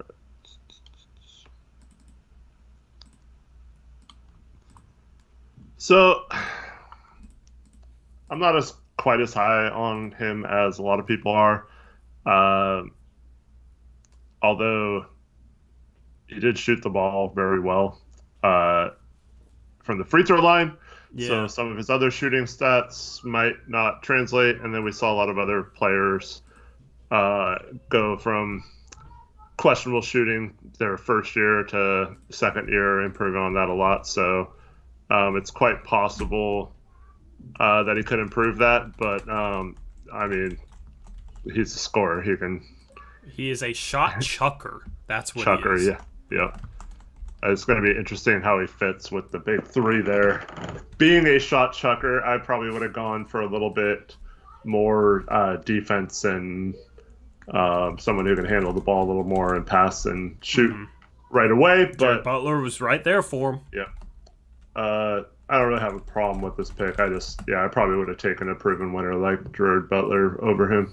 Dude, he makes CJ look like the opposite of a shot chucker. It's impressive. I mean, the dude can score the ball. That's it. The problem is he thinks he can score the ball no matter how tightly guarded he is and no matter how far away from the hoop he is. The dude probably had the worst shot selection in college basketball last year. Yeah. So that's something he's going to have to fix because he's not going to be like a 30-point per game scorer, like at least right away. I mean, maybe he can be someday, but, never say never. But it's like, how is he able to play a complementary role? Like, is he able to pass down all these shots that he just wants to chuck all the time? Like, he is such a shot chucker. He's intriguing because he's has scoring talent and he could hit very difficult shots and score the ball at a pretty elite level. He gets to the free throw line a ton and makes a very high percentage of his free throws. That's why his true shooting percentage was still 55%, despite him shooting 40% from the field and 32% from three. So that part of his game is nice. It's just like, how does he translate into the NBA in a complementary role? Because he absolutely does not play like a guy who would be a complimentary role player. He plays like he thinks he's the best player to ever play the game of basketball, which you like the confidence, but there's a point where you're too confident and it's completely irrational, and that's kind of him. So. Yep. So it can go one of two ways. Either he's going to go there and improve his shot selection and become a lot more efficient because he's getting better shots than he's probably used to his entire life, right? Or he's going to go there and take the same crappy shots he normally takes, and he's going to piss off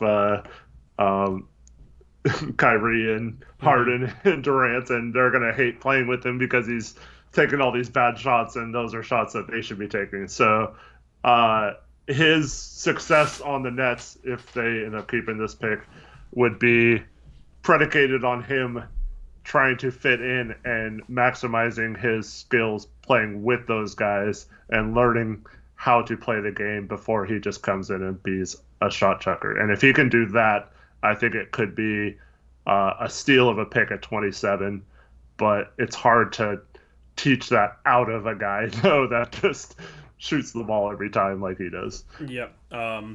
Ben called him Alonzo Trier 2.0. I don't think that's a terrible comparison with kind of their approach to the game.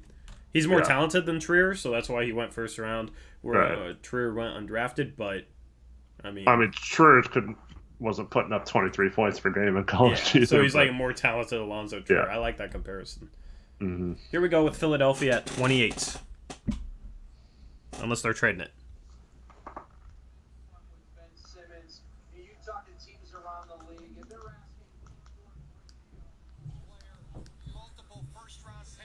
I want to actually play this. Yeah. Philly wants too much. Mm-hmm.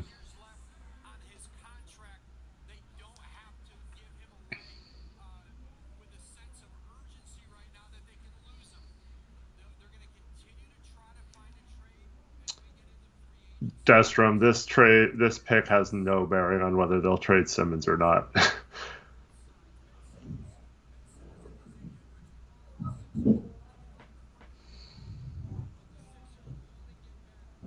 All right. The Sixers want too much for him. Yeah.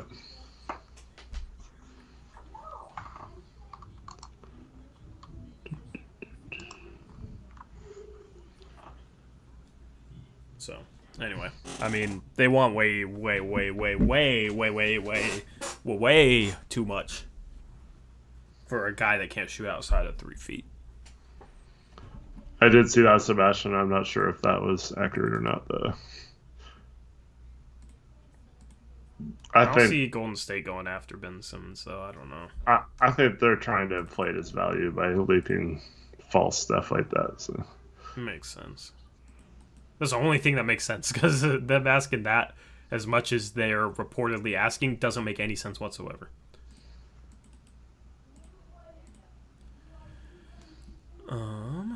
Let's see if we get a pick in. This is... They're not being quick with him, man. Here we go. Adam Silver. With the 28th pick in the 2021 NBA Draft, the Philadelphia 76ers select Jaden Springer from the University of Tennessee. Okay. Bit of guard. Meh. Very meh. I'm not super high on Jaden Springer. He shot the 3-ball well last year. He has defensive upside. Beyond that, he has a long way to go in every other area. Mm-hmm. So that's why I'm not super high on him. He's very young. He's not even 19 yet. But, I mean, the dude has, like, no wiggle to his game. And no creativity with the dribble, in my opinion. Like, I'm not saying he can't, cross a guy up or whatnot, but, like, compared to an NBA level, it doesn't have creativity off the dribble or with the ball. And that's kind of my thing with him. Yeah. Do you have a card on him or no? Yeah, I'm working on it. Yeah, I'm just asking. I don't know. I'm probably higher on Springer than you are then.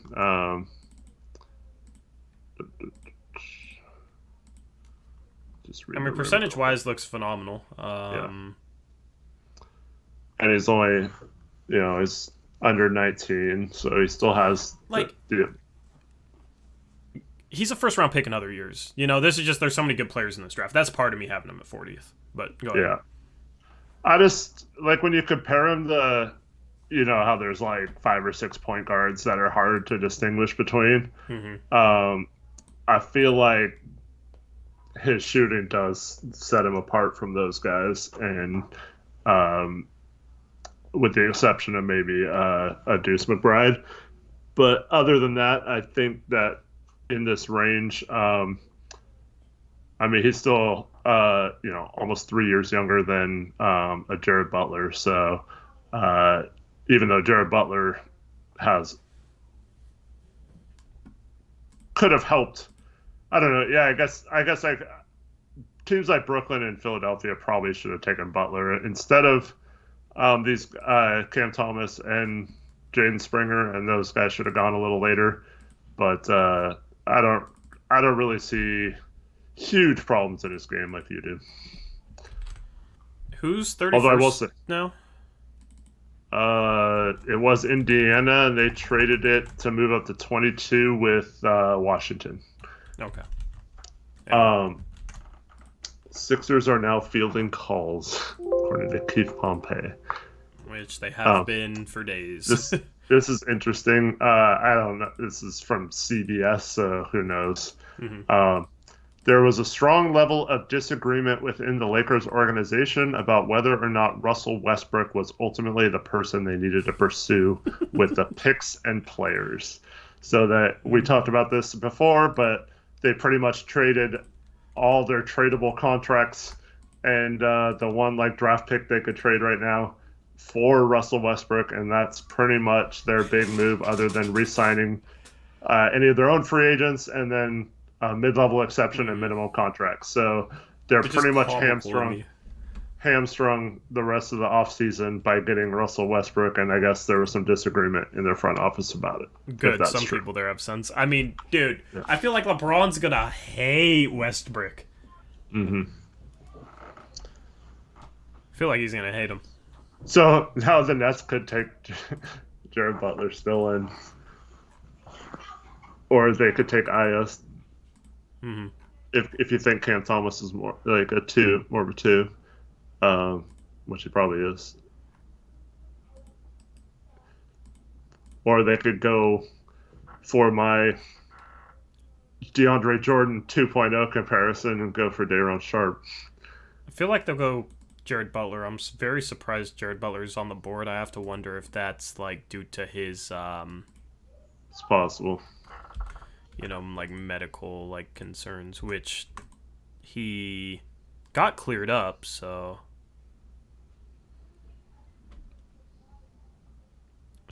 I don't know. He got cleared, but I'm just surprised to see him still on the board. Other than him, you still got JT Thor out there. You still got Sharif Cooper out there. You still got Ayo Dosunmu out there. You still got Ayayi out there. I hope he falls. I would love for the Blazers to get him. Mm-hmm. Taylor Packer says, I don't understand not liking the move for the Lakers. Westbrook is way better than anyone else they could have gotten. Because it's all about fit. It's all about fit. I think Buddy Hield would have been a much better fit for them. Yeah. I think his shooting would have spaced the floor for LeBron, and he can create a little bit. Neither Westbrook or Hield are great defenders, so... Mm-hmm. And you would have had to given up one less contract, so you could have traded that elsewhere, too. The Lakers are better with the ball in AD's and LeBron's hands. Mm-hmm. You're taking the ball out of their hands and giving it to Westbrook, who's a ball-dominant player and is not good enough in that role to justify how ball-dominant he is. Okay? So he plays like a number one, but he's not good enough to be a number one on a contending team. As a number 2 or number 3, his game does not fit well next to other guys. He's not a guy that's going to space the floor. Yeah, I mean, he doesn't play well next to another star. The Rockets downgraded by going from Chris Paul to Russell Westbrook. Everybody thought it was an upgrade. Fit-wise, it was a downgrade. I mean, you're going to have that dude playing off LeBron. That dude and LeBron are going to clash, most likely, in my opinion. You're also losing a couple role players. I know Harrell wasn't that great, and Kuzma is a meme at this point. But, I mean, I don't know. It doesn't make them better. It might not make them worse, but it doesn't make them better. Anyway, here is pick 29. With the 29th pick in the 2021 NBA Draft, the Phoenix Suns select Daron Sharp. Oh, there it is. North Carolina. I finally got one right. Yeah, you called one. Good pick. I like Daron. Good pick if he looks more like he's looked lately compared to how he played. But awesome name, by the way. This guy looks like a freaking workouts. Mm-hmm. His stock really rose after the season. But yeah, I think I mentioned this in the mock last night. Just going to a team where he can just focus on the things he's good at right now and worry about, letting those other things develop slowly, like the shooting, especially from the free throw line, and some of the other things, but just using his athleticism to help a team with rebounding and defense, like the Nets, I think is one of the better landing spots for him. Yep. Agree. If he can actually shoot the ball like he's shown in draft workouts. He didn't hit a 3 last year at North Carolina, but shot the 3 ball pretty well in pre-draft workouts. If he can be a floor spacer on top of his rim protection potential, and he's not bad when switched out onto the perimeter, then you could, I mean, the ceiling of him is a 3-and-D center. Yep. Who's a good finisher around the rim. Like, that's pretty valuable in the NBA. Absolutely. So Utah has traded number 30 to Memphis. Why? Ayo Dosunmu is right there, and he's an absolute perfect fit for y'all. But, okay. Anyway. Yeah. So for the second straight year, Memphis has traded for the 30th pick. Oh, nice memory. Good because they got Desmond Bane last year from Boston at 30, right? Mm-hmm. Who's at 33, by the way? Do you know? Nope, but I can if look you that can up really check. quick. Woj originally tweeted out that it was the 20th pick. Woj is slipping. 33 right now is Orlando. I don't think they've traded that. But... Okay.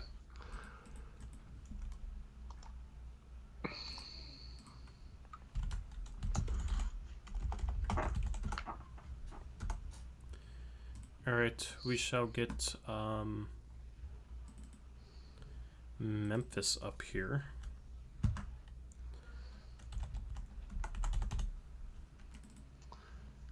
Chiefin, why are you asking if a player that hasn't even been drafted yet would get traded? I don't understand. Interesting question. Who did he ask? He asked if I thought Jason Preston would get traded. That's it. That's an interesting question. I mean, with how many trades there are in the second round pick, sure, Chiefin. He'll get drafted and then his rights will be traded somewhere else. How about that? That's my prediction. So, I mean, I wonder who Memphis is going here. Because they took, who'd they take at 10? When they should have they took Zaire Williams. Yeah, Zaire Williams. So I feel like they could go guard here. Io would be interesting here. Jared Butler would be interesting here. I feel like they should go for a 2-guard, though.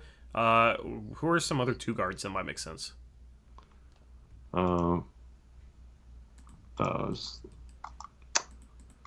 Let me see.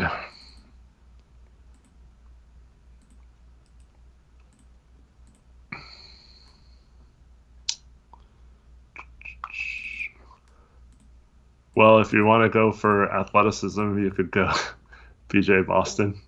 I don't know. He's not a great fit there. I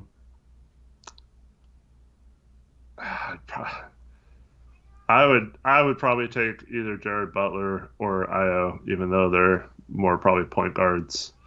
I still feel like either of them can play next to Ja. Quentin Grimes would have been great here for them. Right.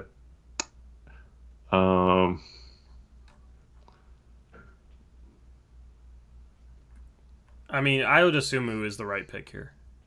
Is absolutely the right pick here.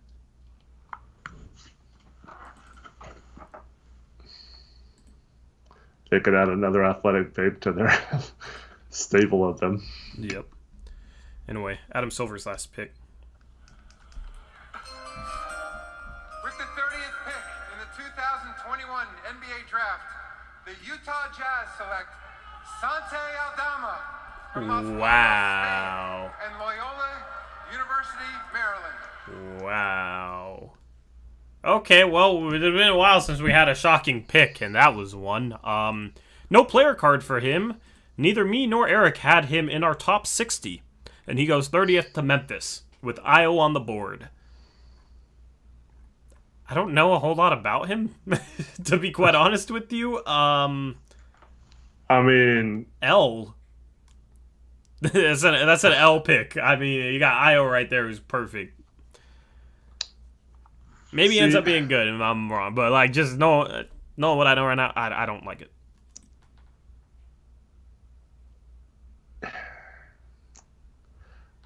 I kind of feel like... I mean, he averaged 20 and 10. So he's got to have some skills. Where did he play, though? In Loyola, Maryland. Exactly. So, yeah, it's like... competition's not great. This feels like more like a Utah pick than a Memphis pick. But yeah.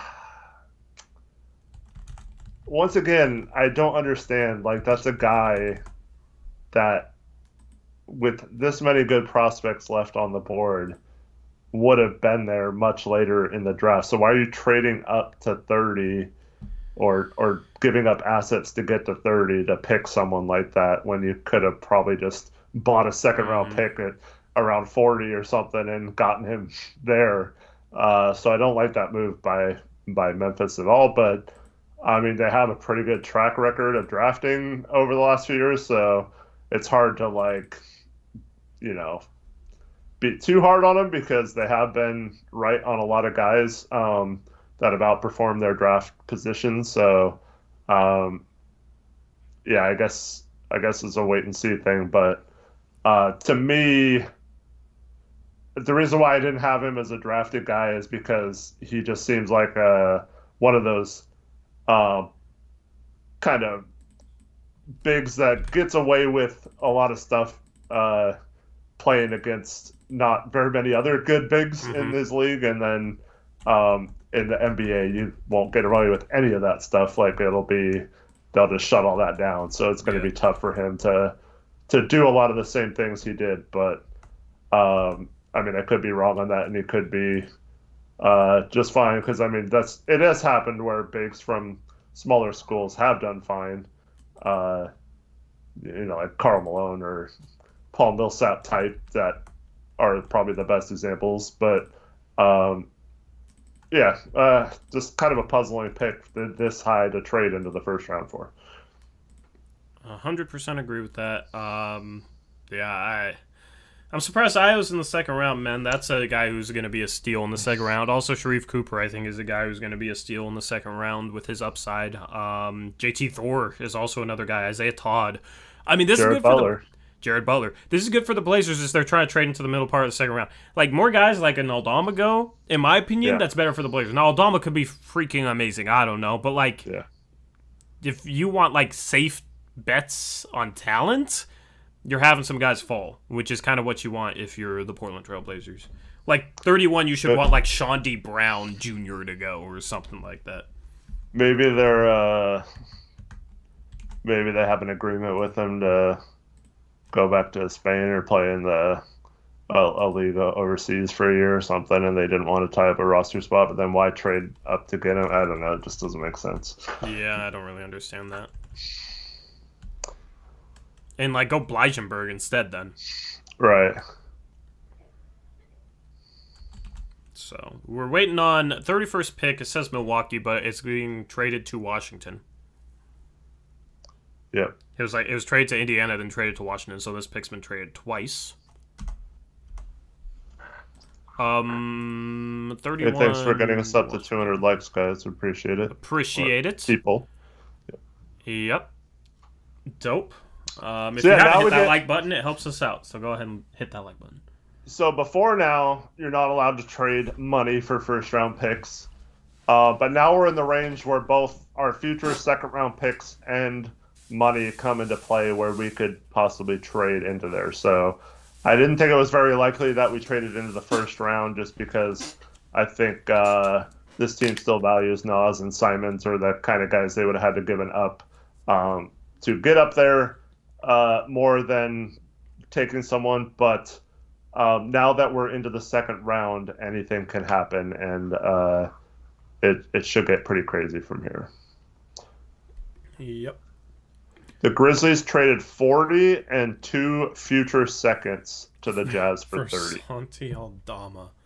My goodness, I don't like that for them, but I mean, maybe the dude will be legit. I don't know.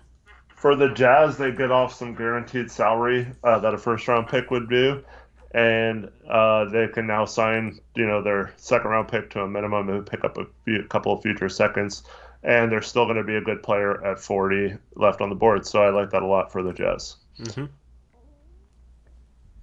Even though some of those point guards would have been a good fit for them, but they might still get lucky and get one of them at 40. Yeah, so you still got you still got Jared Butler, Isaiah Todd, Sharif Cooper, JT Thor, Blysenberg, I think is nice. Oh, Silver's up. I'll go through the list more. Oh, no, it's not Silver. It's Mark Tatum. Tatum. It's so good to be back in my hometown in Brooklyn, New York. Thank you for joining us for the second round of the draft as we continue to welcome these young men. Oh, I don't know what happened there. With the 31st pick in the 2021 NBA I don't know draft, the bottom graphic. the Milwaukee Bucks select Isaiah Todd from Baltimore, Maryland. Good pick for Washington. NBA G League Ignite. Let me fix this. Been a strong night for G League Ignite as Isaiah Todd. There we go. I don't know what happened there. But Isaiah Todd, what are your thoughts on Isaiah Todd, Eric? I kind of like his potential. Obviously, that G League Ignite team was loaded with talent, so it's kind of weird. I do like his ability to stretch the floor as a big man. Yeah, I think at this range of the draft, I think this is potentially a steal of a pick. Yeah, he's a guy that I think is, how do I say it, like moldable.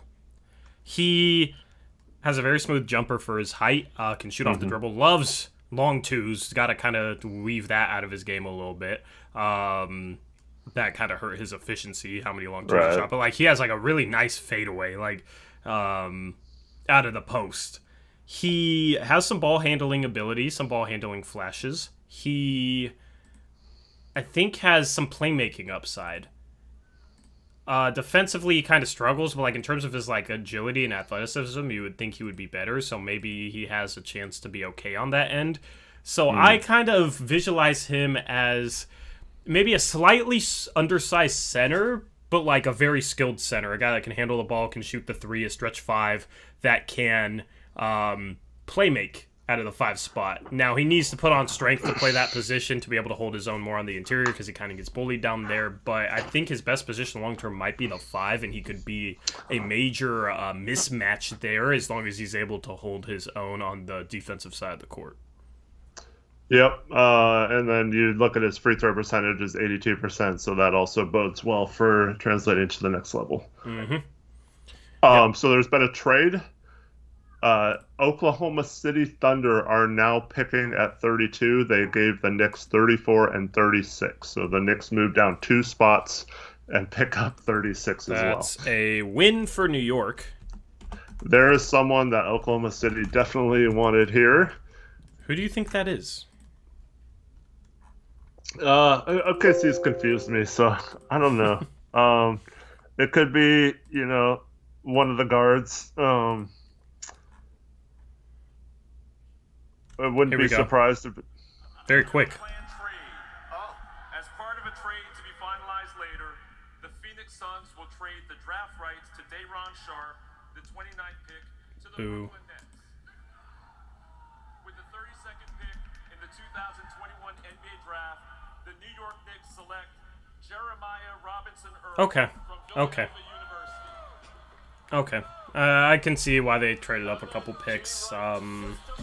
I feel like he might have been there at 34, but also isn't the long-term upside, but I think he will be a solid role player in the NBA.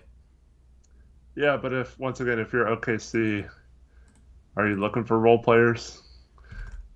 I mean, you got to consolidate picks, so you might as well take whoever you think is the best player on the board, and if they can be a role player, then they could have value, I mean, once they start winning, he could be a role player for them. So I just thought, I don't know, I would have swung for JT Thor and gone for a home run again. I would have as well. Because that's a guy that could be like a lottery-type pick in a redraft in a few years, whereas, I mean, Jerry's good, but once again, he's a guy that I think would have been better on as like you said, a role player on a good team. Like the Knicks, who had initially had this pick, I think he would have been a better fit for them than going to OKC. Yeah, and let me just say this. He was not fun to make graphics for. Why is that? I mean, look at his name, dude. Look how long his name is. Fitting it in was not fun whatsoever. Yeah. So. Pause. Of course, your mind's in the gutter. We're in the second round, ladies and gentlemen. So Eric's mind is officially now in the gutter. I was laughing earlier when you were talking about. I don't know if anybody knows. I don't know if anybody noticed, but my mind was in the gutter earlier, so I don't blame you. You were talking about draft busts, and the way you were talking about it was kind of sus. Yeah. So it was kind of uncomfortable. So New York is 34 and 36. We got Orlando at 33. Who should they take here, Eric? JT Thor. Yeah, they should. Just like in the mock offseason. These picks are flying by. Okay, here we go. With the 33rd pick in the 2021 NBA Draft, the Orlando Magic select Jason Preston from Ohio University. Why? Bruh, okay. Another guard. Guard. They have to be trading. I mean, you would think so, where Markelle Fultz is injured permanently. Like, I don't know. I don't want to say that, hopefully he recovers. I like Markelle Fultz, but, dude, yeah, I don't know. I don't know why they went another guard, and this is a bit of a reach for Jason Preston. Phenomenal story, by the way. If you haven't heard his story, look it up. Dude was like a scrub in high school and worked his way into being the 33rd pick in a loaded draft, so shout out to him, man. Never gave up on his dream, and yeah, his story. Y'all gotta read it. I can't do it justice, and I don't remember some of it off the top of my head, so go read about him if you're interested in his story, but...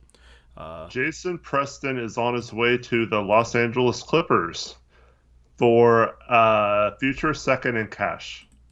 Okay. He makes more sense for the Clippers.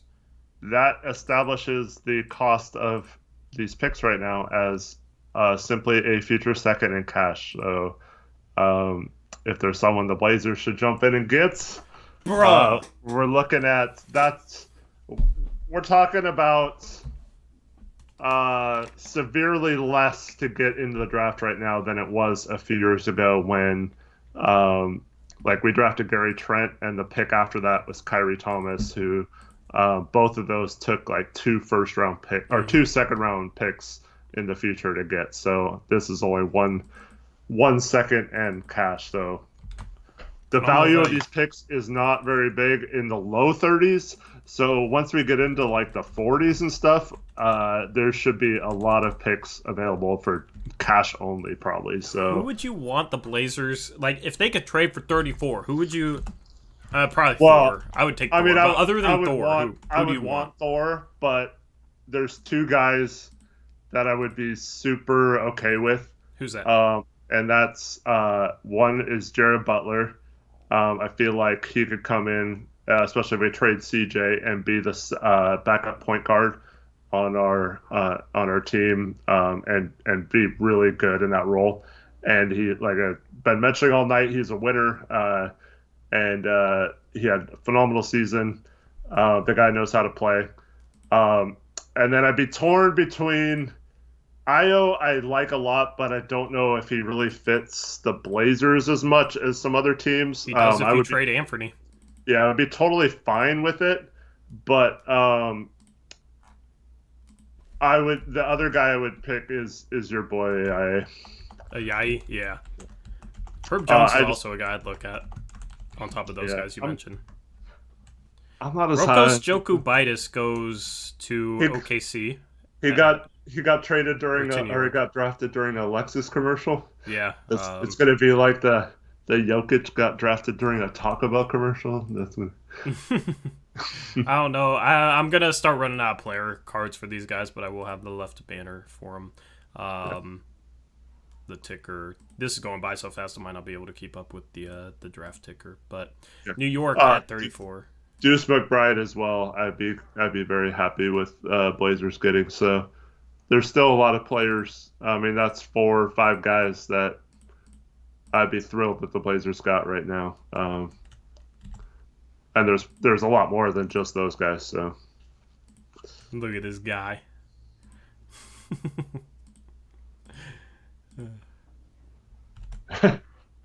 Bleisenberg is also another guy I'd like. Dude, there's too many guys I like.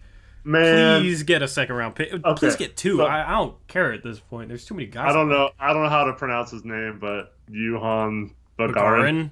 Him too. Okay, so if Olshey trades into this draft and just drafts the rights to a foreign dude who doesn't play next year, again, he's gonna get crushed. But that Which might is be ridiculous. a thing where years down the road, we're like, oh my god, that was such a good pick. Like, thank goodness he did that, because a guy like Bagarin is just, that guy has the body and the potential to really blossom in the right system. And yeah, I would take a chance on someone like that too. But I understand why Portland might not be willing to do that in terms of the optics for how that would look. Yeah. Screw those people, man. It's a second round draft pick. Like, well, it's not just those people. It's also Dame. Like, I mean, does he care, or would Dame be thrilled if we traded in and got a Jared Butler, who he knows from watching college ball and knows can play and can come in and help right away, you know? So I think that kind of stuff. No, Ethan Pettit, you cannot spoil picks still. Come on. I mean, Why would it be different? here's the thing though. It's like, does Dame expect 15 players that can help? Like, I don't know. No. You know what I mean? So. Yeah. All right. Honestly, though, if Jody's willing and there becomes a point where these picks are going for just a few $1 million, and they could buy multiple picks and get stash guys and get draftable players too. Yeah. Sharif Cooper has not been drafted yet. Who do you think New Orleans should go with? Where are we at? 35? Yes. I think I mentioned Jared Butler to them earlier. Yeah, Jared Butler would make sense. that. Yeah. Yeah, him. The three guards, McBride, Ayo, and Butler, I would definitely take one of those three. Who's the... Oh, never mind. JT Thor might be a good Jackson Hayes replacement, though, if it looks like he's going to be in some legal trouble. Finalized later, the New Orleans Pelicans will trade the draft rights to Zaire Williams, the 10th pick, to the Memphis Grizzlies. And the Memphis Grizzlies will trade the draft rights to Trey Murphy III, the 17th pick, to the New Orleans Pelicans. With the 35th pick in the 2021 NBA Draft, the New Orleans Pelicans select Herbert Jones from the University of Alabama. Solid pick.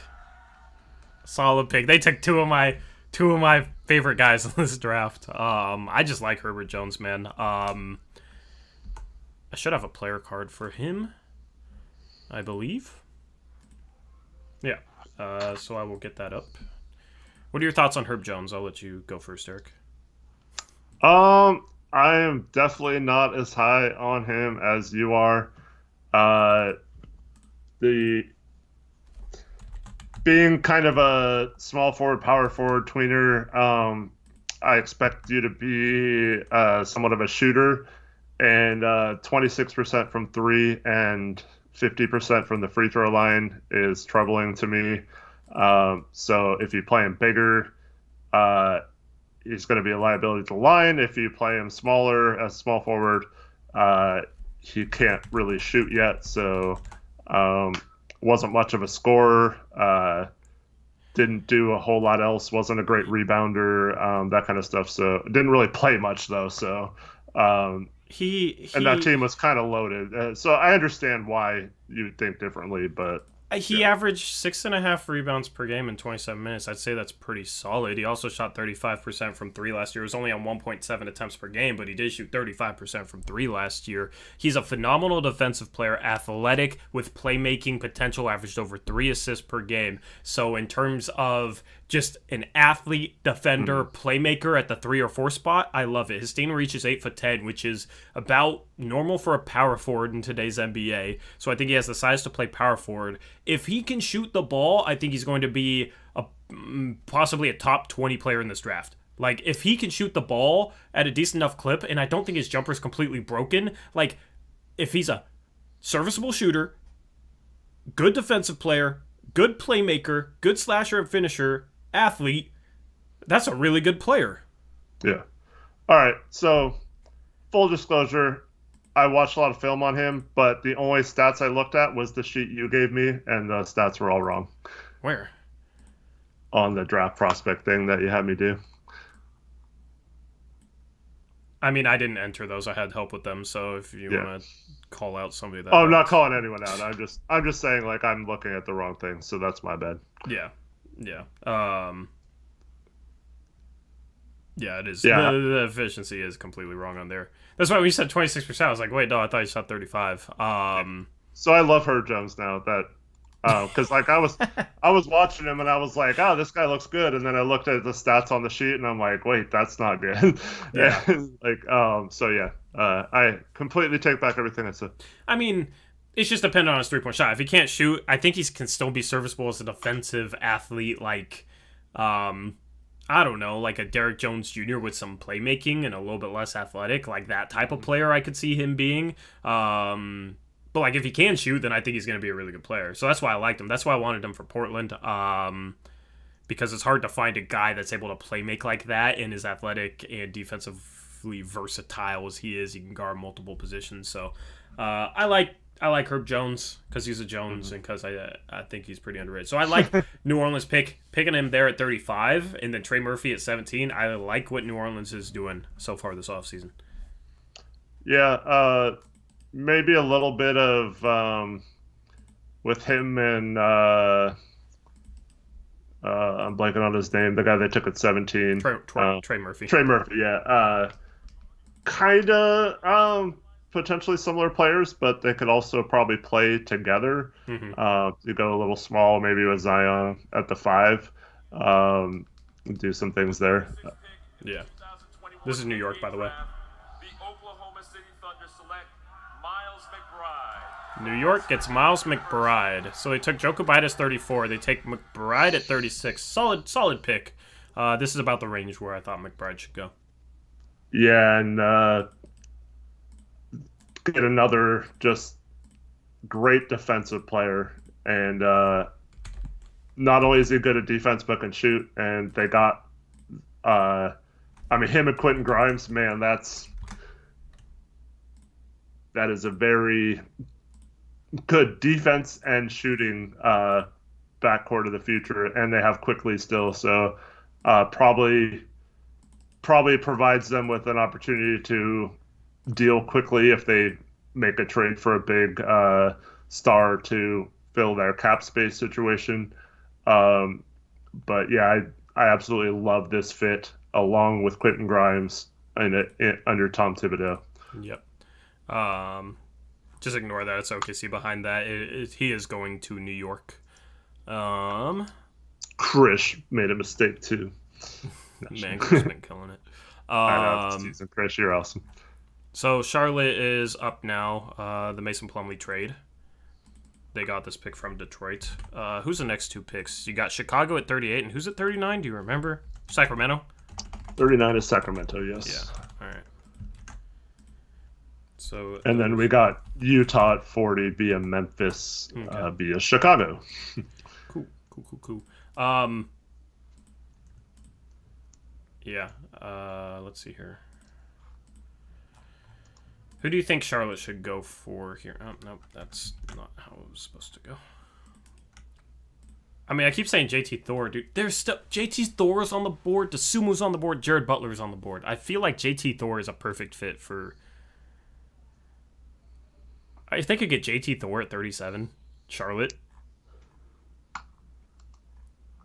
After getting Kai Jones at 19 and Book Knight at 11, I mean, shoot, that's athleticism for days. Yeah, I mean that's the direction I would go. Is just keep adding these like physical freaks and just hope that at least 1 or 2 of them pan out. And I think they're in a position where they can afford to take guys who are prospects, but that can also kind of fit in with what they're doing. So that is what I would do. Yep. So reportedly, Washington might be open to rerouting Kyle Kuzma. I don't think anybody wants Kyle Kuzma. No surprise there. Yeah, I'm just reading what Reese gave me. So, nobody wants Kuzma, man. For the record, the other show has ended. Has it? They didn't. Yeah. Yeah, we did the first round. So. Why? I don't know. This is where it gets good for Blazers fans. We could. I think we're gonna trade into the second round. I mean, maybe I'm wrong, but this is where it gets good for Blazer fans. Why would you stop streaming now? If we do make a trade, we'll probably pick up viewers. Yeah. Huh. Weird. Anyway. Yeah, I'm like studying these second round guys like, ooh, I really like this guy from Guadalupe. Or however you say it.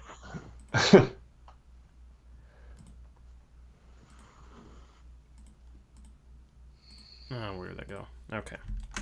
I mean, if Washington can flip Kuzma and get something for him, and then they basically got rid of Wall's contract for a wash, picked up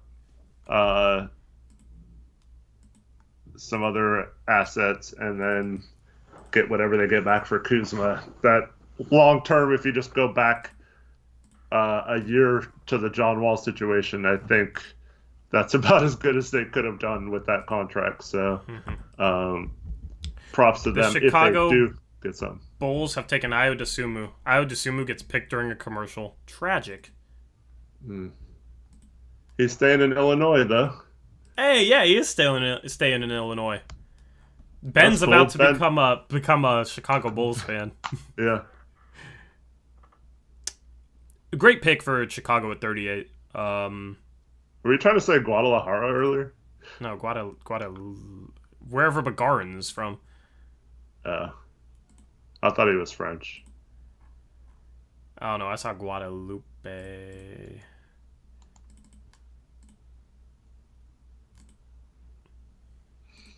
Wherever that is. Wait, who went 37? Did we miss a pick? Oh, JT Thor went 37? I guess we missed that. Oh, man. These commercials, there was 2 picks during that commercial. God, I hate that. I hate that the NBA does that. Yeah, so, JT Thor to the, yeah, we nailed going that so one. fast now. JT Thor, great. Dude, Charlotte is my winner of the draft so far, outside of Golden State. Yeah. So Charlotte gets Kai Jones, Book Knight, and now JT Thor. Dude. Yeah, tremendous draft for them. Yeah. And then Chicago getting Ayo, even though they probably didn't need a guard. I think that's a really good value pick at that point of the draft. Screw it. I'm not making Sacramento's bottom. I have to make the bottom graphics for the second round. So I'm just going to get Ayo's player card up here real quick. Now I wish they were going slower.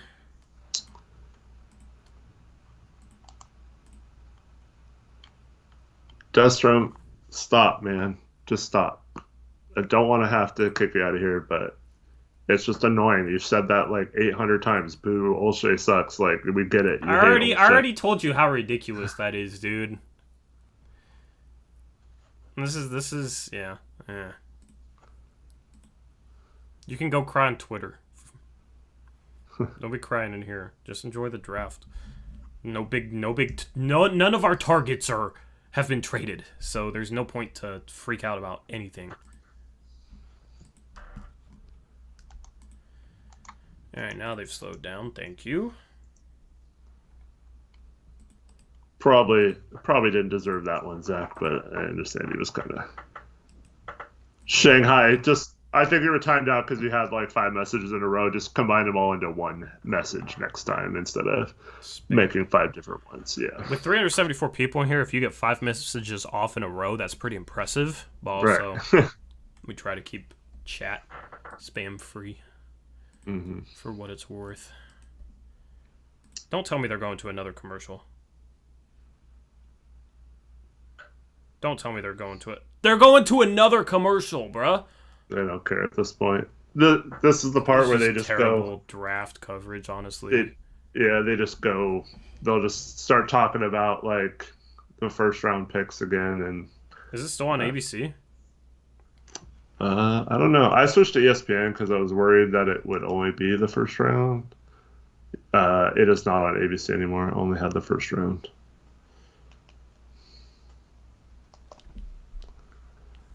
Go to NBA Draft.net or NBA TV. We'll see if they're Kita just got picked by the Sacramento Kings. Cade. Kada, that's what I meant. Yep. Yeah. Dope. Solid pick.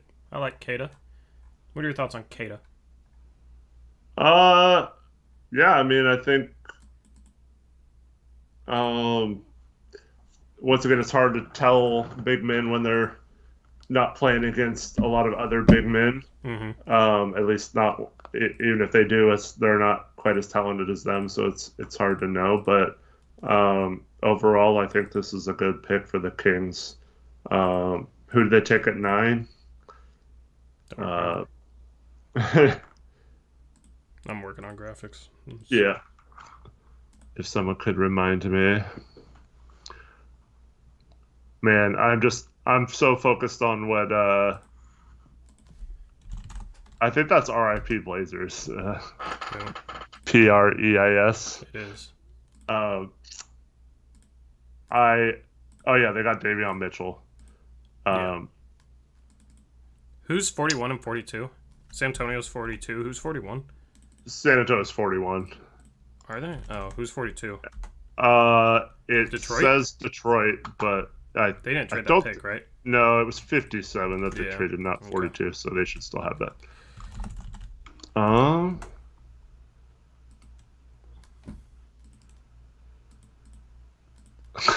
According to a former Western Conference executive, the Wizards highly value. Oh. Do the Pelicans have that pick? They just took Jared Butler if they do. Oh, no, that's Utah got Jared Butler. Crap. Good pick for them. For 40. So they trade back from 30 to 40. For Obama and pick up Jared future seconds and get Jared Butler, who You they might have to have wonder taken how at 30. much his medical situation played into that, though. Right. But I mean, you get a guy who, talent-wise, is like probably a top 25 talent in this draft, and you get him at 40. Mm-hmm. So a phenomenal pick for them. What are your thoughts on Jared Butler? I really like him a lot, especially on a good team like Utah. I feel like he can come in and help the second unit there right away. I'm not a fan of Jordan Clarkson, but I think he'll be solid next to him, and I feel like eventually playing next to Mitchell too just goes from playing with one Mitchell that's very similar to a very similar Mitchell there in Utah. And then, I just think this guy knows how to play. I think he fell not only because of the heart thing, but because he's a little older too, which didn't seem to affect Davion. But I just think this guy's going to be a really good rotational backup point guard in the NBA at worst. Are you muted? Who's picking 43rd? You got San Antonio up right now. 43rd is New Orleans again, according to the Did they draft not chart. trade that? No, I think they traded 40 and 2 future firsts.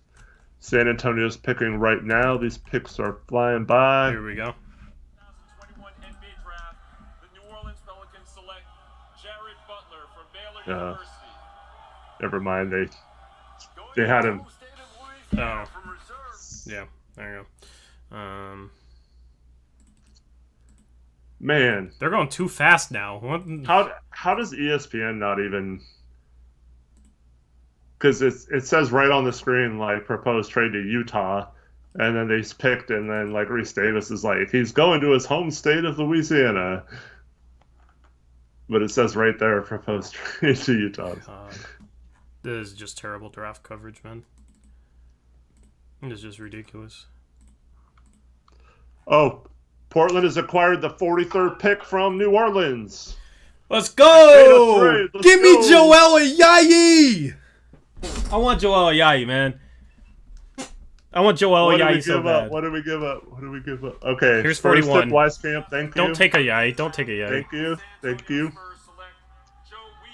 Oh, I thought he was gonna say Joel Ayayi. No. Bro, I want Ayayi, man. Spurs get a shooter. All right, here we go, people. This is what we've been waiting for. Let's go. Let me know. Let me know. What did we give up? If anyone sees it. So, who else is on the board other than Ayayi that you want? I mean, I would like Vagarin. Like I said, I know people, and I would be fine with. I don't know how to say his name. The other foreign dude. Bleisenberg, yeah.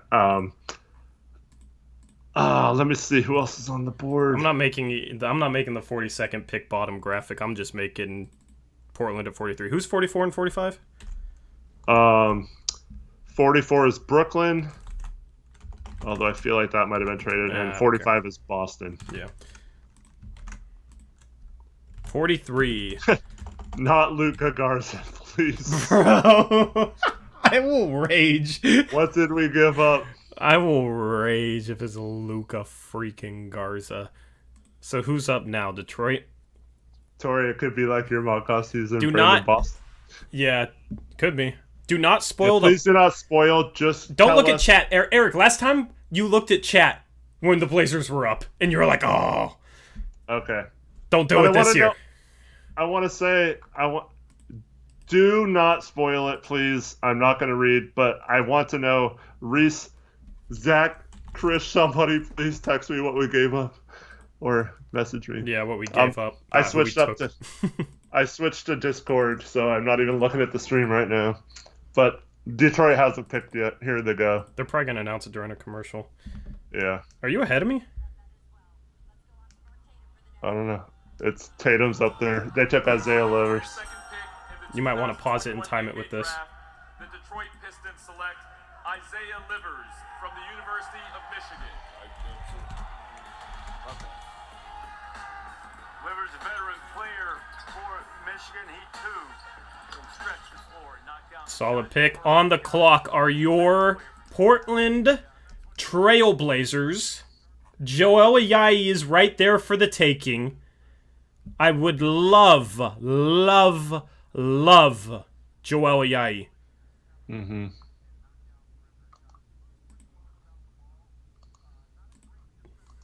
Don't look at chat, Tori. I won't look at chat. I will not look at chat. Please don't go to commercial.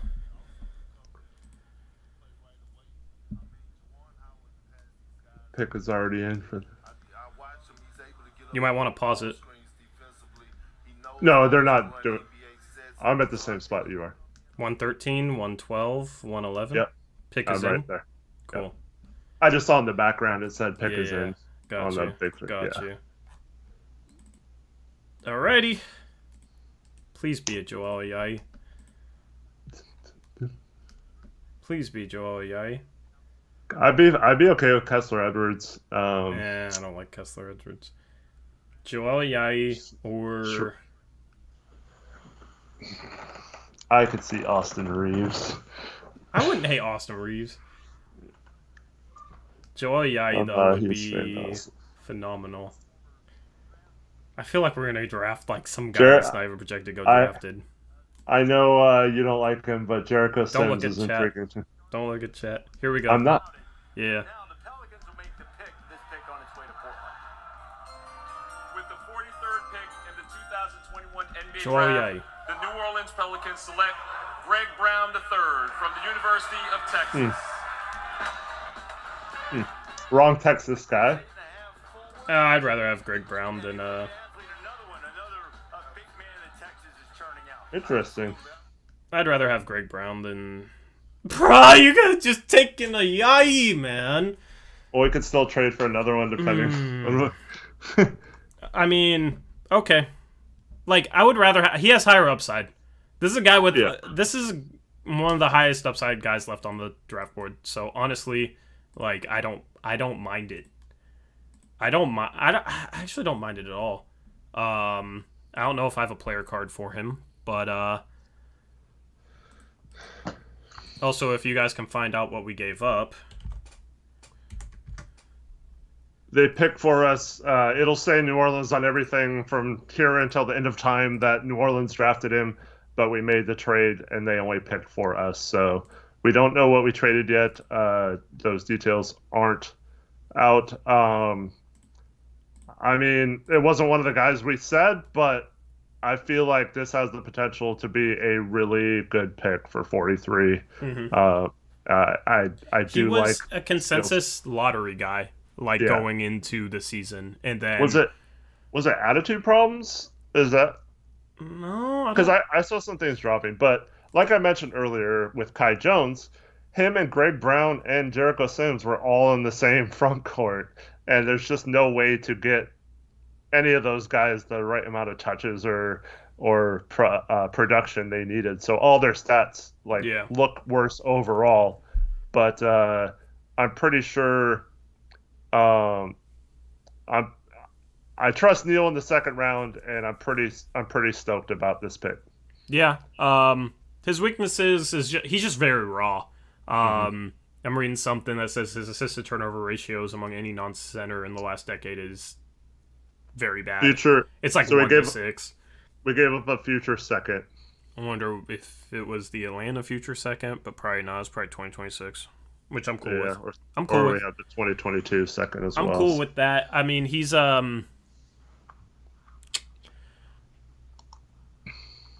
don't know. He's a guy that I didn't do enough research on, to be quite honest with y'all. But I like it better than the Ellaby pick last year. I just wanted Joel Ayayi, man. Joel Ayayi is gonna be a steal for somebody. I don't like you say he is raw stuff, and so people are asking. I mean, he's a project. Yeah. I feel like, even though he is kind of a project, I think he's talented enough to get on the floor, though. Even if he's not ready to play right away, he has some ability to play right away. I wouldn't worry too much about this is a pick for 2 years down the road. I don't think that's necessarily the case, and he does, as Besson points out, has some posterizing dunks and is very athletic. So I think people are going to love that. And now we have another dunk specialist on our team. Yeah. He's compared to early in his career Jeremy Grant. Brooklyn went Kessler Edwards at 44. I'm not going to do the graphics with that. I'm just reading about.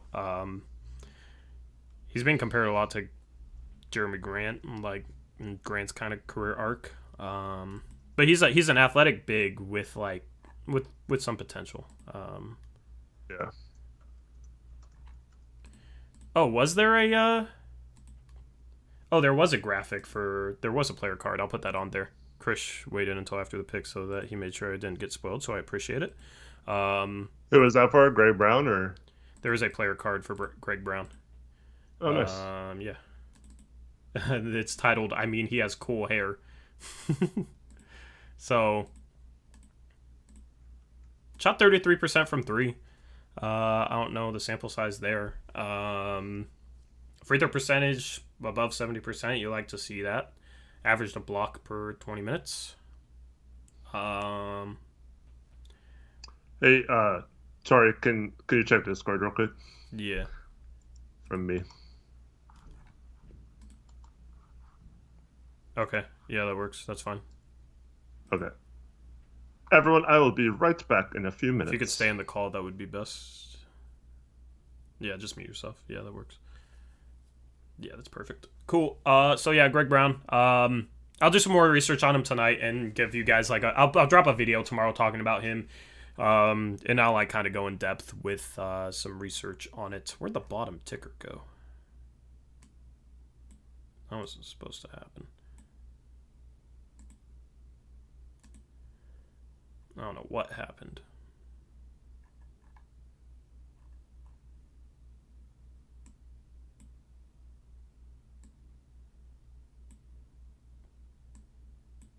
There we go. That's better. Yeah, I don't know. I don't really know what to say about Greg Brown. I mean, he was a highly touted high school player, went to Texas, didn't really pan out for him. And but I mean, he's a freak athlete. 6'7" with a 7-foot wingspan, 8'11" reach. He's a 4, most likely. Could maybe play some small ball 5. And he could hold his own. He has the athleticism to maybe make up for it. Rebounding wise, rebounded well in college. So, got to clean up the decision making. Got to become a shooter. Have to. I don't know. I'll do more research on him, and I'll get back to you guys tomorrow with a video. But Greg Brown is Portland's pick at 43. They do indeed trade into the second round. Only give up one future second. So. And I trust O'Shea on second-round picks. So it'll be this will be a fun guy to watch in Summer League. We got a guy to watch in Summer League, so that's cool.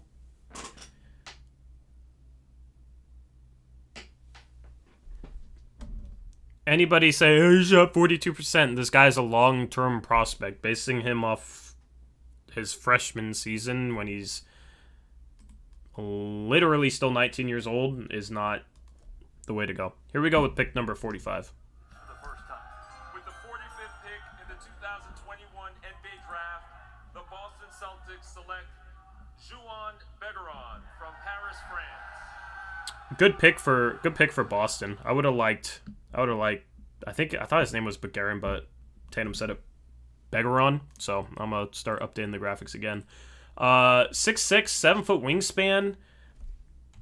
Athletic, has some flashes of being able to be crafty with the ball. This guy isn't well known, but could be one of those second-round European picks that end up panning out in the NBA. There's a lot of those, and he could be the next one. Long-term project, but is a guy with some nice physical tools and athleticism and some flashes of being able to score and hit some threes and whatnot. So Boston goes for him at 55.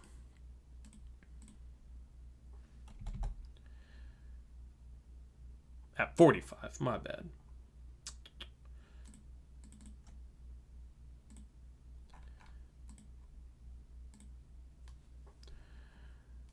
Shout out Jason Lee, $2 dono. Greg Brown with Billups is greater than Brown with Stotts. Yeah, I'd much rather watch Greg Brown develop under Billups than Brown with Stotts. But I will get you guys more on him tomorrow for sure. Who's up? Toronto is up. They have the 46th and the 47th picks. Does anybody know who has the 48th pick? Chat, could you let me know? I'll have Eric here to help me with that. And I don't remember.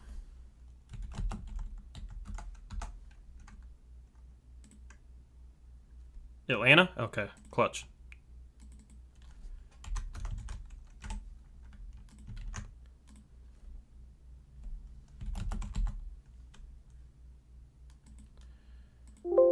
So Eric's moving to a new spot, so that's why he'll be back.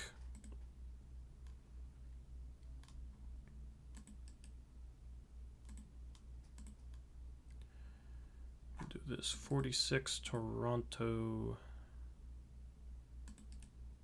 Didn't update.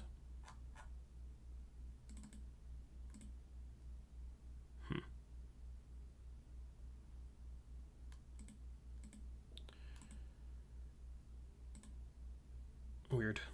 It's not updated.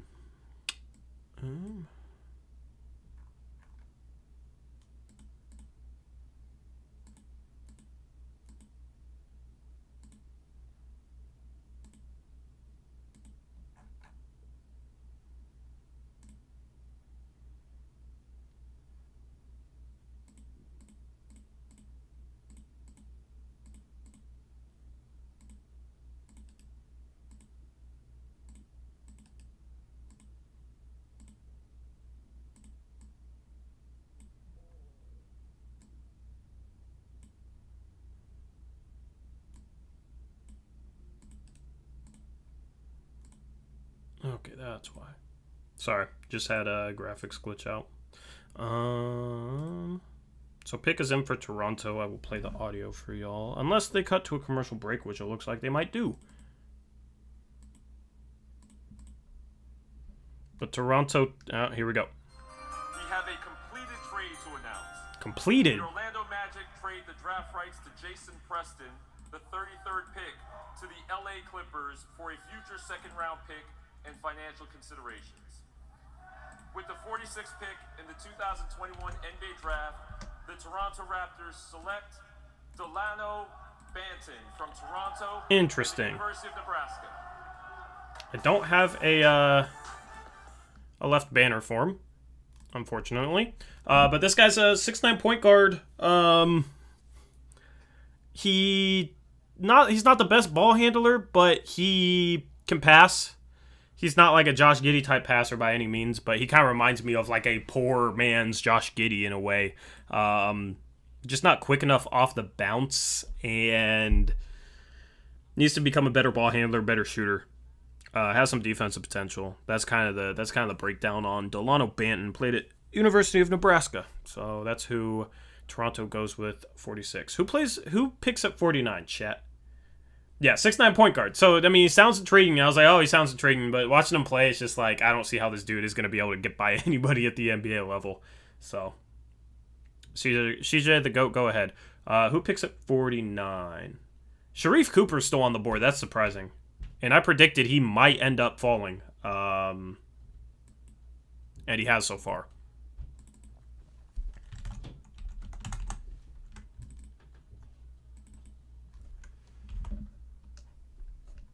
I'm really surprised he's fallen this far, though.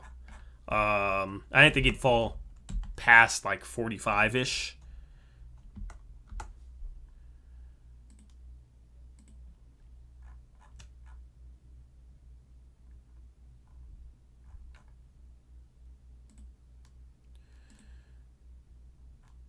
All right. So yeah, I'll drop a Greg Brown video for you guys tomorrow for sure. I just don't want to keep talking about him when I don't know as much as I want to know. But what's up, Eric? You back? You situated? Hello, I'm back. All right. Yeah. So Sharif Cooper's still on the board at 46. Toronto took Delano Banton. Bagarin went 45 to Boston. Yep. Heard you talk about both. Yeah. Anything to add that you want to add on either of those guys? I'm a fan of the Boston pick, not as much of the Toronto pick. Yeah, neither am I. Did the 51st pick get traded? I'm trying to get ahead on these graphics for once. I do not think Kyrie Walker will get drafted. I mean, he could, but... Wait, is he in the draft? Or like, is he like draft eligible? I haven't seen him on anything, so... That dude was like a top high school player and fell off. Who's the 51st 53 is pick? Philadelphia. 51. Oh, 51 is New Orleans. Okay, yeah, they got that from... Our original pick. Okay, yeah. Does Philly still have 52? So they got 2 picks back to back, basically. No, we're not irritated because Greg Brown is obviously one of our top 60. Yeah, I mean, I don't mind the pick at all. I wanted to yay, but damn, that train is in your living room. 52 is Detroit. Don't get hit by a train, Eric. 53 Philadelphia, and then Milwaukee picked up 54 from Pacers. Okay.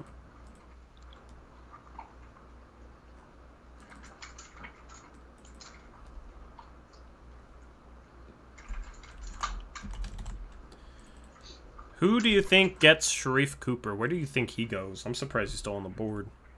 Brandon Boston's also on the board. Mm-hmm. Austin Reeves is on the board. There's some talent. Charles Bassey's on the board.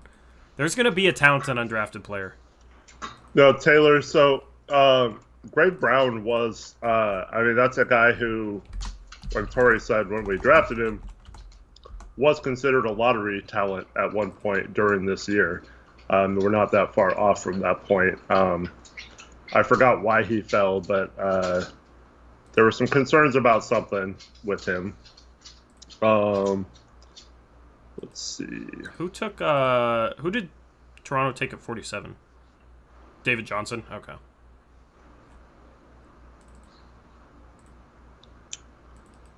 I'm not a big fan of David Johnson. Nothing pops for me. Yeah, he's okay. That was a mistake. So, you probably put this up while I wasn't looking, but we both had Greg Brown at 48 on our board, so yeah, not too far off from 43. But like obviously, like where they are on our big boards, like I would want the Blazers to go for a guy who pops, like with long-term potential. Here we go with 48 for Atlanta.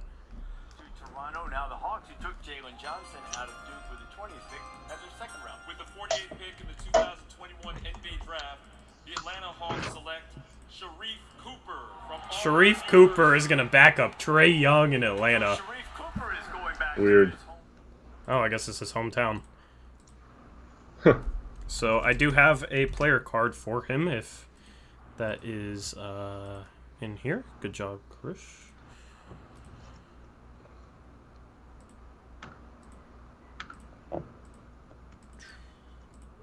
I wish they took their time a little more.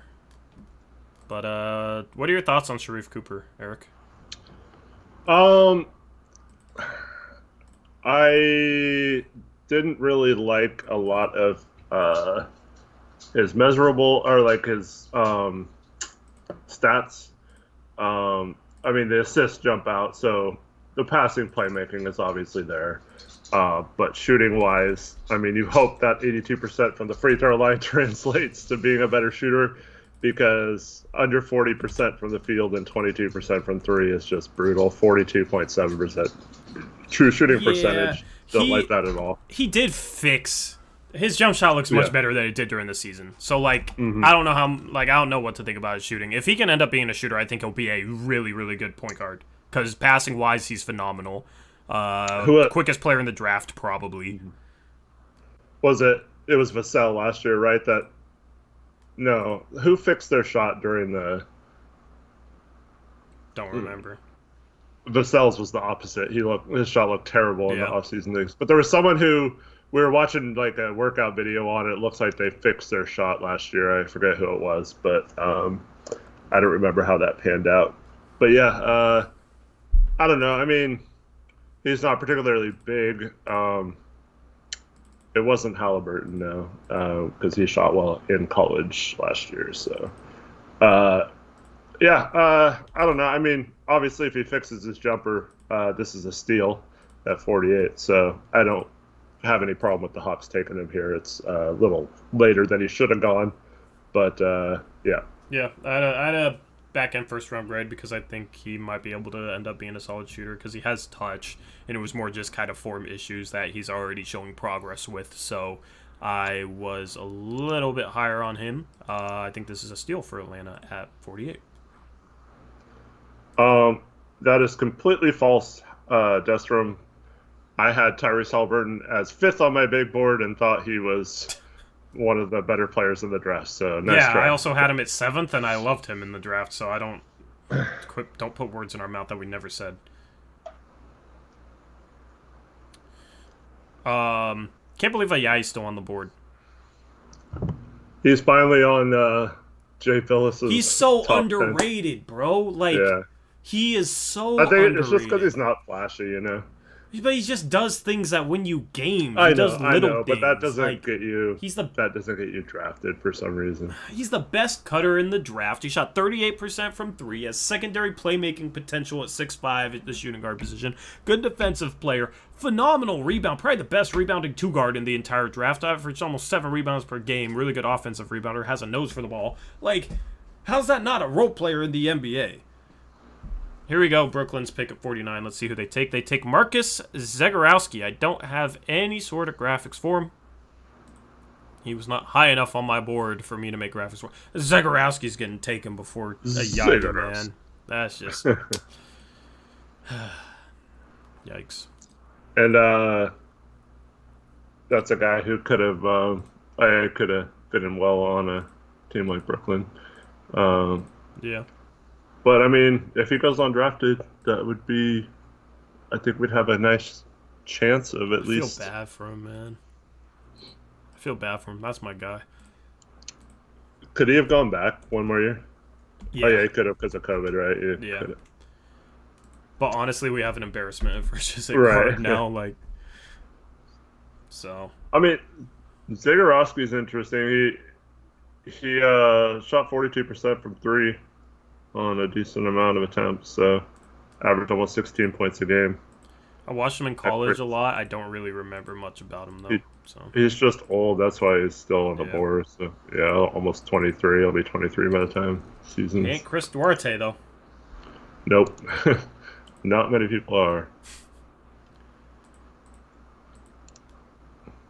All right, so you got Oh, Philadelphia up right now. What's up? Reese sent me the Sam Vecini strengths and weaknesses on Greg Brown Yeah. that we can read off later. I'm just going to do a video on him tomorrow after watching some of them. It's very small, though. Yeah. I'll have a hard time reading it. But I can read some bullet points from it. So Philadelphia on the board with 50. We're just kind of just going through the picks. Don't really have enough time to really talk too much about them, sadly. But If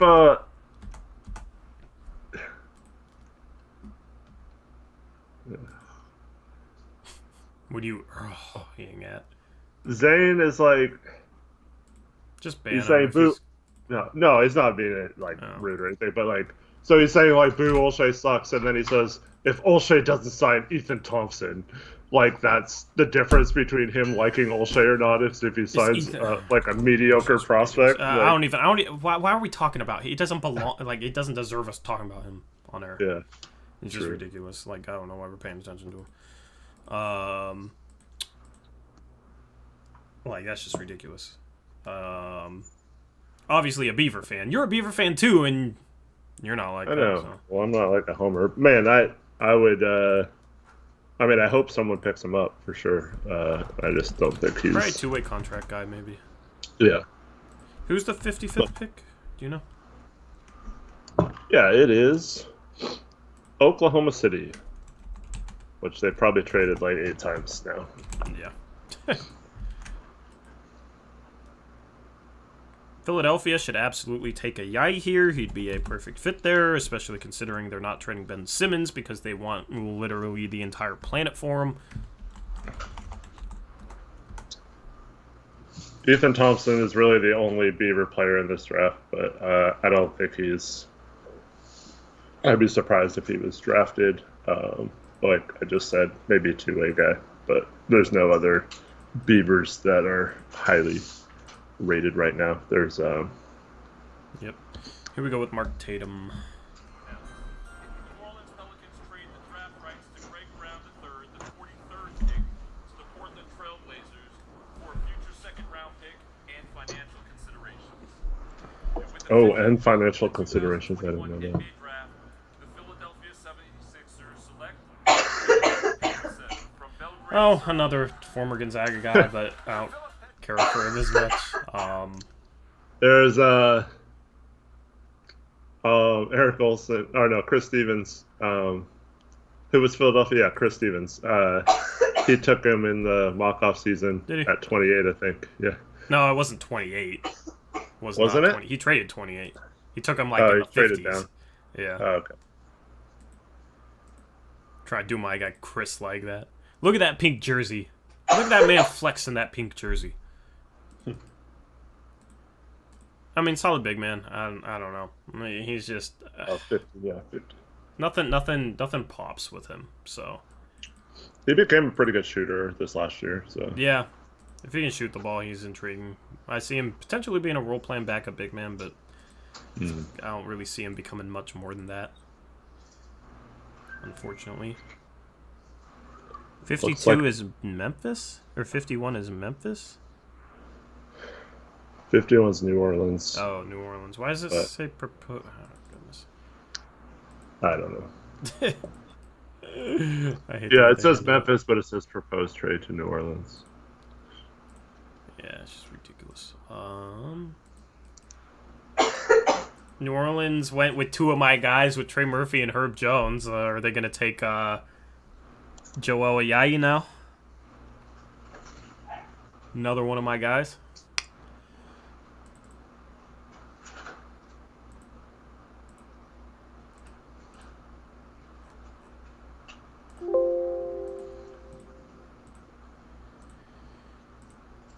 Anyway, Eric, you got anything for us? You got a story for us? You got a...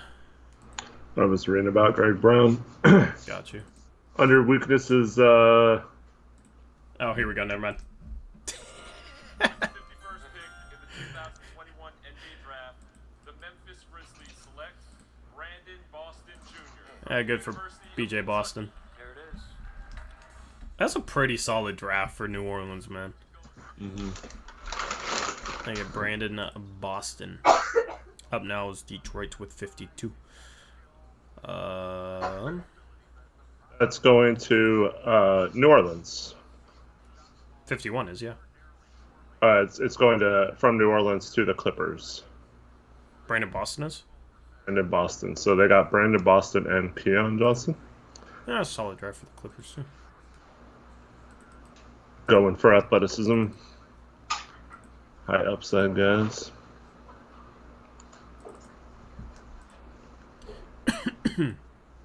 Dang, the coughing's contagious. What's up, Tom? He asked, will Garza get picked, do you think? My guess is I no. don't think so. Yeah, I think he'll be left out. Game just doesn't translate to the NBA super well, so. Alright, Pistons at 52. I did not mean to do that. No, it didn't do anything on screen. Never mind. Alright. 52 is Detroit. Who's the highest upside player left on the board, Eric?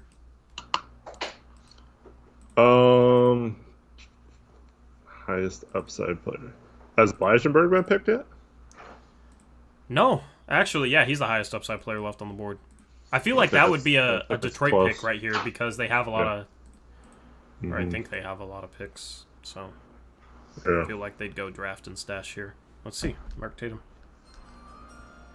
With the 52nd pick in the 2021 NBA Draft, Detroit Pistons select Luka Garza from the Hey, there it goes. Well, that answers your question. That's like my trade thing last year. Well, there's your answer. You asked a little bit too early. So Luka Garza goes 52 to the Detroit Pistons. Eric's not going to say anything bad about him now since... Oh, wait, no. Isn't Tom an Iowa State fan? I believe so, yeah. Yeah, It's right? Correct me if I'm wrong. So you can talk all the bad you want about Luka Garza. Yeah, I owe $20 still from the... I stupidly bet on Oregon like an idiot. Never bet on the Ducks. Oregon to do what? They played Iowa State in a bowl game, and Oh, I thought you were talking about Iowa in the Sweet No. 16. I was like, or the round of 32. I was like, they beat them. no, they played, and he was talking crap to all these things, and I just wanted to have some fun because I didn't really care who won, and so I bet him, and they kicked the crap out of the Ducks. Unfortunate. 54th is Milwaukee. 55th is OKC. 56th is who? 56 Still is Charlotte? Charlotte. Because they traded 57 to Detroit, right? No, Detroit had 57, didn't they? Oh no, yeah, this is Detroit. No. It's Detroit. Yep. Yeah. Yep. Then New York at 58, Brooklyn at 59, and Milwaukee at 60. Yep.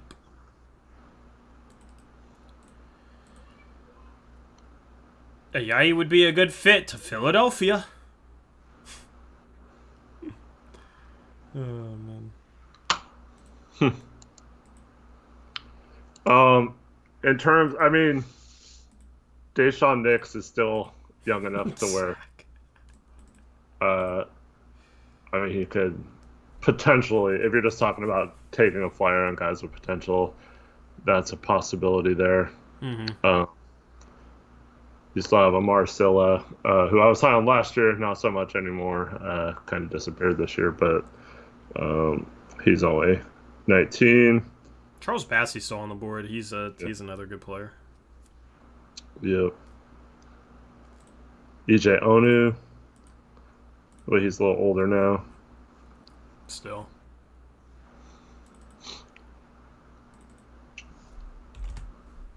there's some players still on the board. There's going to be, like we talked about, there's going to be some good players that go undrafted, and hopefully Olshey's ready to offer them two ways right away. Especially if it's a yai. And that's the thing I was going to say before I had to move. So with Greg Brown, if it is determined that he's looking like more of a project like in Summer League, then you know, a fit on the roster, we can just sign him to the two-way then and have him be more of a developmental player, and it doesn't really cost us much. Mm-hmm. Yep. Why are you so high on Jay Ajayi?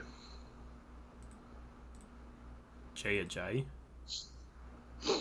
Huh? That's a well, Jackson was joking about it earlier, but Chief had kind of spelled it in between. Yeah. Ajayi and Ajayi, so I was just making a joke. So yeah. Ha ha ha ha. Ban Gabe? Why would we ban Gabe? What? For saying Bassy baby? That's not ban worthy. What?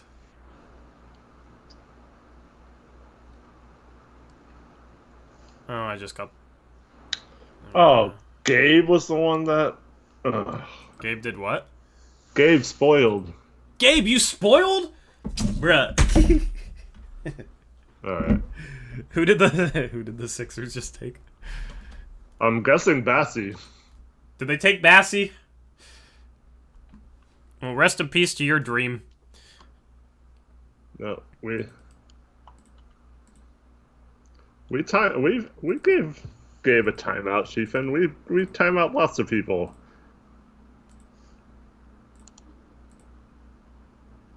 Man, if only y'all could have bought a second round pick, man.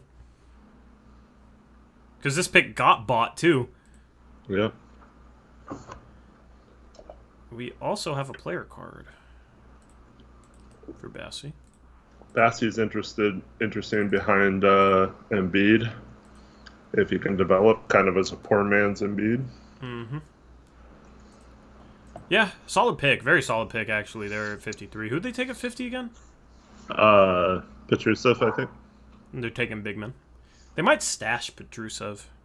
Yeah. Now we got Milwaukee up on the clock. It says Indiana, but it's actually Milwaukee. There's pizza on the screen. I'm hungry. Oh, man. Yeah, I'm going to have to go eat after this. Yeah. That's the one thing about, like, I obviously just had a little break moving my stuff, but, like, when people do shows on TV or radio, they get commercials, like, 4 times an hour. Yeah. And we're nonstop here for hours on hours. We've been here since local 4:10, so we've been on here for over 5 hours, just nonstop. Kelashvili goes 54 to Sandro! To Milwaukee. This guy's name also, just like Jeremiah Robinson Earls, this guy's name also was not fun to put into graphics. I think we might have had a player card for him. I'm not sure. I don't think we did, actually. Didn't get around to it. But 55 is going to be OKC. So who knows whose pick this actually is? Yeah.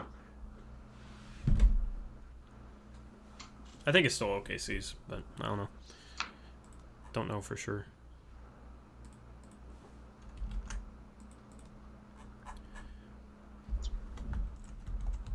Does Brooklyn still have 59?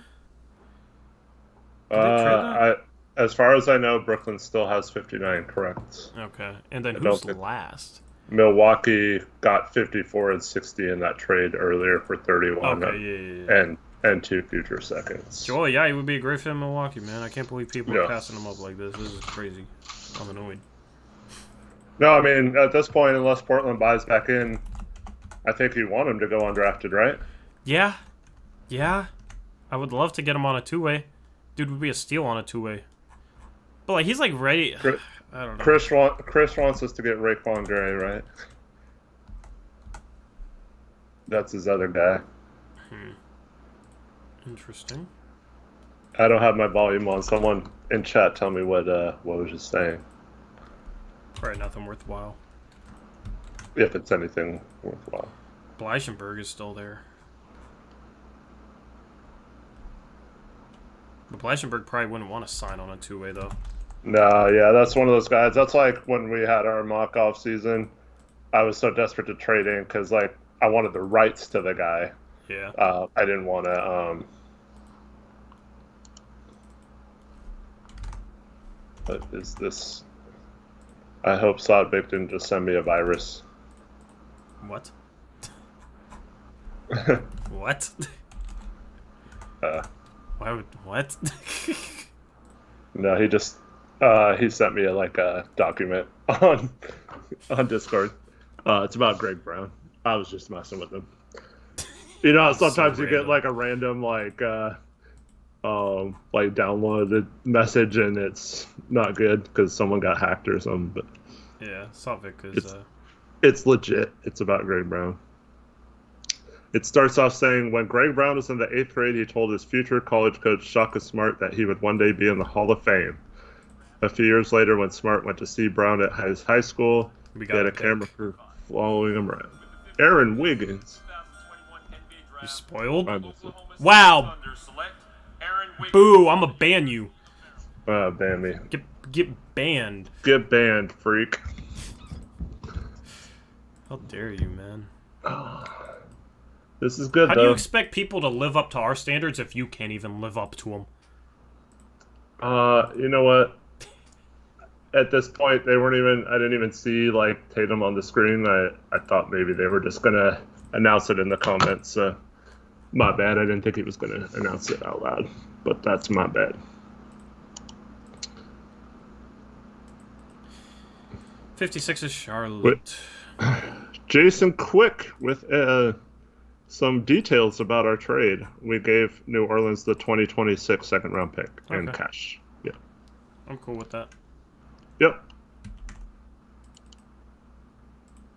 Think about second-round picks. You get a new one each year, right? So.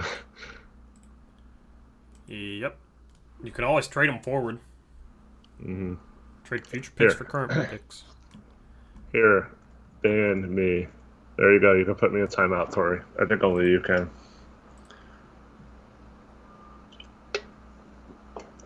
But then it's going to erase all my messes in chat, I guess. I deserve it. Banned. Officially banned. Never felt so good to ban someone. I'm a failure. Charlotte. Who does Charlotte take here? Charlotte's taking all the guys I like, so... Ethan Pettit asked, with Portland drafting Greg Brown, would you be more open to trade Nas now? No. No, he doesn't affect how they don't play the same whatsoever. They don't play the same position, and yeah. Yeah. Nas is going to have a third-year breakout, and that other guy's a rookie, so... Yep.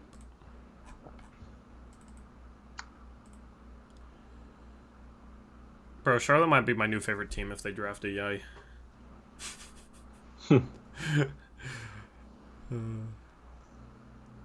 Kai Jones, JT Thor. A Yai. Actually, I don't know. I feel like we're not going to sign a Yai, so I kind of want him to get drafted. Oh, did you just spoil RVR?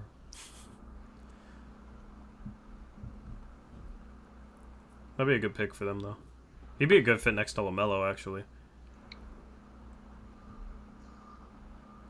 Alex and... Learn how to spell Antetokounmpo. Come on.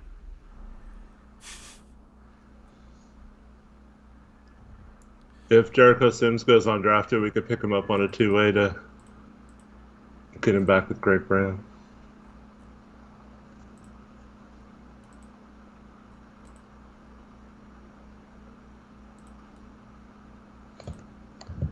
Oh, Alvaro's just saying he wants him on the Blazers, not that they got. Oh, yes, I rock with that.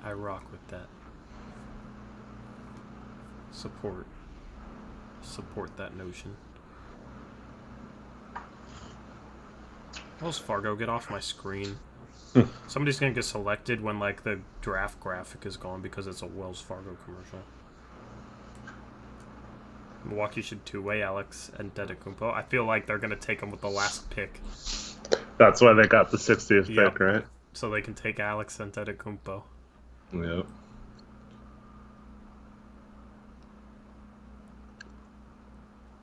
Yeah, I give it a B as well, Ethan Pettit. They gotta reward Giannis, man.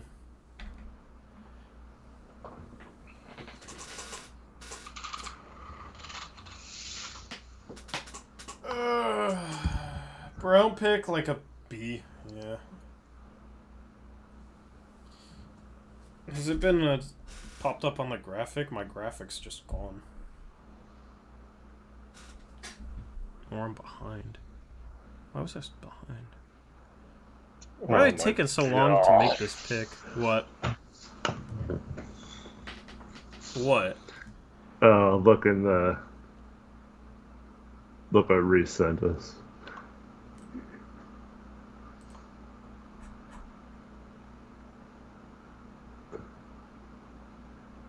Bruh, anybody complaining about that is just being pathetic at this point.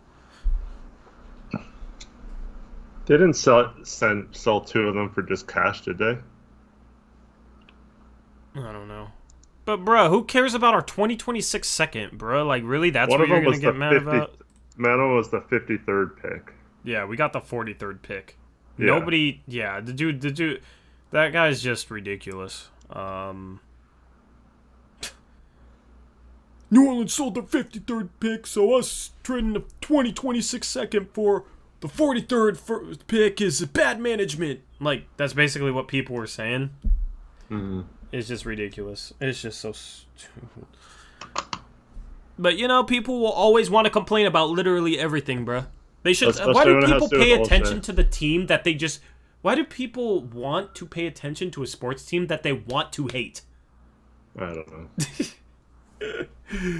Bruh, who cares about trading the 2026 second? If everybody's right, Dame, like, none of our players will be here, none of our management will be here, the team will be sold, the team might be in Seattle. That's not happening, but, I mean, come on, who cares?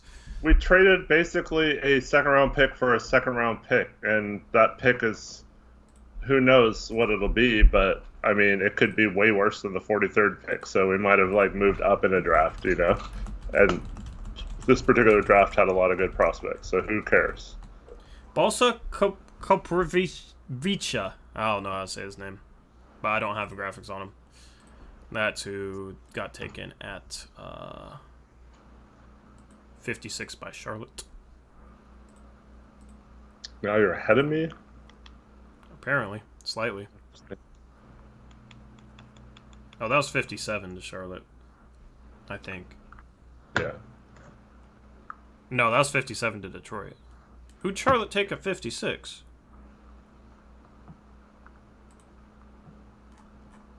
Hello? I don't know. I swear we just skipped a pick. ESPN? Well, yeah, like you said during the Wells Fargo commercial. Scotty Lewis? Okay. Scotty Lewis. Alright.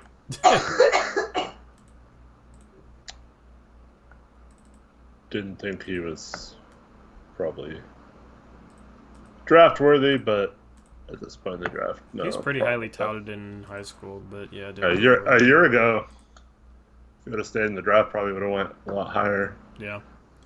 But how is he getting taken over a Yai, man? What the hell is wrong with teams?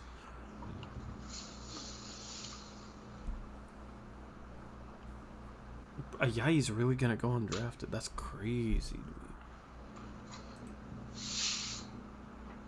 Let's see, who are the top players left on my big board?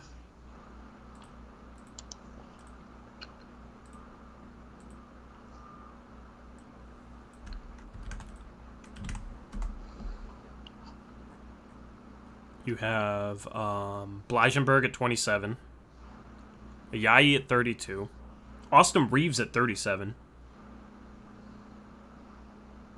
Moses Wright at 42.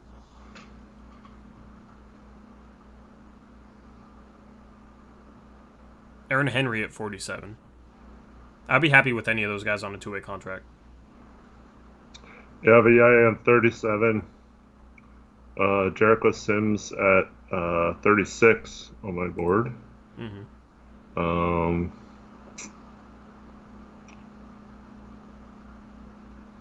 Weissenberg is 43 on my board. DJ Ono 54. Knicks 52. Yeah, Knicks is there. Quan Gray is there. Trendon Watford is there. Aaron Henry 55.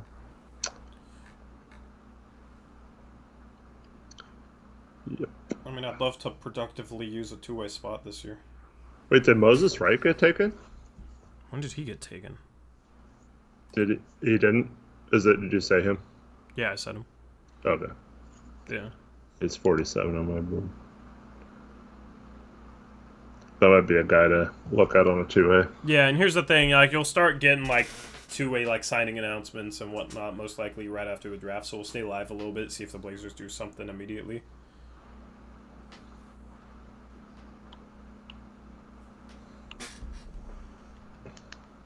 Now this pick just takes forever, I guess.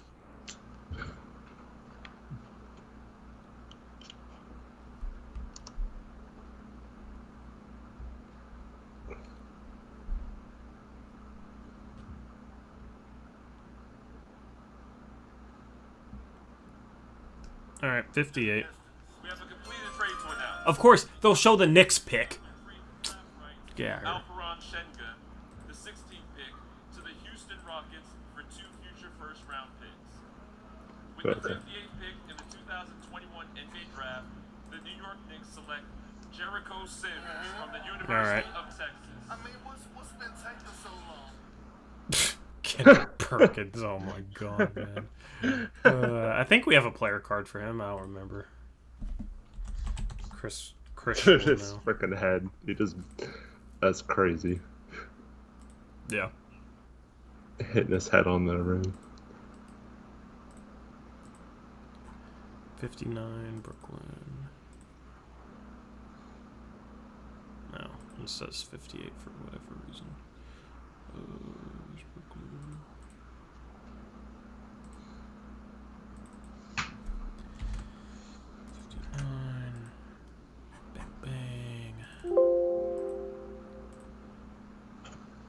Bobby Marks.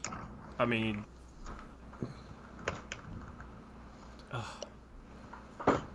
I would be trying to. This pick has to be Bleisenberg. Brooklyn's had so many picks in this draft. This has to be Bleisenberg. Like I'm. Unless they're trading it. It's unless they're trading it. Jericho Sims does have a player card. Let's just toss that up there. So thoughts on Jericho Sims? Why'd you have him 36? Just as you saw in that picture, just the freakish athleticism. For a big in the second round, just take a shot that translates to the NBA. But in terms of athleticism, he's one of the more athletic players in this draft. A lot of his shots are around the rim, so his field goal percentage is high, much like Mitchell Robinson or several examples of that, like Nicholas Claxton type. So you just get an energy big in the second round. Some of those guys have had a lot of success lately. He's a little older than some of those guys, but yeah, just like taking a chance on that raw athleticism in the second round. Yeah, I mean, he'll be a lob target, finisher, rim protector, rebounder. Yeah. There's just, for me, there wasn't enough upside in that to have him kind of up there. So that's why I had him lower, but has a pretty high floor, I think. Here we go with 59. Another trade. Cool.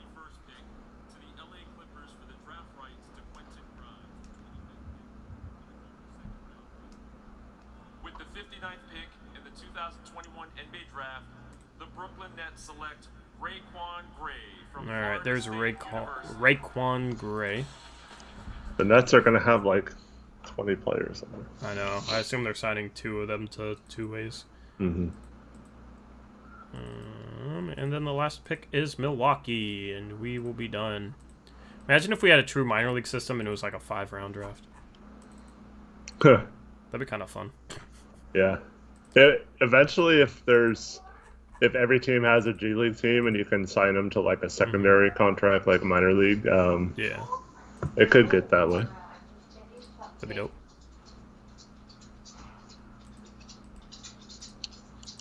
Yeah, Alex Antetokounmpo. Yeah, I mean, and if they don't, it's the biggest no-brainer ever. If they don't go him, then yeah, he makes sense. Man, it should have been 3 Gonzaga players drafted. That's sad. I mean, it has to be Alex Antetokounmpo, right? Mm-hmm. I don't have a graphic for him, so.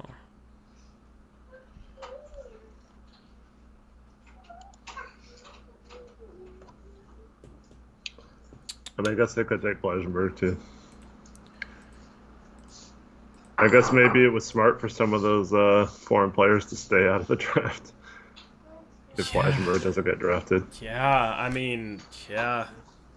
Dude, I would sign Bleisenberg to I would sign him to a normal contract. And I would sign Greg Brown to a 2-way. Yeah.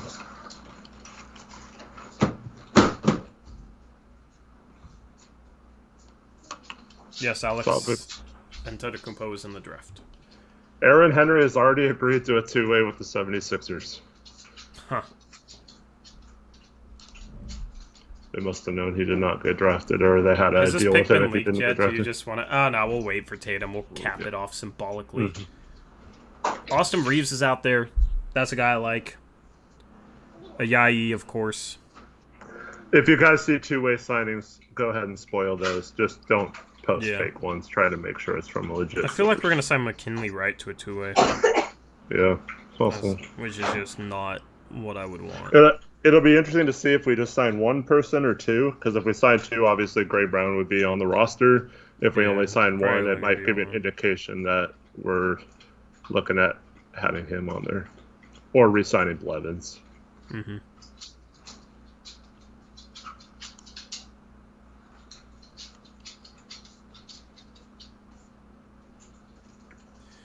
Come on, Mark Tatum. Let's go, my guy.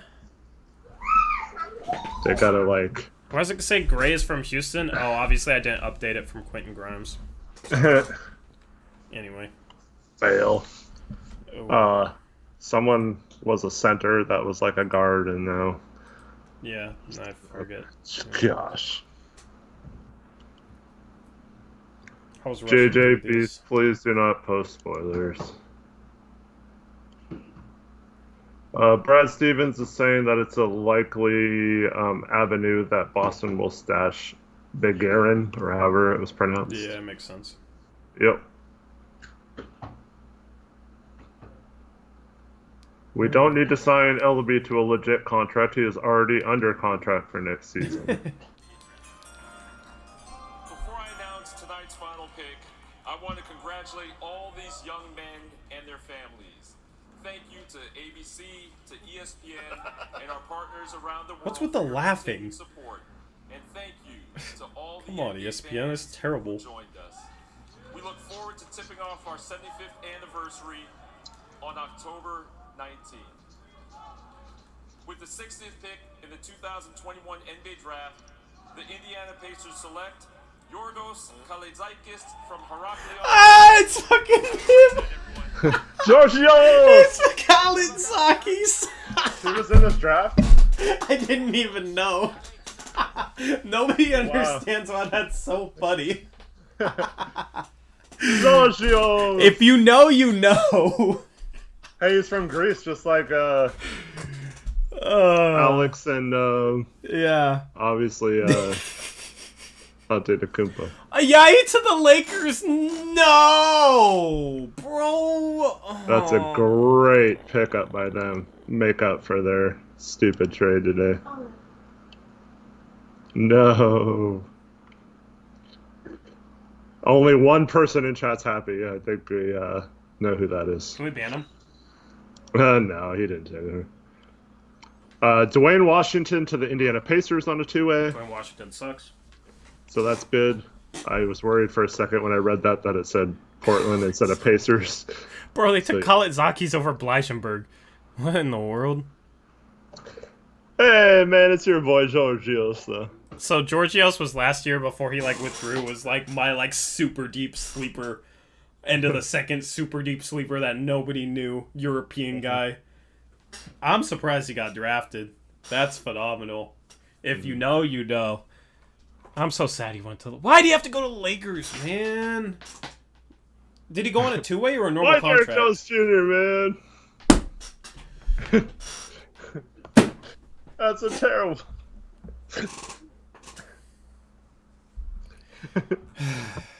Question. Sign Alex Antetokounmpo so Giannis will come here. Yeah. Romeo Beams has agreed to play summer league with the Grizzlies. I like this. This is coming in hot and heavy. Mm-hmm. Oh, why did Ayayi have to go to the freaking Lakers, dude? That seems like one of those where maybe towards the end of the draft he was telling teams he didn't want them to draft him. Maybe. So that's where he went. Thanks, Daniel. Thank you to everyone who tuned in and watched at least a portion of it. And shout out to all those who have been here the entire time. Yeah, if you've been here the entire time, you're an absolute legend. We wait to see if the Blazers are willing to sign anybody to a two-way.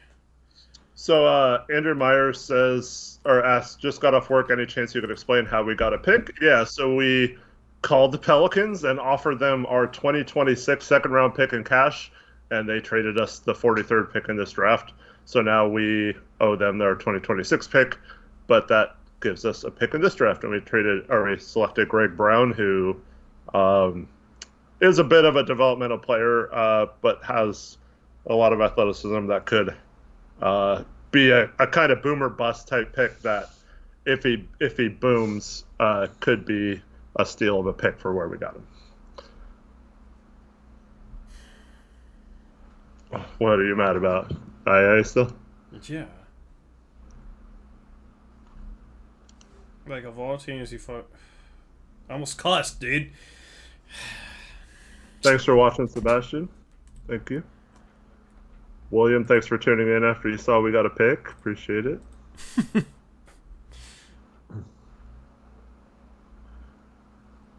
Thanks, Sammy and Walter, for saying great stream. Appreciate it. Couldn't have done it without you guys.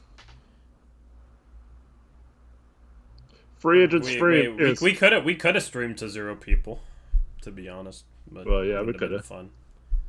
Free agent stream will be Monday, August 2nd, and McKinley Wright signed with the Timberwolves.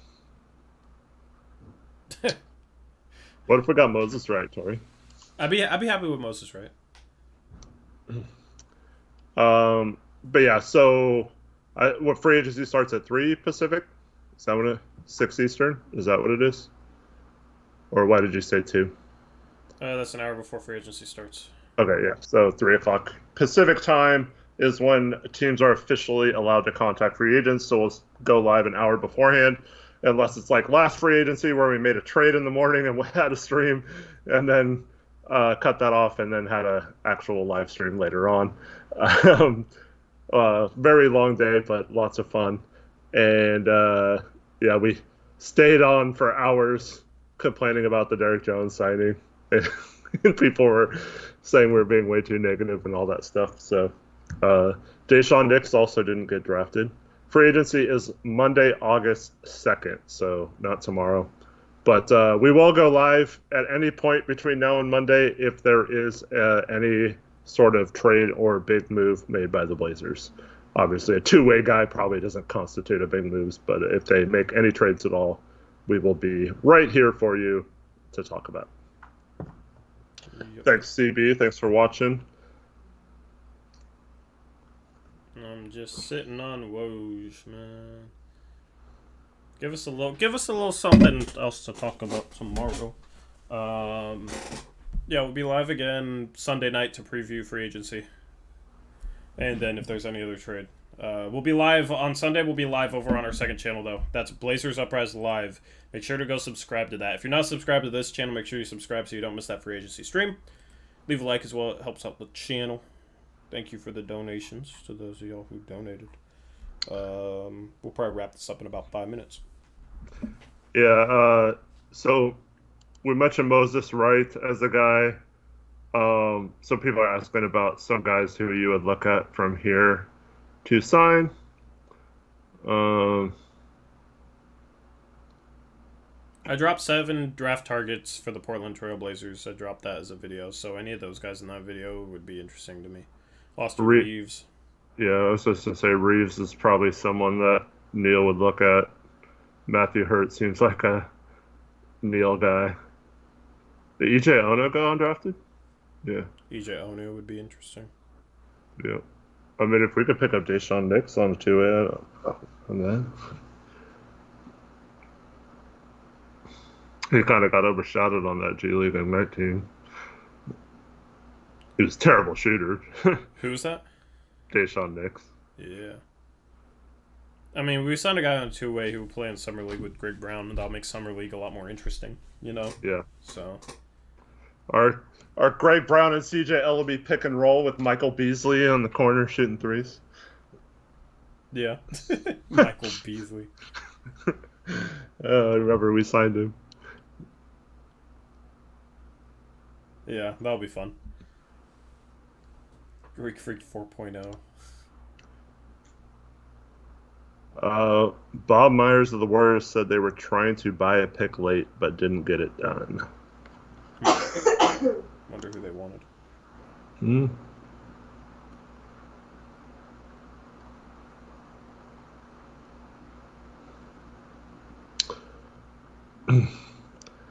Yeah, obviously Charlotte had a great draft. My winner's Houston, obviously getting 3 of my top 8 on the board. And who else did they get at 20? Who was the 4th guy they got?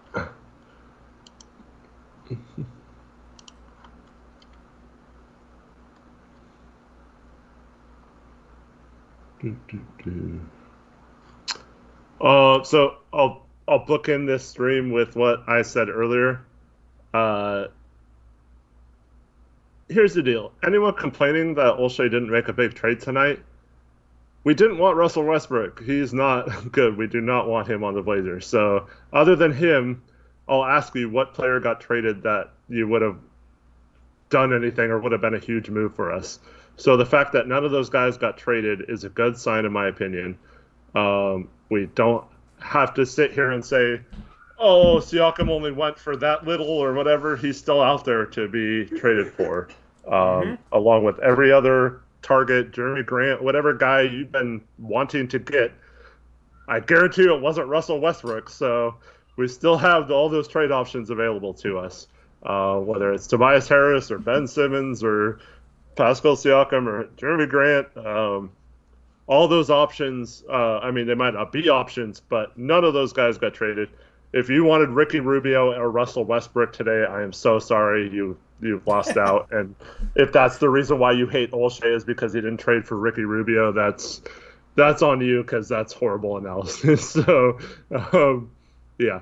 The only thing to watch from here, because from now, there isn't usually a ton of trades between now and when free agency starts, especially since it's only a few days. But there is one thing we haven't talked about yet, and that is the likelihood of Kawhi leaving is very small. But if there was any chance that he wanted to go to the Blazers, I think his best way to get here, I'm not saying this is a possibility or anything, but before free agency, he would have to tell the Clippers that he's signing elsewhere in free agency or trade me to the Blazers, and I'll opt in and you can get something back for me. And that way we don't have to sign and trade for him. He would opt into his contract and we'd probably sign him to an extension once he was traded here. That is the only kind of trade I see the Blazers doing in the next few days, unless it's just like a straight up like Siakam Simmons CJ type trade, which I don't see happening either.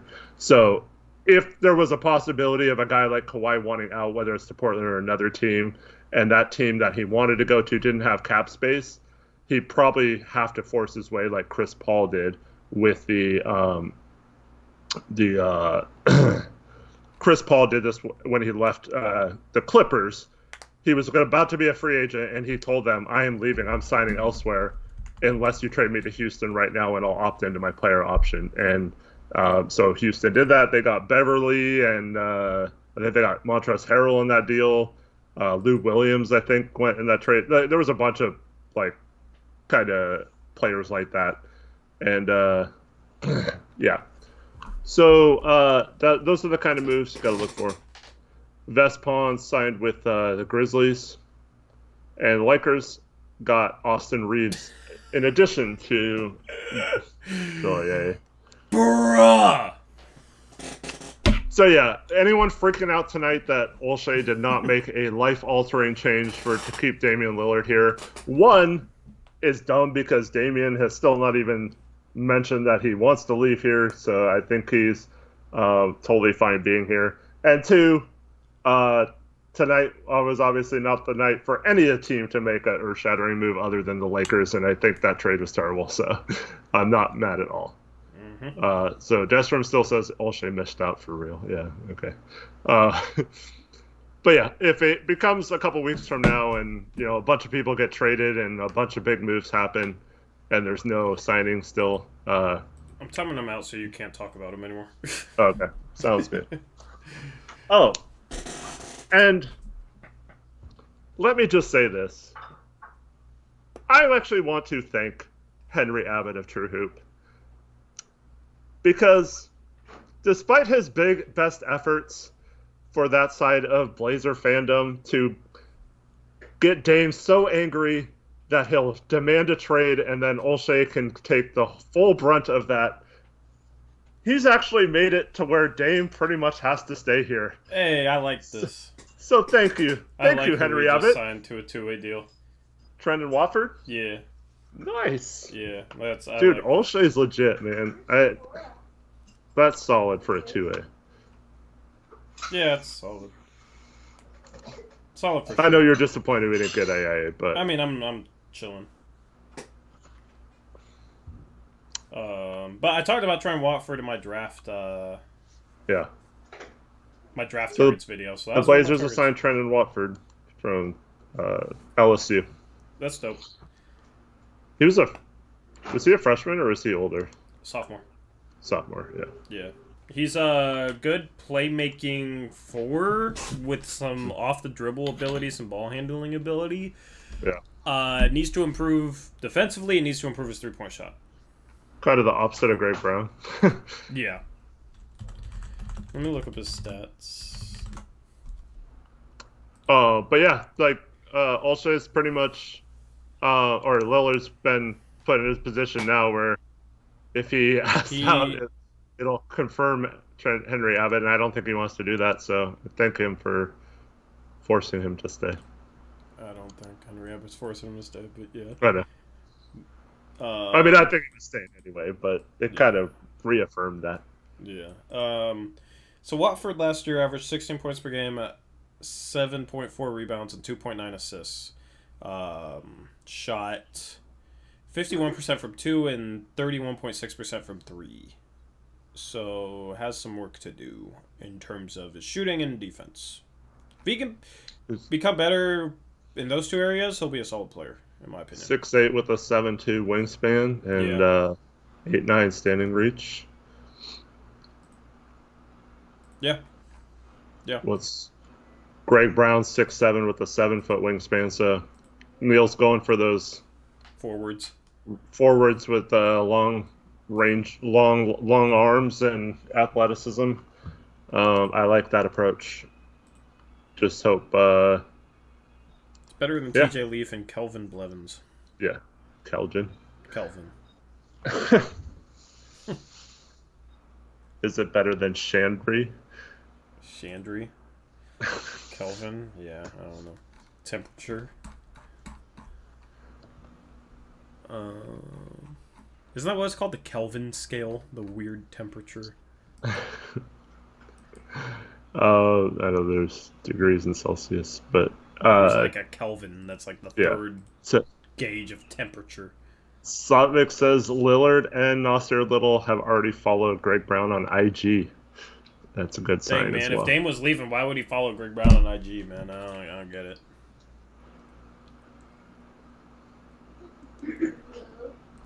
Yeah, we got Watford in Summer League too. Yeah, that's awesome. Watford, Brown, should I do Michael Beasley. those guys are starting 1 through 3. No, I guess you got CJ Ellaby. Yeah, I bet Blevins is on the team, even though he's not going to be brought back. No, we got Milton Doyle. Did we? Yeah. Did we really? Oh yeah, we signed him on a summer league. Yeah. On a summer league, not a 2A, just a summer league. Yeah. I thought we said we signed somebody else, but I can't remember. How am I trolling, Daniel? I'm just saying. It's just so weird that we signed Michael Beasley. That was so out of left field. If only we drafted a Yai at 43, I'd be really happy right now. Yeah. But Greg Brown's alright. I know what you're saying, but did the stream just end? Shouldn't have. Why? Or it played a video? What are you talking about?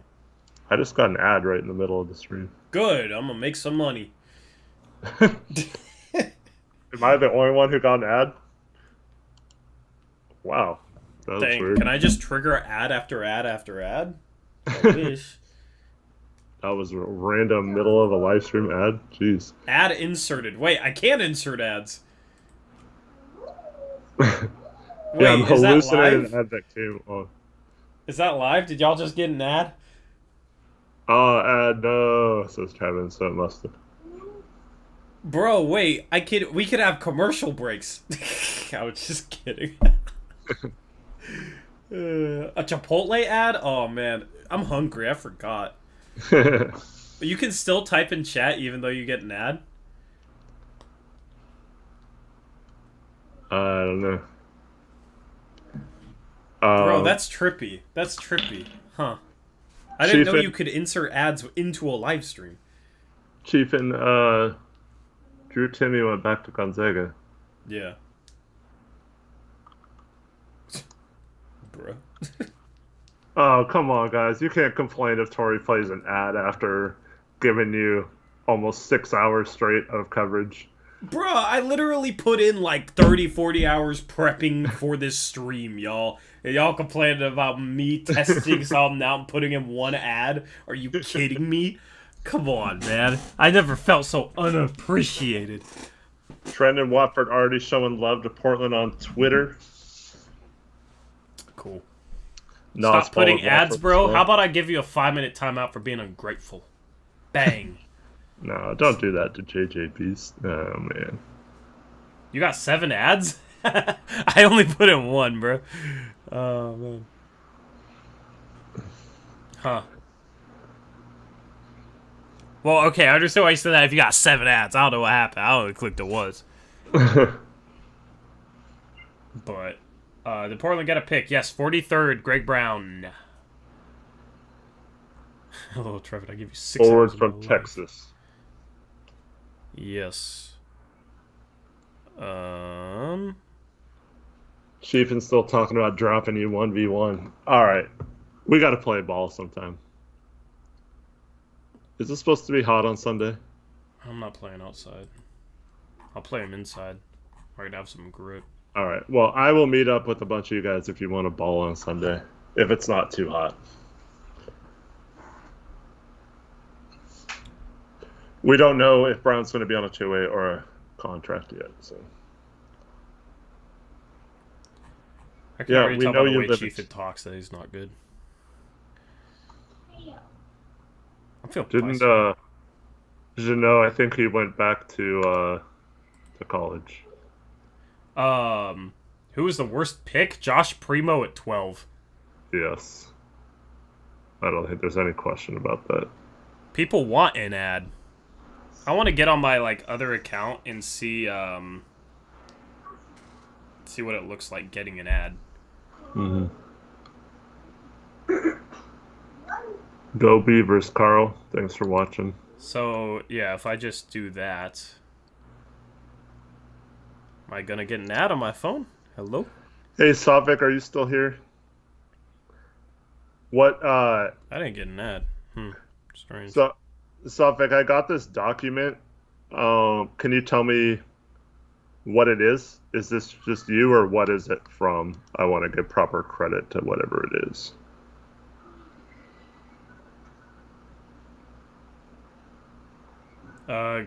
Gray, it's not $1 per 5K. Or it's not $1 per 1,000. At least for me. For YouTube ads, but I think it's more like 15. Probably shouldn't be talking about YouTube money. But for about 5K views, I usually get 15 to 30. Yeah. Anyway, we're 6 hours in. We're talking about stuff we shouldn't be. But yeah, I mean, the super chats I enjoy more. I'd rather just read off and shout you guys out and whatnot. Why'd you? That's the person you timed out on a different account. Yeah, and he's saying he spits in people's faces, so... Yeah. Chiefin, you don't know what you're talking about. You sound clueless. Don't speak on things you don't know, my guy. Yeah, no, super chats are better, for sure. Clippers had an underrated draft in They had a good draft. Keon Johnson and who else? PJ Boston, I think. Yeah, they had a good draft. It just gets like Portland's doing with their two guys. Just get athletic forwards and hope they develop, right? Mm-hmm. Yep. Giannu, I think that's against YouTube's like conditions doing that. So I don't know. I just didn't realize that was a thing. Oh, they also got Preston. Oh yeah, they also got Preston too. Yeah, you're right. Yeah, I feel like Preston was a bit of a reach. I wasn't as high on him. Any other two-way signing announcements, or are we about wrapped up? I haven't seen any.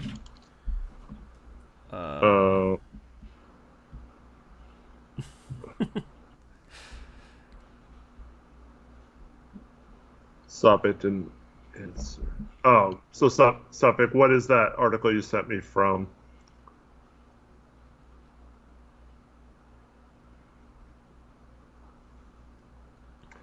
I feel like Chiefin's the type that'll talk all this crap, and then you'll say, okay, meet me at this place at this time, and then he'll, like, never show up. Yeah.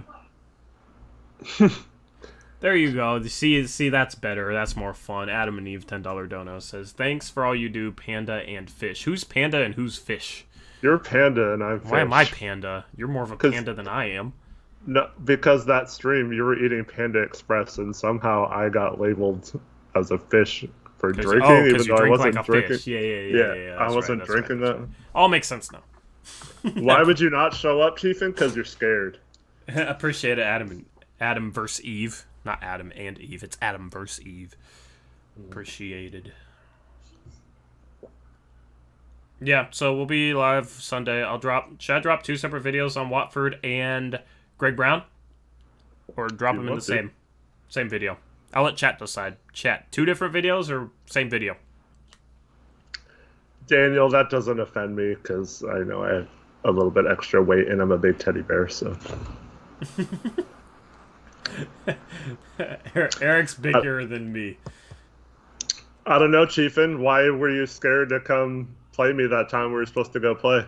Zach, I didn't think that he was insulting me, and I don't care. I don't know. I would love to get some pickup runs, but it's hard to find a gym. Okay, so we got, let's see, we got same, separate, same, separate, same, separate, same.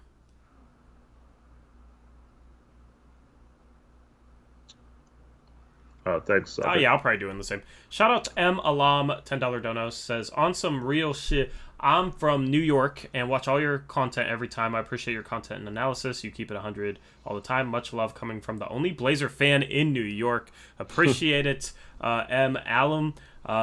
It's always cool to hear hear from people that say they watch us all the time but just don't normally comment. So appreciate you dropping the dono and saying what's up. Absolutely. Say hi more often if you have a chance. We try and keep it 100, so I'm glad you feel that way. You're probably not the only fan in New York. It probably feels like that though. I used to live in upstate New York, by the way. So CJ the Goat's from New York. Fort Drum / Watertown.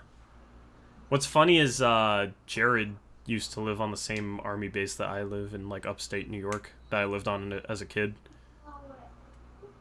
So Jared lived on that base for a bit, apparently. So that was trippy. Up in the sticks. What do you think is going to happen with Zach Collins, if you had to predict right now? Resigned for like a 2-year, $4 million a year team option deal. Or something like that. I don't know. Yeah, I think he comes back, though. I'm going to say 2 years, $10 million with a player option. Yeah. How about Melo? I don't think he deserves $5 million a year for 2 years with a player option. I think he's going to get $5 million. Maybe not player option, but I think he's going to get 5. Chief, and you can't even dunk, man. That's why I know you're full of crap. This guy, man. NC is from NY. See, you're not the only one. Yeah. Greg Brown is his replacement, Eric. Melo's or Collins? I think Melo's gone. Melo's going to be a Laker. Westbrook, LeBron, and Melo. You're on that train, too. On what train? The Melo to LA. I mean, I don't care where he goes, just somewhere else. I want defense.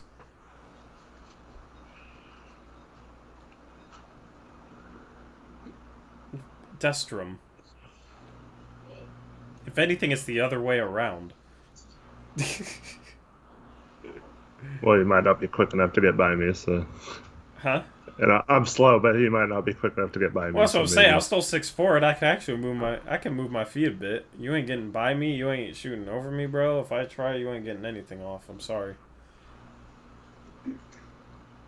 Unless you're pulling from 30, but I'll let you get those off. I'll just go chase down the airball.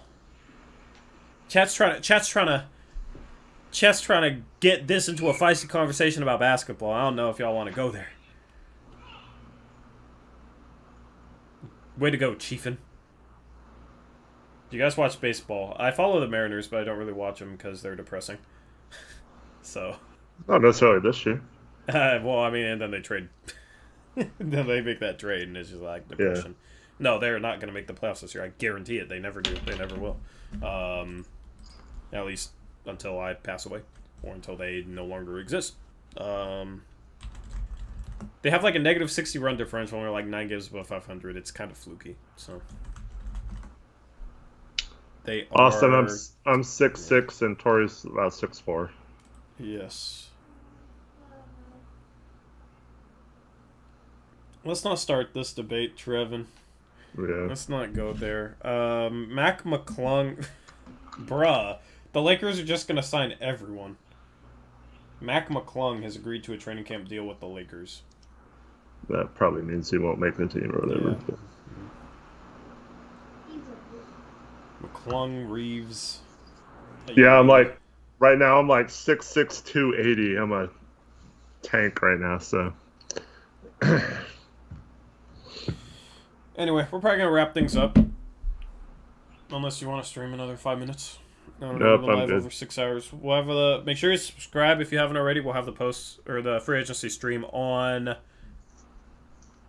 Monday. We'll have a preview on Sunday over on our second channel, Blazers Uprise Live. That link is down in the description box below, so make sure to go and subscribe to that so you don't miss it. Thank you for tuning in for our draft stream. It was a success, I would say, even though we had to I had to do the graphics myself on the bottom. It still worked pretty well. I'll have a video coming up tomorrow about Greg Brown as well as Trendon Watford. And I'll give my thoughts on those guys. So, other than that, anything else, Eric? No, I'm pretty happy with how tonight transpired. I mean, I know a lot of people wanted a big trade, but I think we got better tonight and have more potential to possibly raise our ceiling with a couple of super athletic guys who are highly touted at one point and could definitely break out in the NBA. So I think overall our long-term outlook got better tonight, even though it doesn't really seem like that. Yep, agreed. So we'll wait and see on any big trades. We'll be live if a big trade breaks. So definitely, if you see some news that we trade CJ or made a trade, look for us to be live. You can also follow us on Twitter. Links in the description below. We will tweet out anytime we drop a video or go live. That will be tweeted out on the main channel page at Blazers Uprise YT. I'm at Torrey Jones YT. Eric is at Hoops Shock. No video will drop tomorrow. Probably will drop maybe a MLE targets video. Have I dropped one of those? I've dropped so many videos I can't remember what I've dropped. No, I'll drop a MLE targets video probably on Saturday. I think is a good day for that. So yeah, that'll be the plan for that. And you'll have some more content in between now and free agency, and then we'll preview free agency Sunday night. That is the plan. Thank you for tuning in and making this a fun draft day stream. We will see you a few days from now on Sunday Live, and hopefully you enjoy. The videos will be dropping. Until we see you next, have a good rest of your night. Have a good weekend. Until next time, as always, peace out.